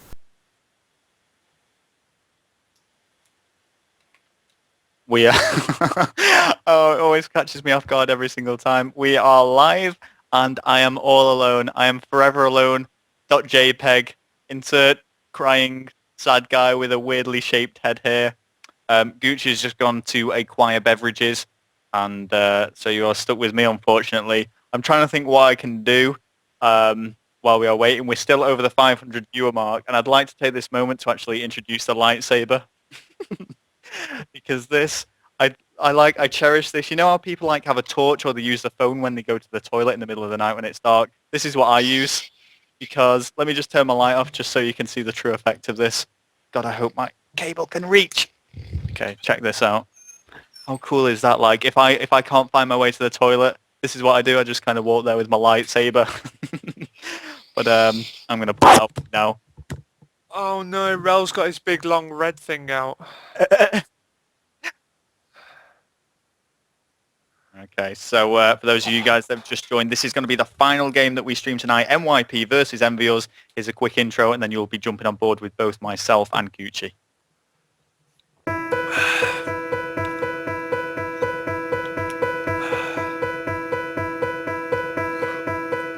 I want to leap over buildings, want to fly over the shores, save the people from the villains, catch the crooks who rob the stores, write my name upon the sky, and when you call me, I'll be there, faster than a lightning flash, rushing through the cool night air.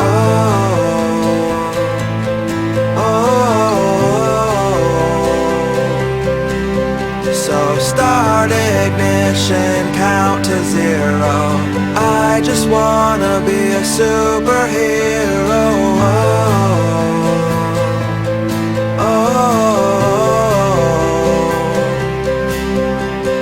Fearless thoughts, emotions swirl. I wanna be the man that saves the world, yeah.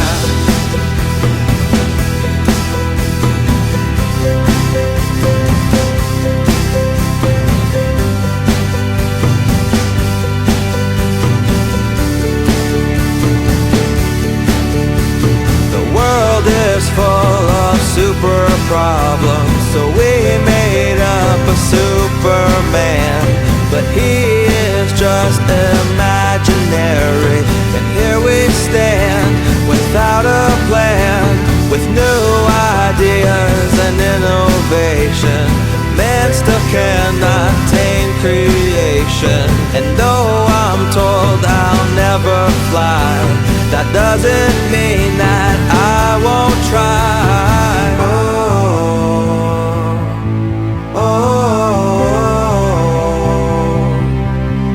So start ignition, count to 0. I just wanna be a superhero.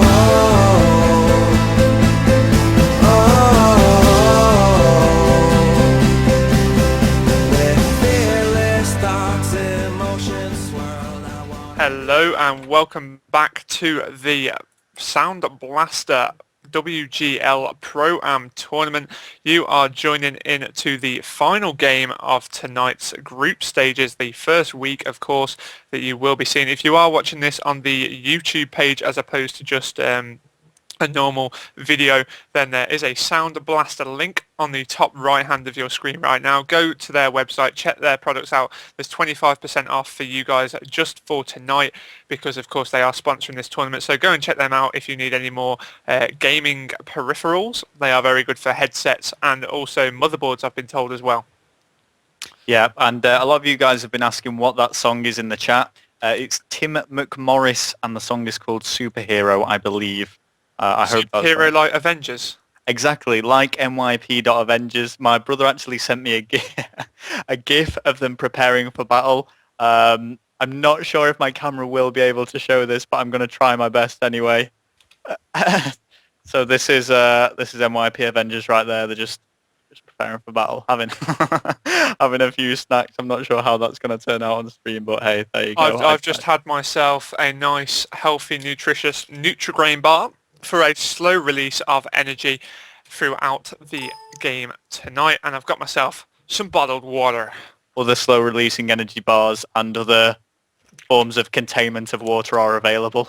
There is actually a lot of tweets going out about the USA team that have just been on the stream, Optic, being rather irritated at the loss against TCM. But to be fair, I thought TCM played very well and well deserved it.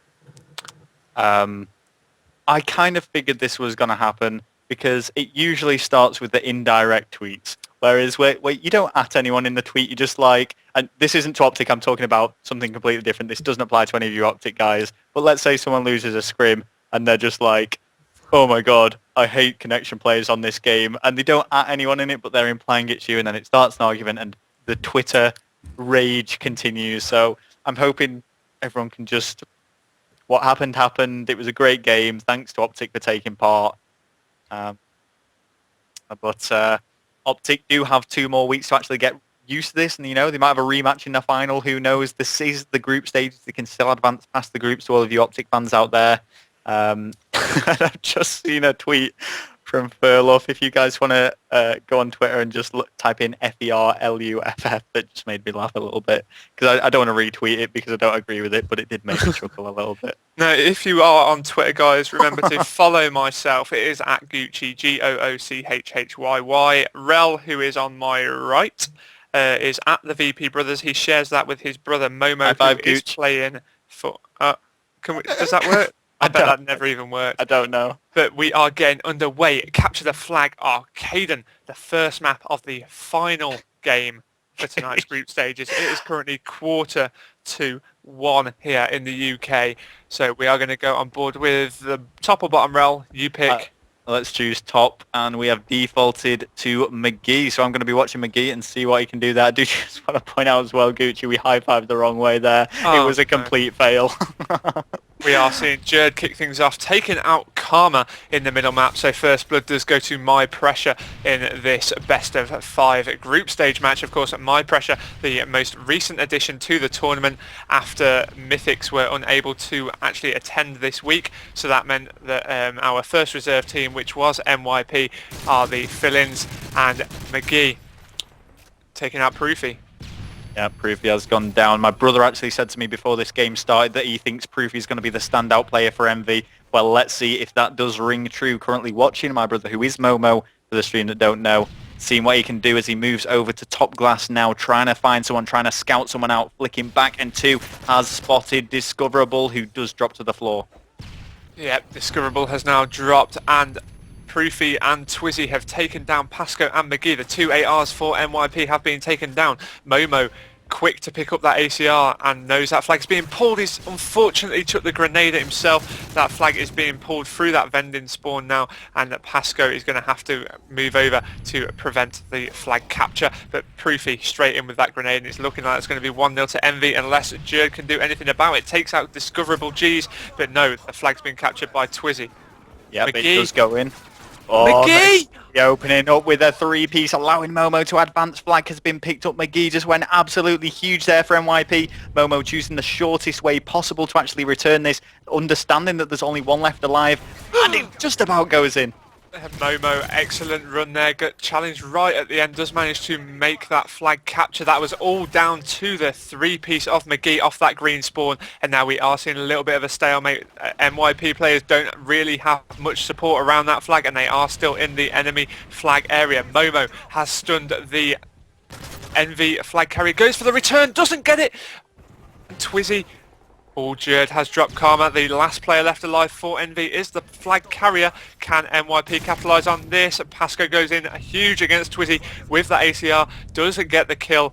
And now the flag is being run by NYP Jerd. Yeah, exactly. I mean, that was a really tense moment. It actually looked like that was going to go to Envy for a second, but no, instead, it is now 2-1 to NYP. They have taken a lead and 3 go down against Envy. 1 left alive. Flag has been pulled by Pasco. He's running this home as Momo cleans things up with a pistol. 3-1 now to NYP. Yeah, great flag capture and great teamwork between the NYP players there. They are setting this up nicely to actually shut them down off the spawn. That was great from NYP there, in my opinion. I mean, it looked as if Envy were going to get the cap. They worked as a team to actually stop that. Momo getting a 2-piece, getting shut down by Discoverable, but McGee taking down Twizzy as well. So that means Discoverable is left last alive to defend that flag and takes down Pasco nicely. And we should probably, I'm just reading the chat, I've just been updated. Discoverable GZ is referred to as Ground Zero. That's what the GZ is. And the Twizzy apparently is known as Twiz. We do apologise. We're a lot more familiar with the EU scene, despite these being the top players for the NA side of things. But nevertheless, a lot of flags actually being captured in this first half. With 1 minute 30 left, 4 flags have actually made it all the way across the map. Yeah, there is a few questions as to the host of this. Now, this is on a EU dedicated host, as it was with the Optic game, and it will remain so throughout the entire tournament, with this being an EU hosted tournament. Momo going huge with the 2-piece there, taking out 2 of the finest Call of Duty players in the world and advancing up to the top glass now, just to give some support to his teammates and potentially shut them down off the top paint construction spawn. Yeah, well, he is on spawns now and just waiting for the right moment to strike as he advances further. He's actually going in to try and challenge them. Momo is actually an SMG objective player. He runs alongside Jerd, and together they try and do damage, but 4 go down now against Envy, and this is going to be certainly another flag capture. They could potentially go for a relay here if they can manipulate the spawns appropriately, but this is going to be it with 40 seconds left. It is now 4-1 to NYP. NYP looking so strong here. Now, as I said before the game, they did all tweet out that they're tired and whatnot. McGee's got an exam in less than 8 hours, but NYP looking very strong here on this first side of Arcade. And of course, this is the better side, do remember that, and Envy will have their chance at that side and actually see how they can do on it. McGee and Pasco picking up kills, and this looks as if it is going to end 4-1 on the first side to My Pressure. Yep, I can't see any more flags being captured, not at this late stage in the game, so a brilliant scoreline for them, but let's not rule Envy out just yet. We're going to be switching things up and getting things from their perspective and seeing what they can do now after such a successful round for My Pressure. Yeah, that definitely was a successful round for NYP. I'm trying not to be biased because, of course, myself and Ral are part of the My Pressure organisation. And we will flick over now and give Envy their chance at the airtime and see how they can bounce back now. They are currently trailing by 3 flags. It was 4-1 to NYP at the end of that, despite Envy probably looking the fresher of the 2 sides at the start of it. Well, here we go. I'm straight on board with Karma now. He does have the assault rifle out, so he's no doubt going to be providing either some supportive or defensive play. Twiz picks up the 2-piece, but McGee is doing what he can to shut that out, taking out Swizz. And here we go, Envy on the attack. Proof he's picked up that flag, and he does have the support of his teammates. This is a really good start for Envy, but Pasco managing to take him out. Pasco's managed to take him out. Jerd has managed to take out Karma, who was in support of that flag as well. Heavy stunned is the player that was closest to the flag. That was at Ground Zero, but Momo has managed to drop him, and also Twiz, Pasco and McGee have dropped, and that was momentarily 4 down for the Envy lineup. Will they be able to stop their flag pull from NYP? No, they are not. 5-1 to NYP here against Envy in this Pro-Am tournament. Yep, having an absolutely phenomenal game.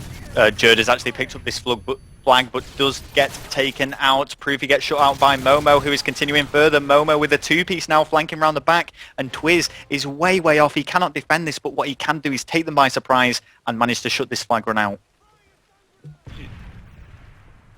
This is now being 5-1 to NYP. Oh, Twiz going huge with a two-piece, taking out both Pasco and Momo. Jerd going to shut him out as he advanced into that green spawn.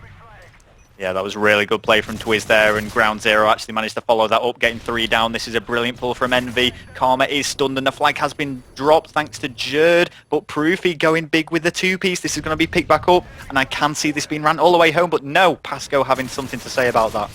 Pasco not accepting that flag being conceded. 1-1 now, though, on this side, so that does bring us back to 5-2. Yeah, 5-2.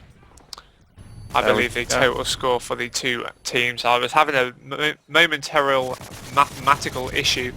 Clearly I spent too much time in esports and less time in my maths classroom, but now we are on board with Karma as he is holding this middle map area, just pre-firing up towards the top spawn, making sure nobody can get on that ever so crucial head glitch, but McGee and Jerd and Pasco all picking up kills for NYP now. Proofy left alive, does take out McGee, pushing down this top escalator, goes for middle map spawn, doesn't take anybody out there. No, flag has been picked up though by Jerd, but Proof's in a good position to actually stop this going any further. Stun comes in, does not connect, but Momo does take him out. Both flags have been pulled now. Ground Zero has picked that up, and this is going to be going to a stalemate position, which can only work in favour of NYP.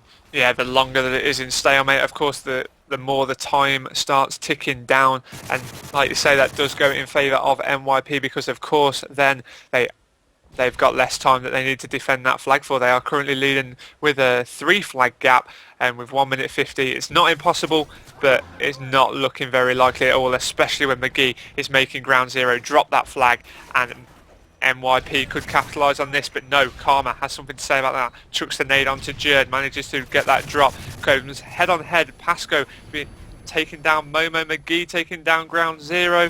One player left at the back of the flag. Karma managed to do that and return the flag, so that has been returned by Karma now, but only 1 minute 25 left on that clock. Surely not enough time to get 3 flags to tie things up. And you know what, despite Karma getting taken out just towards the end, he played that absolutely fantastically to get the return. That's 3 down now, or 4 down in favour of Envy. Let's not rule them out just yet, Gucci, because if they can set up a relay here, which they have just done, this is bad news for NYP. That brings the overall scoreline to 5-3, I believe. Yeah, 5-3. It's looking like it's going to be 5-4. Twiz, huge two-piece. Karma as well. Make that 5-4 now. They need one more in 50 seconds, which is easily doable. Jerd trying to do something about that. Takes out 2, but Proofy answers back, takes out 2 in return, and is pulling that flag. He has got Ground Zero with him now. Oh, this is looking really good for Envy. This has come out of absolutely nowhere. They've relayed probably 3 flags, and Karma has managed to take out Pasco. This is definitely going to be a capture out of absolutely nowhere. They've brought this back from the clutches of defeat and won this round 4-1, bringing the overall scoreline to 5-5. I think that should silence a few people in the chat moaning that it is all connection based, because surely the fact that they can do it then just shows they could have done it the whole time. NYP were just outplaying them now, but with 10 seconds left on that clock, we are going to be seeing this go to stopwatch. 4-1 to the first side to NYP, 4-1 on the second side to Envy. Wow, who would have thought we would have seen a 5-5 tie? Wow, impressive start to this game. And you know what? Everyone is now telling me in the chat that his name is Discoverable, so I am sorry, but people keep telling me different things. Someone explicitly Right, I'm not said, listening to you then. No, well, someone explicitly said to me, Rel, you're saying his name wrong. His name is Ground Zero. So I'm sorry. I will call him Discoverable from now on. I'm very sorry about that. And I'm assuming that Twizzy is referred to as Twiz. I hope he is. I hope we've not been getting that wrong as well. But yes, it's going to be stopwatch, long and short of it, Gooch. We've explained it so many times that we just summarise it like this. The team that can capture the flag the quickest over the 2 rounds is going to be victorious in round number 1. I think that's the best way to say it, really. Yeah. There's no other way of saying, capture the flag the quickest you can do it, basically. So, wow. I mean, what do you think of that, Rel, really? How could I can't even sum it up, to be honest. We thought it was game over there. I just want to thank you to Furlough for just correcting me. So Ground Zero is his old team. Discoverable is his name. Apologies, I was misadvised by someone who I thought I could trust you lied to me. But we are correct about Twiz, so thank God for that. We're getting something right. But yes, let's see how this can work. It's incredibly tense, things like this. And what I often find is if a team captures a flag extremely quick, and you just kind of think, oh, there's no way the other team's going to be able to better that. They often do. They often, the pressure gets to them. They go clutch and they manage to pull it off somehow. Yep, now we are getting things underway. Of course, like Rel said, it will be the team that can capture the flag the quickest. We have just bunged a quick little ad in there, of course. We will go on board with the top team. Might as well stick on with what we were doing for that first side. So we are going to see how NYP can play this. Of course, this was the side that they won 4-1. So, but Envy did capture the flag first, if you do remember. So how will they be able to play this? My pressure kicking things off for us. Will they be able to get the first blood? Let's see who will get that first blood, and will it be a crucial kill? Yeah, I mean, all it takes is what could be a lucky 4 down, and that's it. That's going to be all she wrote. That'll be game over. But that's 3 down now by NYP against Envy. Last alive is Twiz, and he's going to have to come big, which he has just done, taking out Jerd, only to be shut down by Pasco. So yes, NYP are in a better position now with regards to advancing up on the map, but discoverable, preventing Pasco from getting any further. Yeah, and has also taken out Jerd as well. Momo just late in the middle map, chucked his nade over at that vending machine spawn to try and stop anything else. He knows that Discoverable should be around in there somewhere. Takes out Karma, Discoverable left, and does take out Momo, and he was left last alive once again, and does the defensive work, taking out the aggressive objective play of Momo. Well, so far NYP are out slaying Envy, so putting up a really good attempt, and we can see them just converging around that flag. Envy need to really defend this well. He needs to be making these kills. Karma's doing that brilliantly. Discoverable following it up, and that's going to be 4 down now against NYP. Jerd straight off the spawn. He has got the most favourable spawn possible there to prevent this flag pull, and he does so brilliantly. He got the stun onto Discoverable and then shot him in the back. So smart from Jerd now. He just needs to sit on this right hand side. Shot a bit too early as then Twist came around that corner. Momo, is he going to go for the sneaky quick pull, or is he just going to wait and try and get them off the spawn? Looks as if he's edging and wants to pull away, but his teammates keep going down. He's left last alive. It's clutch position for Momo now. He's going to advance into the middle too late. And that was 3 minutes 12 left on that clock when we ended that game, and that flag was captured. 3 minutes 12, which is 1 minute 48 seconds in which NYP need to capture that flag. Do you know Momo, what? I was just going to say, I'm really glad you caught that. That game was ended so quickly once that flag was captured. So thank you, Gucci, for getting that out. Momo, though, he did decide to challenge a bit too late, and it cost them. But you know what? There was about 4 Envy players surrounding that anyway. I don't think he would have picked up the 4P. So either way, brilliant play from Envy. Can NYP beat 3 minutes 12? I've just flicked on, actually. Proof is streaming this because somebody's just said to me, look, they aren't lagging at all. So went on to Proof is stream, and no, they aren't lagging at all. We're going top. Top team. And this time, who should we watch? Proofy? Go on board with Proofy. Let's see what he's up to. I've actually had to just mute the sound from his stream just for 1 second. He was so hyped after that. They are sweating it to the absolute max, and why wouldn't they? Of course, first prize for this tournament won $2,000. Sorry. Yeah, I know. I've got to say, I find it a little bit difficult to commentate because I want to start shouting, wow, that's 3 down by NYP. Karma needs to defend this, but no, he goes down. And NYP could actually pull this off. Twiz has got to do something big. Those stuns need to connect, but McGee is going to be defending. I think they're going to do it, Gooch. Proofy is now pushing through the construction. He looks as if he is in the most favourable position to prevent that flag capture, but no! NYP answer back in such fucking quick succession. Huge play from NYP there. 40 seconds. You can wipe the smile off that 1 minute 48. We thought that was an insane capture time against this game. Of course, 4-1 at 4-1. We thought that 1 minute 48 was going to be good enough, but no. NYP answer back with 40-second flag capture. Huge play from My Pressure. Just looking in the chat, Rel trying to justify his brother choking. And as Domo pointed out, yes, Momo should have pulled it away. You're absolutely right. I didn't even think of that. If he'd have pulled that away, it could have been a different story. In any case, though, NYP do take that round. A lot closer than we thought, because at the start of it, it was looking very dominated by My Pressure. It ended up think it was 5-2 at one point, possibly 5-1 at some point. We are. Oh, you did say, sorry, Melmoth, we are on camera. But yeah, as I was saying, it's gotten quite late here. It's 1 a.m. now in the UK, and of course my parents are sleeping a few doors down, so I'm trying not to shout too much because they'll be mad, bro, if I wake them up. So if it explains why I'm not shouting like I usually am when I commentate, that is why. Hopefully next week we should actually be able to finish a little bit earlier because, of course, we're starting an hour earlier next week. It's 8 p.m. Our time next Sunday. So whack 5 hours off for you American guys. I believe it's going to be about 3 p.m. for you. We'll be kicking things off at 8 p.m. our time. And hopefully we won't have the delays that we had today. Of course, we had to replay between Optic and TCM twice. So that was an extra 20 minutes added on. And that all just adds up and then, of course, goes further and further on. But next week we will be kicking things off sharply at 8 p.m. And for you guys that want to go and look at the schedules for yourselves, the groups, the brackets, the teams themselves, go on to thewgl.co.uk. That's thewgl.co.uk. Hover over card, click the Soundblaster tournament, and then of course it's all there in front of you. So we are going to go on to the second map now, which is Search and Destroy on Seatown. My Pressure are currently leading against EnvyUS 1-0. Okay. Go on board with bottom. Bottom team, and it's going to be attack. We saw Proofy for quite a significant part of that final round of Capture the Flag in Stop. Oh, God, I just involuntarily burped. Played well. But yes, let's watch someone else. Wow, 3 of them actually pushing over to this right side. I'm watching Twiz the bomb carrier.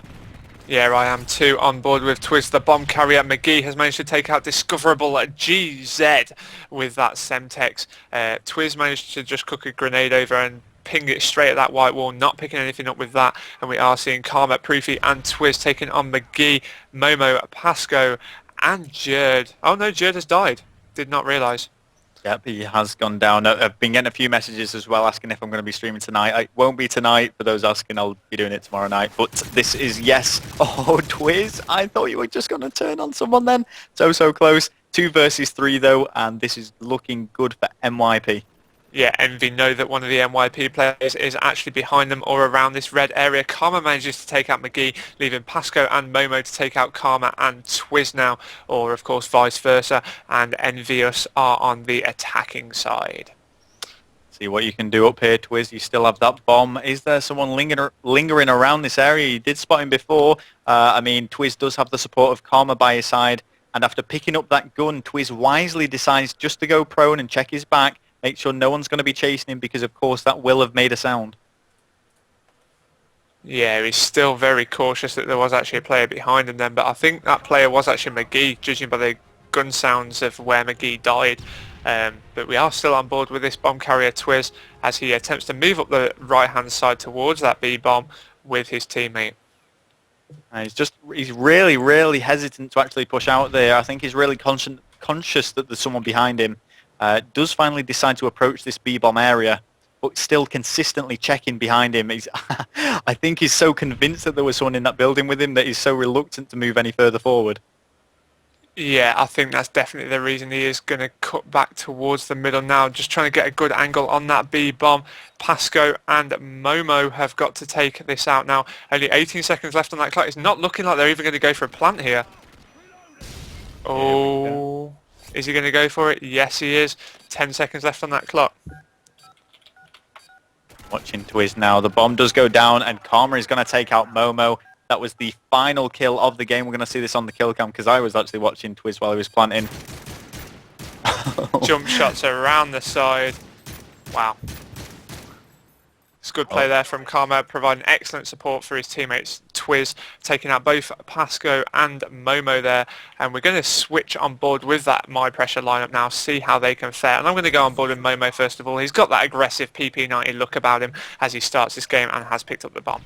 Yep, it's usually either himself or Jerd who would be carrying it. So let's see what he can do as he moves towards the A bomb site. That's the preferred bomb site, and usually where most players would actually go towards. You don't really see any early pushes towards B on this map, do you? You don't really see too much rushes towards it, no. But we're going to see Momo just hover around this bottom middle, and I would not be challenging straight up there, because if there would be a player up there, I would have thought he would have an ACR out, and an ACR long range against the PP90 is not going to do Momo any favours. Well, he's trying to find someone. I think he's trying to spot them rather than make that kill, as he does have the support of his teammates all around him here who can just blitz in should he go down. Does not find anyone bottom building, but instead goes for the stun grenade, which doesn't connect around A. So the bomb would seem to be pretty open, but no doubt Envy have it locked down from some sort of position. I was going to say I would have thought they'd have some form of eyes on the prize, so to speak. Momo just running around this top ladder building now, wants to jump down onto that A-bomb.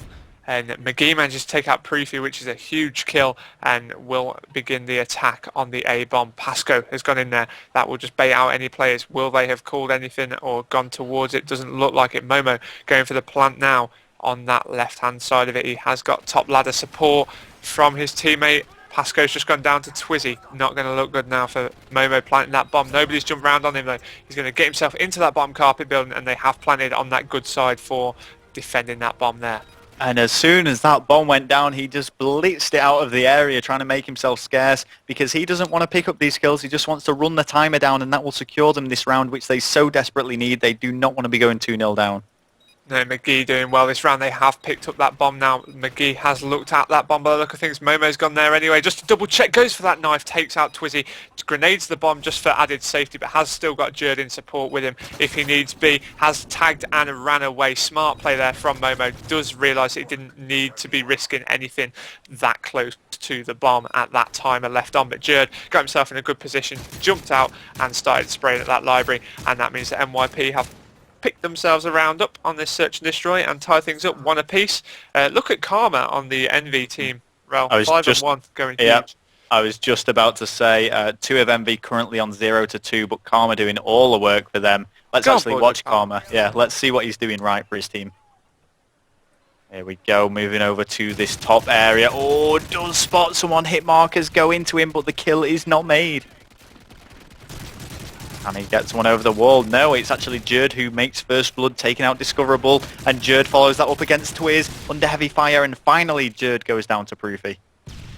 Yeah, Karma now stunning over, trying to get those stuns into that top green. Sees Pasco coming behind him. That was smart from Karma.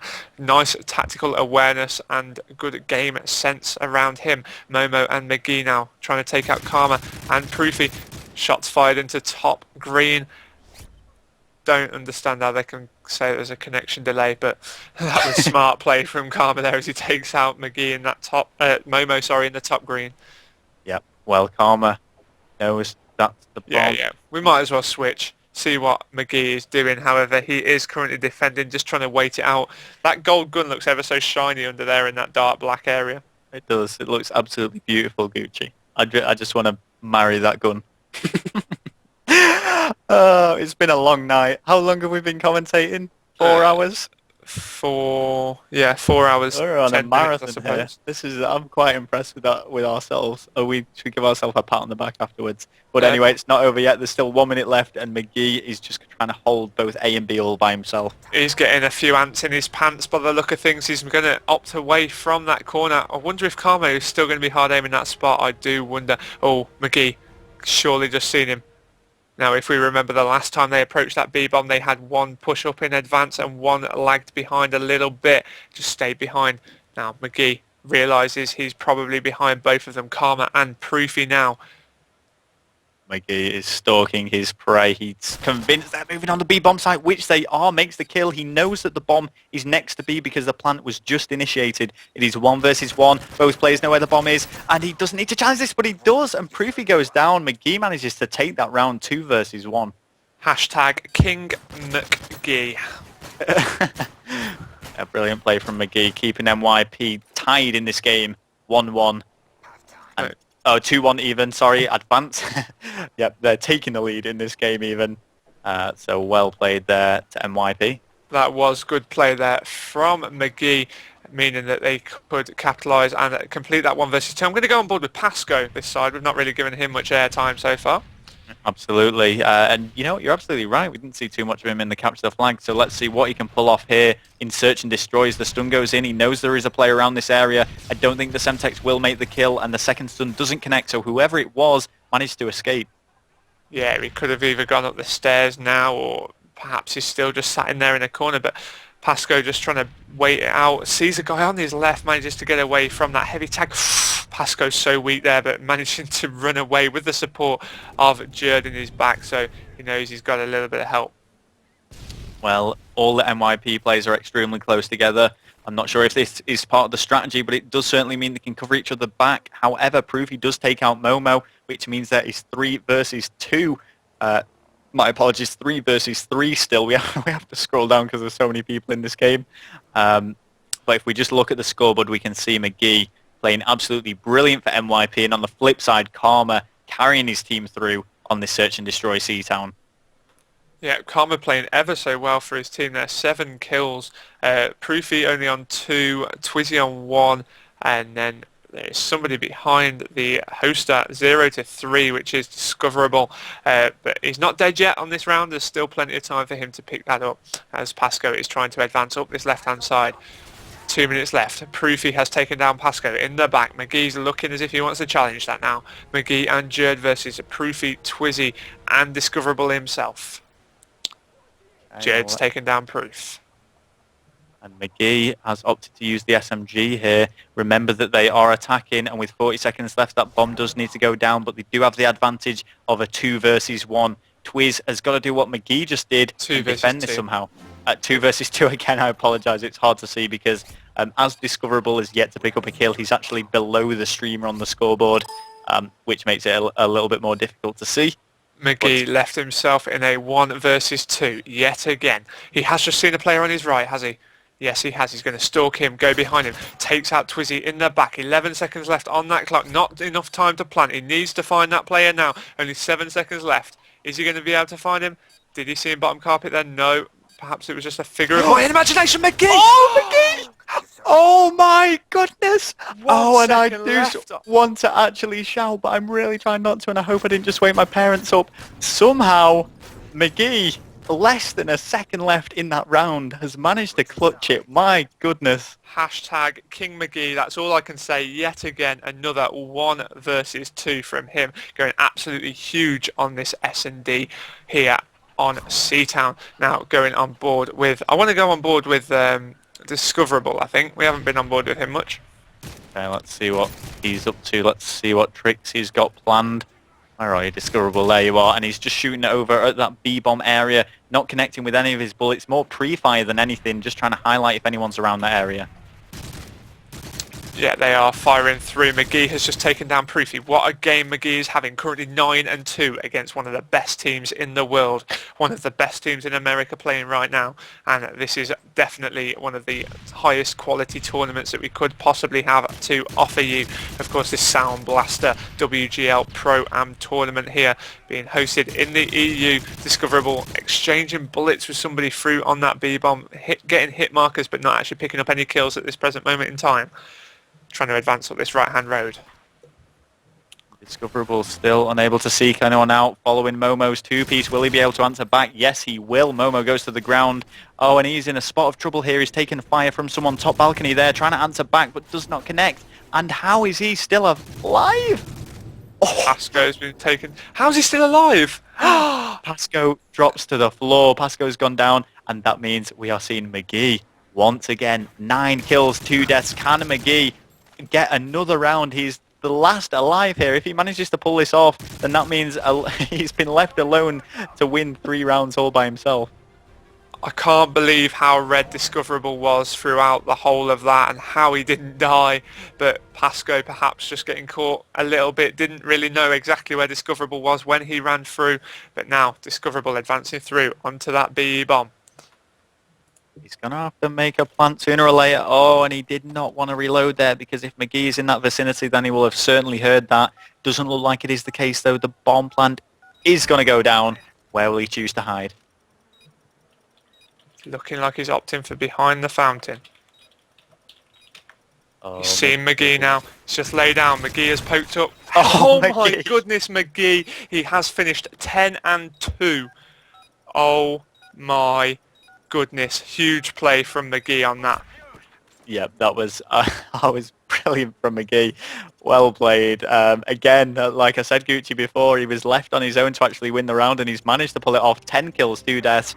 And to someone who just pointed out in the stream, McGee's stream watching, just think about this for a second, guys. We've got a 20-second delay on the stream. It's a minimum 20-second delay. And, you know, you could be planting at B-bomb and run to A-bomb and start planting before McGee would even know about it. You can't. It's almost impossible to stream watch. It just wouldn't work, especially when you're trying to play itself. Just think about it logically, guys. We need to, the only possible explanation is the fact that Proof is streaming and he has no delay. But I think he's also got a 20-second delay on, so yeah. I don't know. I don't think it's possible for him to be stream watching. But Proofy is... Yeah, I mean, if Proofy... I'm not saying he is, but if Proofy is going to be complaining or anything like that, then you know what? You can always stop streaming. That is a valid valid option. So, you know, I don't know how else I can say that. But it's not the case anyway, so there you go. So yes, round number 3 is going to be capture the flag on Dome. That was impressive. I can't get over McGee on that C-Town then. No, there was too many clutch moments. There really was. Played absolutely fantastically for his team. I'm just going to quickly bring up the scoreboard if I can still see it. Yes, I am correct in saying he actually got more kills than both Momo, Jerd and Pasco combined. 2 more kills. Hashtag carried. And let's not forget about Karma on the flip side for Envy, who was actually on 8-4, playing absolutely brilliantly himself. People in Proofy's stream are saying they're watching, and he has a 50-second delay on Proofy's stream apparently. Okay, so how he can be... let's just be reasonable, guys. I don't know. People will try anything just to make somebody less good at a game. I don't know. It was good play. It was great play from both teams. Like I say, credit to Karma for actually going big there as well. But this is an objective game mode now. We saw a brilliant first game between these two teams, which looked so easy, convincingly a win for MYP when it was 4-1. But Envy out of nowhere brought it back, took it to stopwatch, and won. I've just seen you dance on the stream, Gooch, and captured the flag. When there was only 3 minutes 12 on the clock, MYP just managed to better that time. So this should be interesting. There we go. We have seen so far My Pressure, the most recent addition to this tournament due to the fact that Mythix couldn't play. MV were actually going to be taking the French team on tonight, but we won't be seeing that anymore as MYP have taken their place in the tournament as the first reserve for when a team dropped out.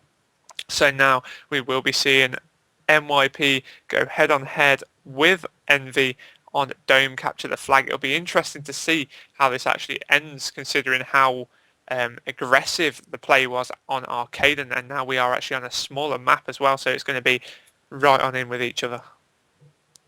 Here we go. I'm just trying to wonder why they're actually waiting. If you don't know, we've got Skype in front of us. We're trying to keep updated with all the players and what's going on and if there's any changes or anything like that. So I think, I'm assuming both teams are waiting. Maybe one's gone for a toilet break or something like that. Yeah, I mean, if you guys do want to check out Soundblaster, who are sponsoring this actual stream itself and the tournament itself, then be sure to actually click out the link in the top right-hand side of this channel. There is actually a 24-hour discount for 25% on all the products that you can see there. So grab yourself a bargain if you like. Nevertheless, let's jump straight into this, what could be potentially the final match that we are commentating and streaming tonight. We're going to jump on board with the top team, which is going to be MYP. I've defaulted to Momo. Let's see what he can do as he starts off this game.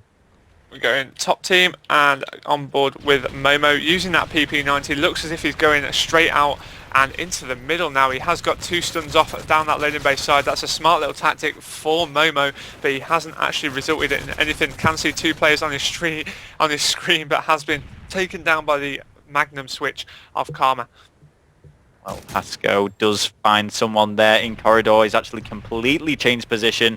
Definitely something that the Optic player won't be expecting. McGee and Pasco are actually both on defense, up against Karma, but Proof is coming with support. Oh, and kills exchange. Jerd doing really well to hold off that attack. Momo jumping in the loading base side. Now he has got a bit of defending left to do. Knows that there is a player around him. Bit of a choke shot, unfortunately, as he has dodged behind the flag. Momo getting... Why is he not dead?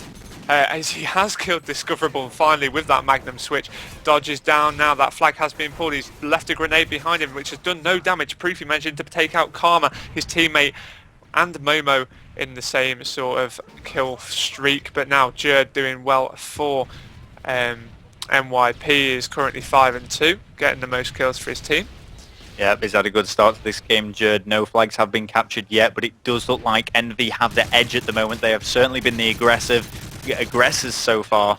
Let's see if that continues as we advance further in this game.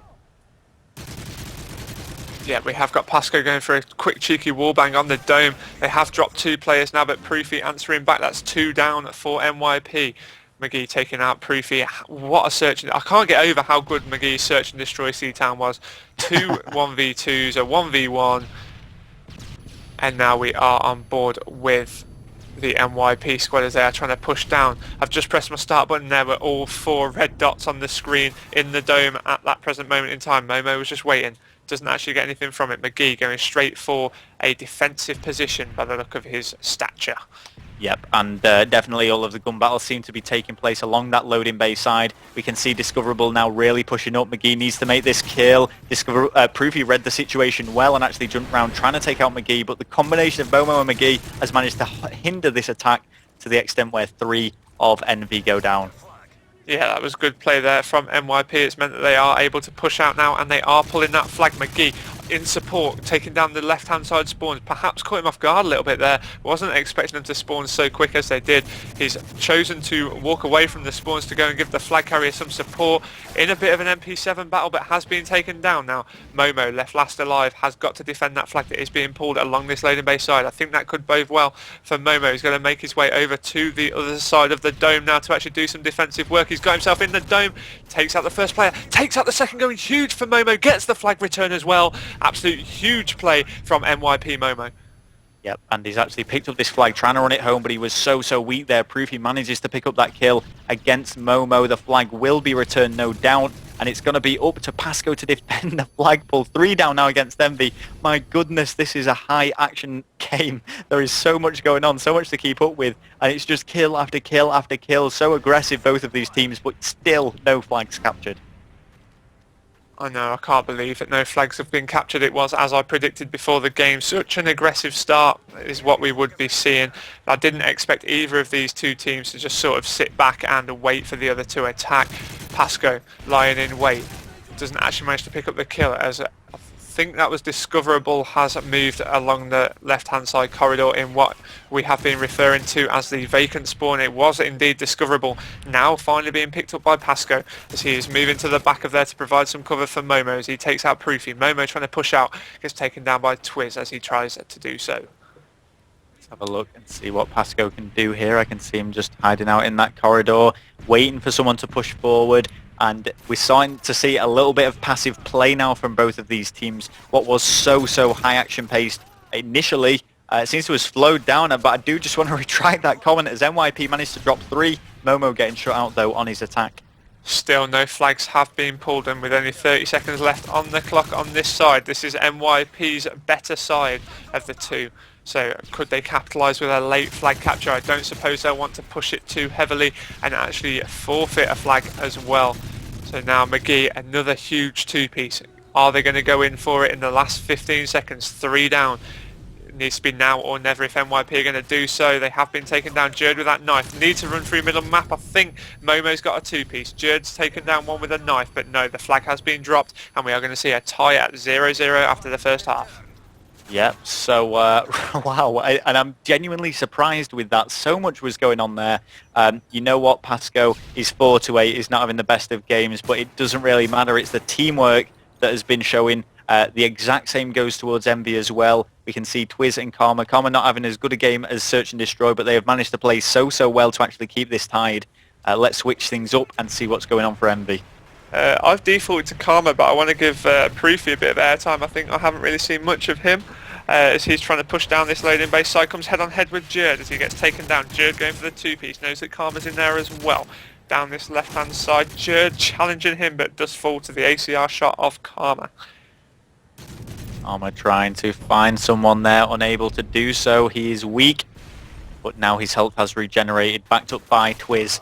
Oh, Twiz goes down to Momo. Karma answering back, taking him out, and the Semtexes do fly in. Karma manages to just about evade that, but is going to have to eat a stun grenade.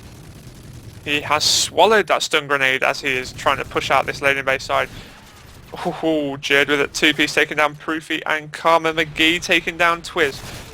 Oh, Jerd straight on the spawn taking down Discoverable. That was momentarily 4 down. Proofy shot straight off the spawn by McGee. Proofy could not even react quick enough. And now can NYP capitalise and get their first flag capture of the game. Pasco taking down Discoverable off the spawn. It's looking like it is going to be a flag capture. And I'm not really sure what Karma's doing here. He's waiting for a spawn push by the look of things. They're just trying to set back up and go for a flag attack. Yeah, trying to find someone. Karma does not spot anyone bottom dome, but Pasco was actually there. He wasn't expecting it. But yes, this is 1-0 now to NYP, so they do have the lead, and they've just got to hold on to this though. Twiz and Proofy pushing in together, and the flag has been picked up. Twiz is now pulling this flag alongside the loading base side, been dropped by Momo. Momo has been dropped by Discoverable though. This is looking good for EnvyUS as it is momentarily 4 down. Jerd and McGee off the spawns to attempt to stop this flag pull, but I'm thinking it's going to be in from EnvyUS. Yes, it has been done so. McGee taking down Karma as he went for that relay though. Proofy's stun grenades do go over there. They do hit someone, which is going to free up some space for them to push down this left-hand side. And as you can see, Proofy is doing just that. And he's getting into positions here where he can support his teammates. He's waiting for Discoverable to get into a good position now. But here comes the push. Yep, EnvyUS are pushing. Jerd has just taken down one, but been taken down in the back. Momo getting outshot by Proofy there. That was a vital kill that McGee made in the end, but now they are on the attack. They are pulling this up. Loading base side. He is double stunned. Is there a nade about to land on him? Perhaps should have been Pasco going for the kill. Does manage to take out Karma. Needs to be able to push out, but that flag has been dropped now. Will it get returned? It's not looking like it will be yet, but there's only one player left alive, and that was Proofy. So it has been returned, and now NYP can push out a little bit. Trying to find... Karma is trying to find someone now in the corridor, but there is no one to spot. Instead, he just decides to take out that explosive barrel. He doesn't want that catching him off guard. And it was okay to reveal his position there because a lot of people expect it, but 3 go down now. And that is going to be 4. The combination of Momo and Jord, 2 kills each. And McGee straight onto them spawns. McGee takes out... going for the 3! Isn't going to be able to stop that. But Karma going for McGee. It's the same sort of situation. They have that on lock to NYP.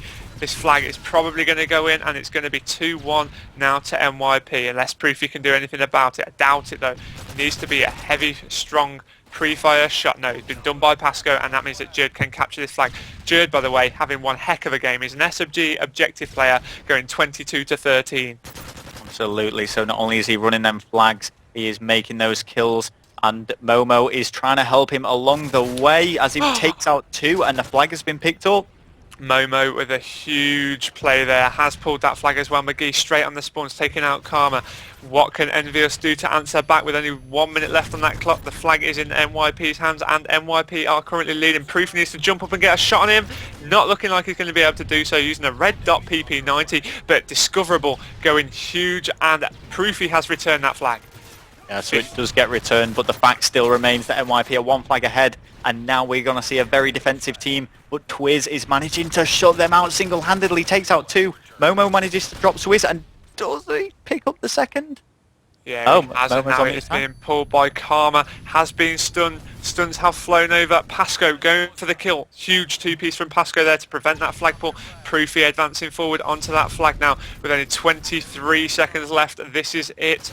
Pasco needs to make that kill, but Momo does, and I think that is going to be it now. NYP victory. I would just like to thank Captain Oblivious in the stream chat. This commentating duo is great, probably the best I've ever heard other than Fwiz and Hastro. I will take that as a huge compliment, mate. Thank you. Definitely. I mean, I kind of felt bad at one stage because we've been commentating for 4.5 hours, I think, and I think I've tailed off a little bit, I'll be completely honest. But we've stuck at it, Gooch, and we've seen the whole tournament through for this Sunday. Remember, this is going to be every Sunday, but that is going to be a 3-0 victory for NYP against EnvyUS. Yeah, very good play from NYP. Of course, Jerd going 24 to 18. Momo dropping 23 kills. McGee in the high 20s as well. I'm very impressed with how NYP played. Of course, they didn't know that they'd actually be playing this tournament until just before the Optic game kicked off. So would like to thank all 460 of you left in this chat. Thank you to everybody that's actually joined us throughout the evening tonight. Remember, we will be back at 8 o'clock next week for the second lot of group games between all of the different teams in this Soundblaster WGL Pro-Am Modern Warfare 3 tournament. Yeah, absolutely. And a big shout out again to Soundblaster, who've been sponsoring this actual stream and the tournament itself. We've said it time and time again, but if you want to check them out for the 25% discounts that are going on their website, then please feel free to do so. Gucci, people are asking for a dance off, but we don't have any music, so I don't have 500 viewers. We did at one stage. I kind of want to dance, but there's no dance, music. I'ma be okay. Okay. Oh my god, I can see you. I'm just going to go for a waving arm motion. It doesn't fit the song, but I'm feeling it. Right, so as it is now 1:30 in the morning, I think we are going to call it a night. Me and Rel have just had a nice little Mexican wave, and that has cleared the viewers. They have gone down like that, guys. Remember, 8 p.m. next week. Thank you to all that have tuned in tonight.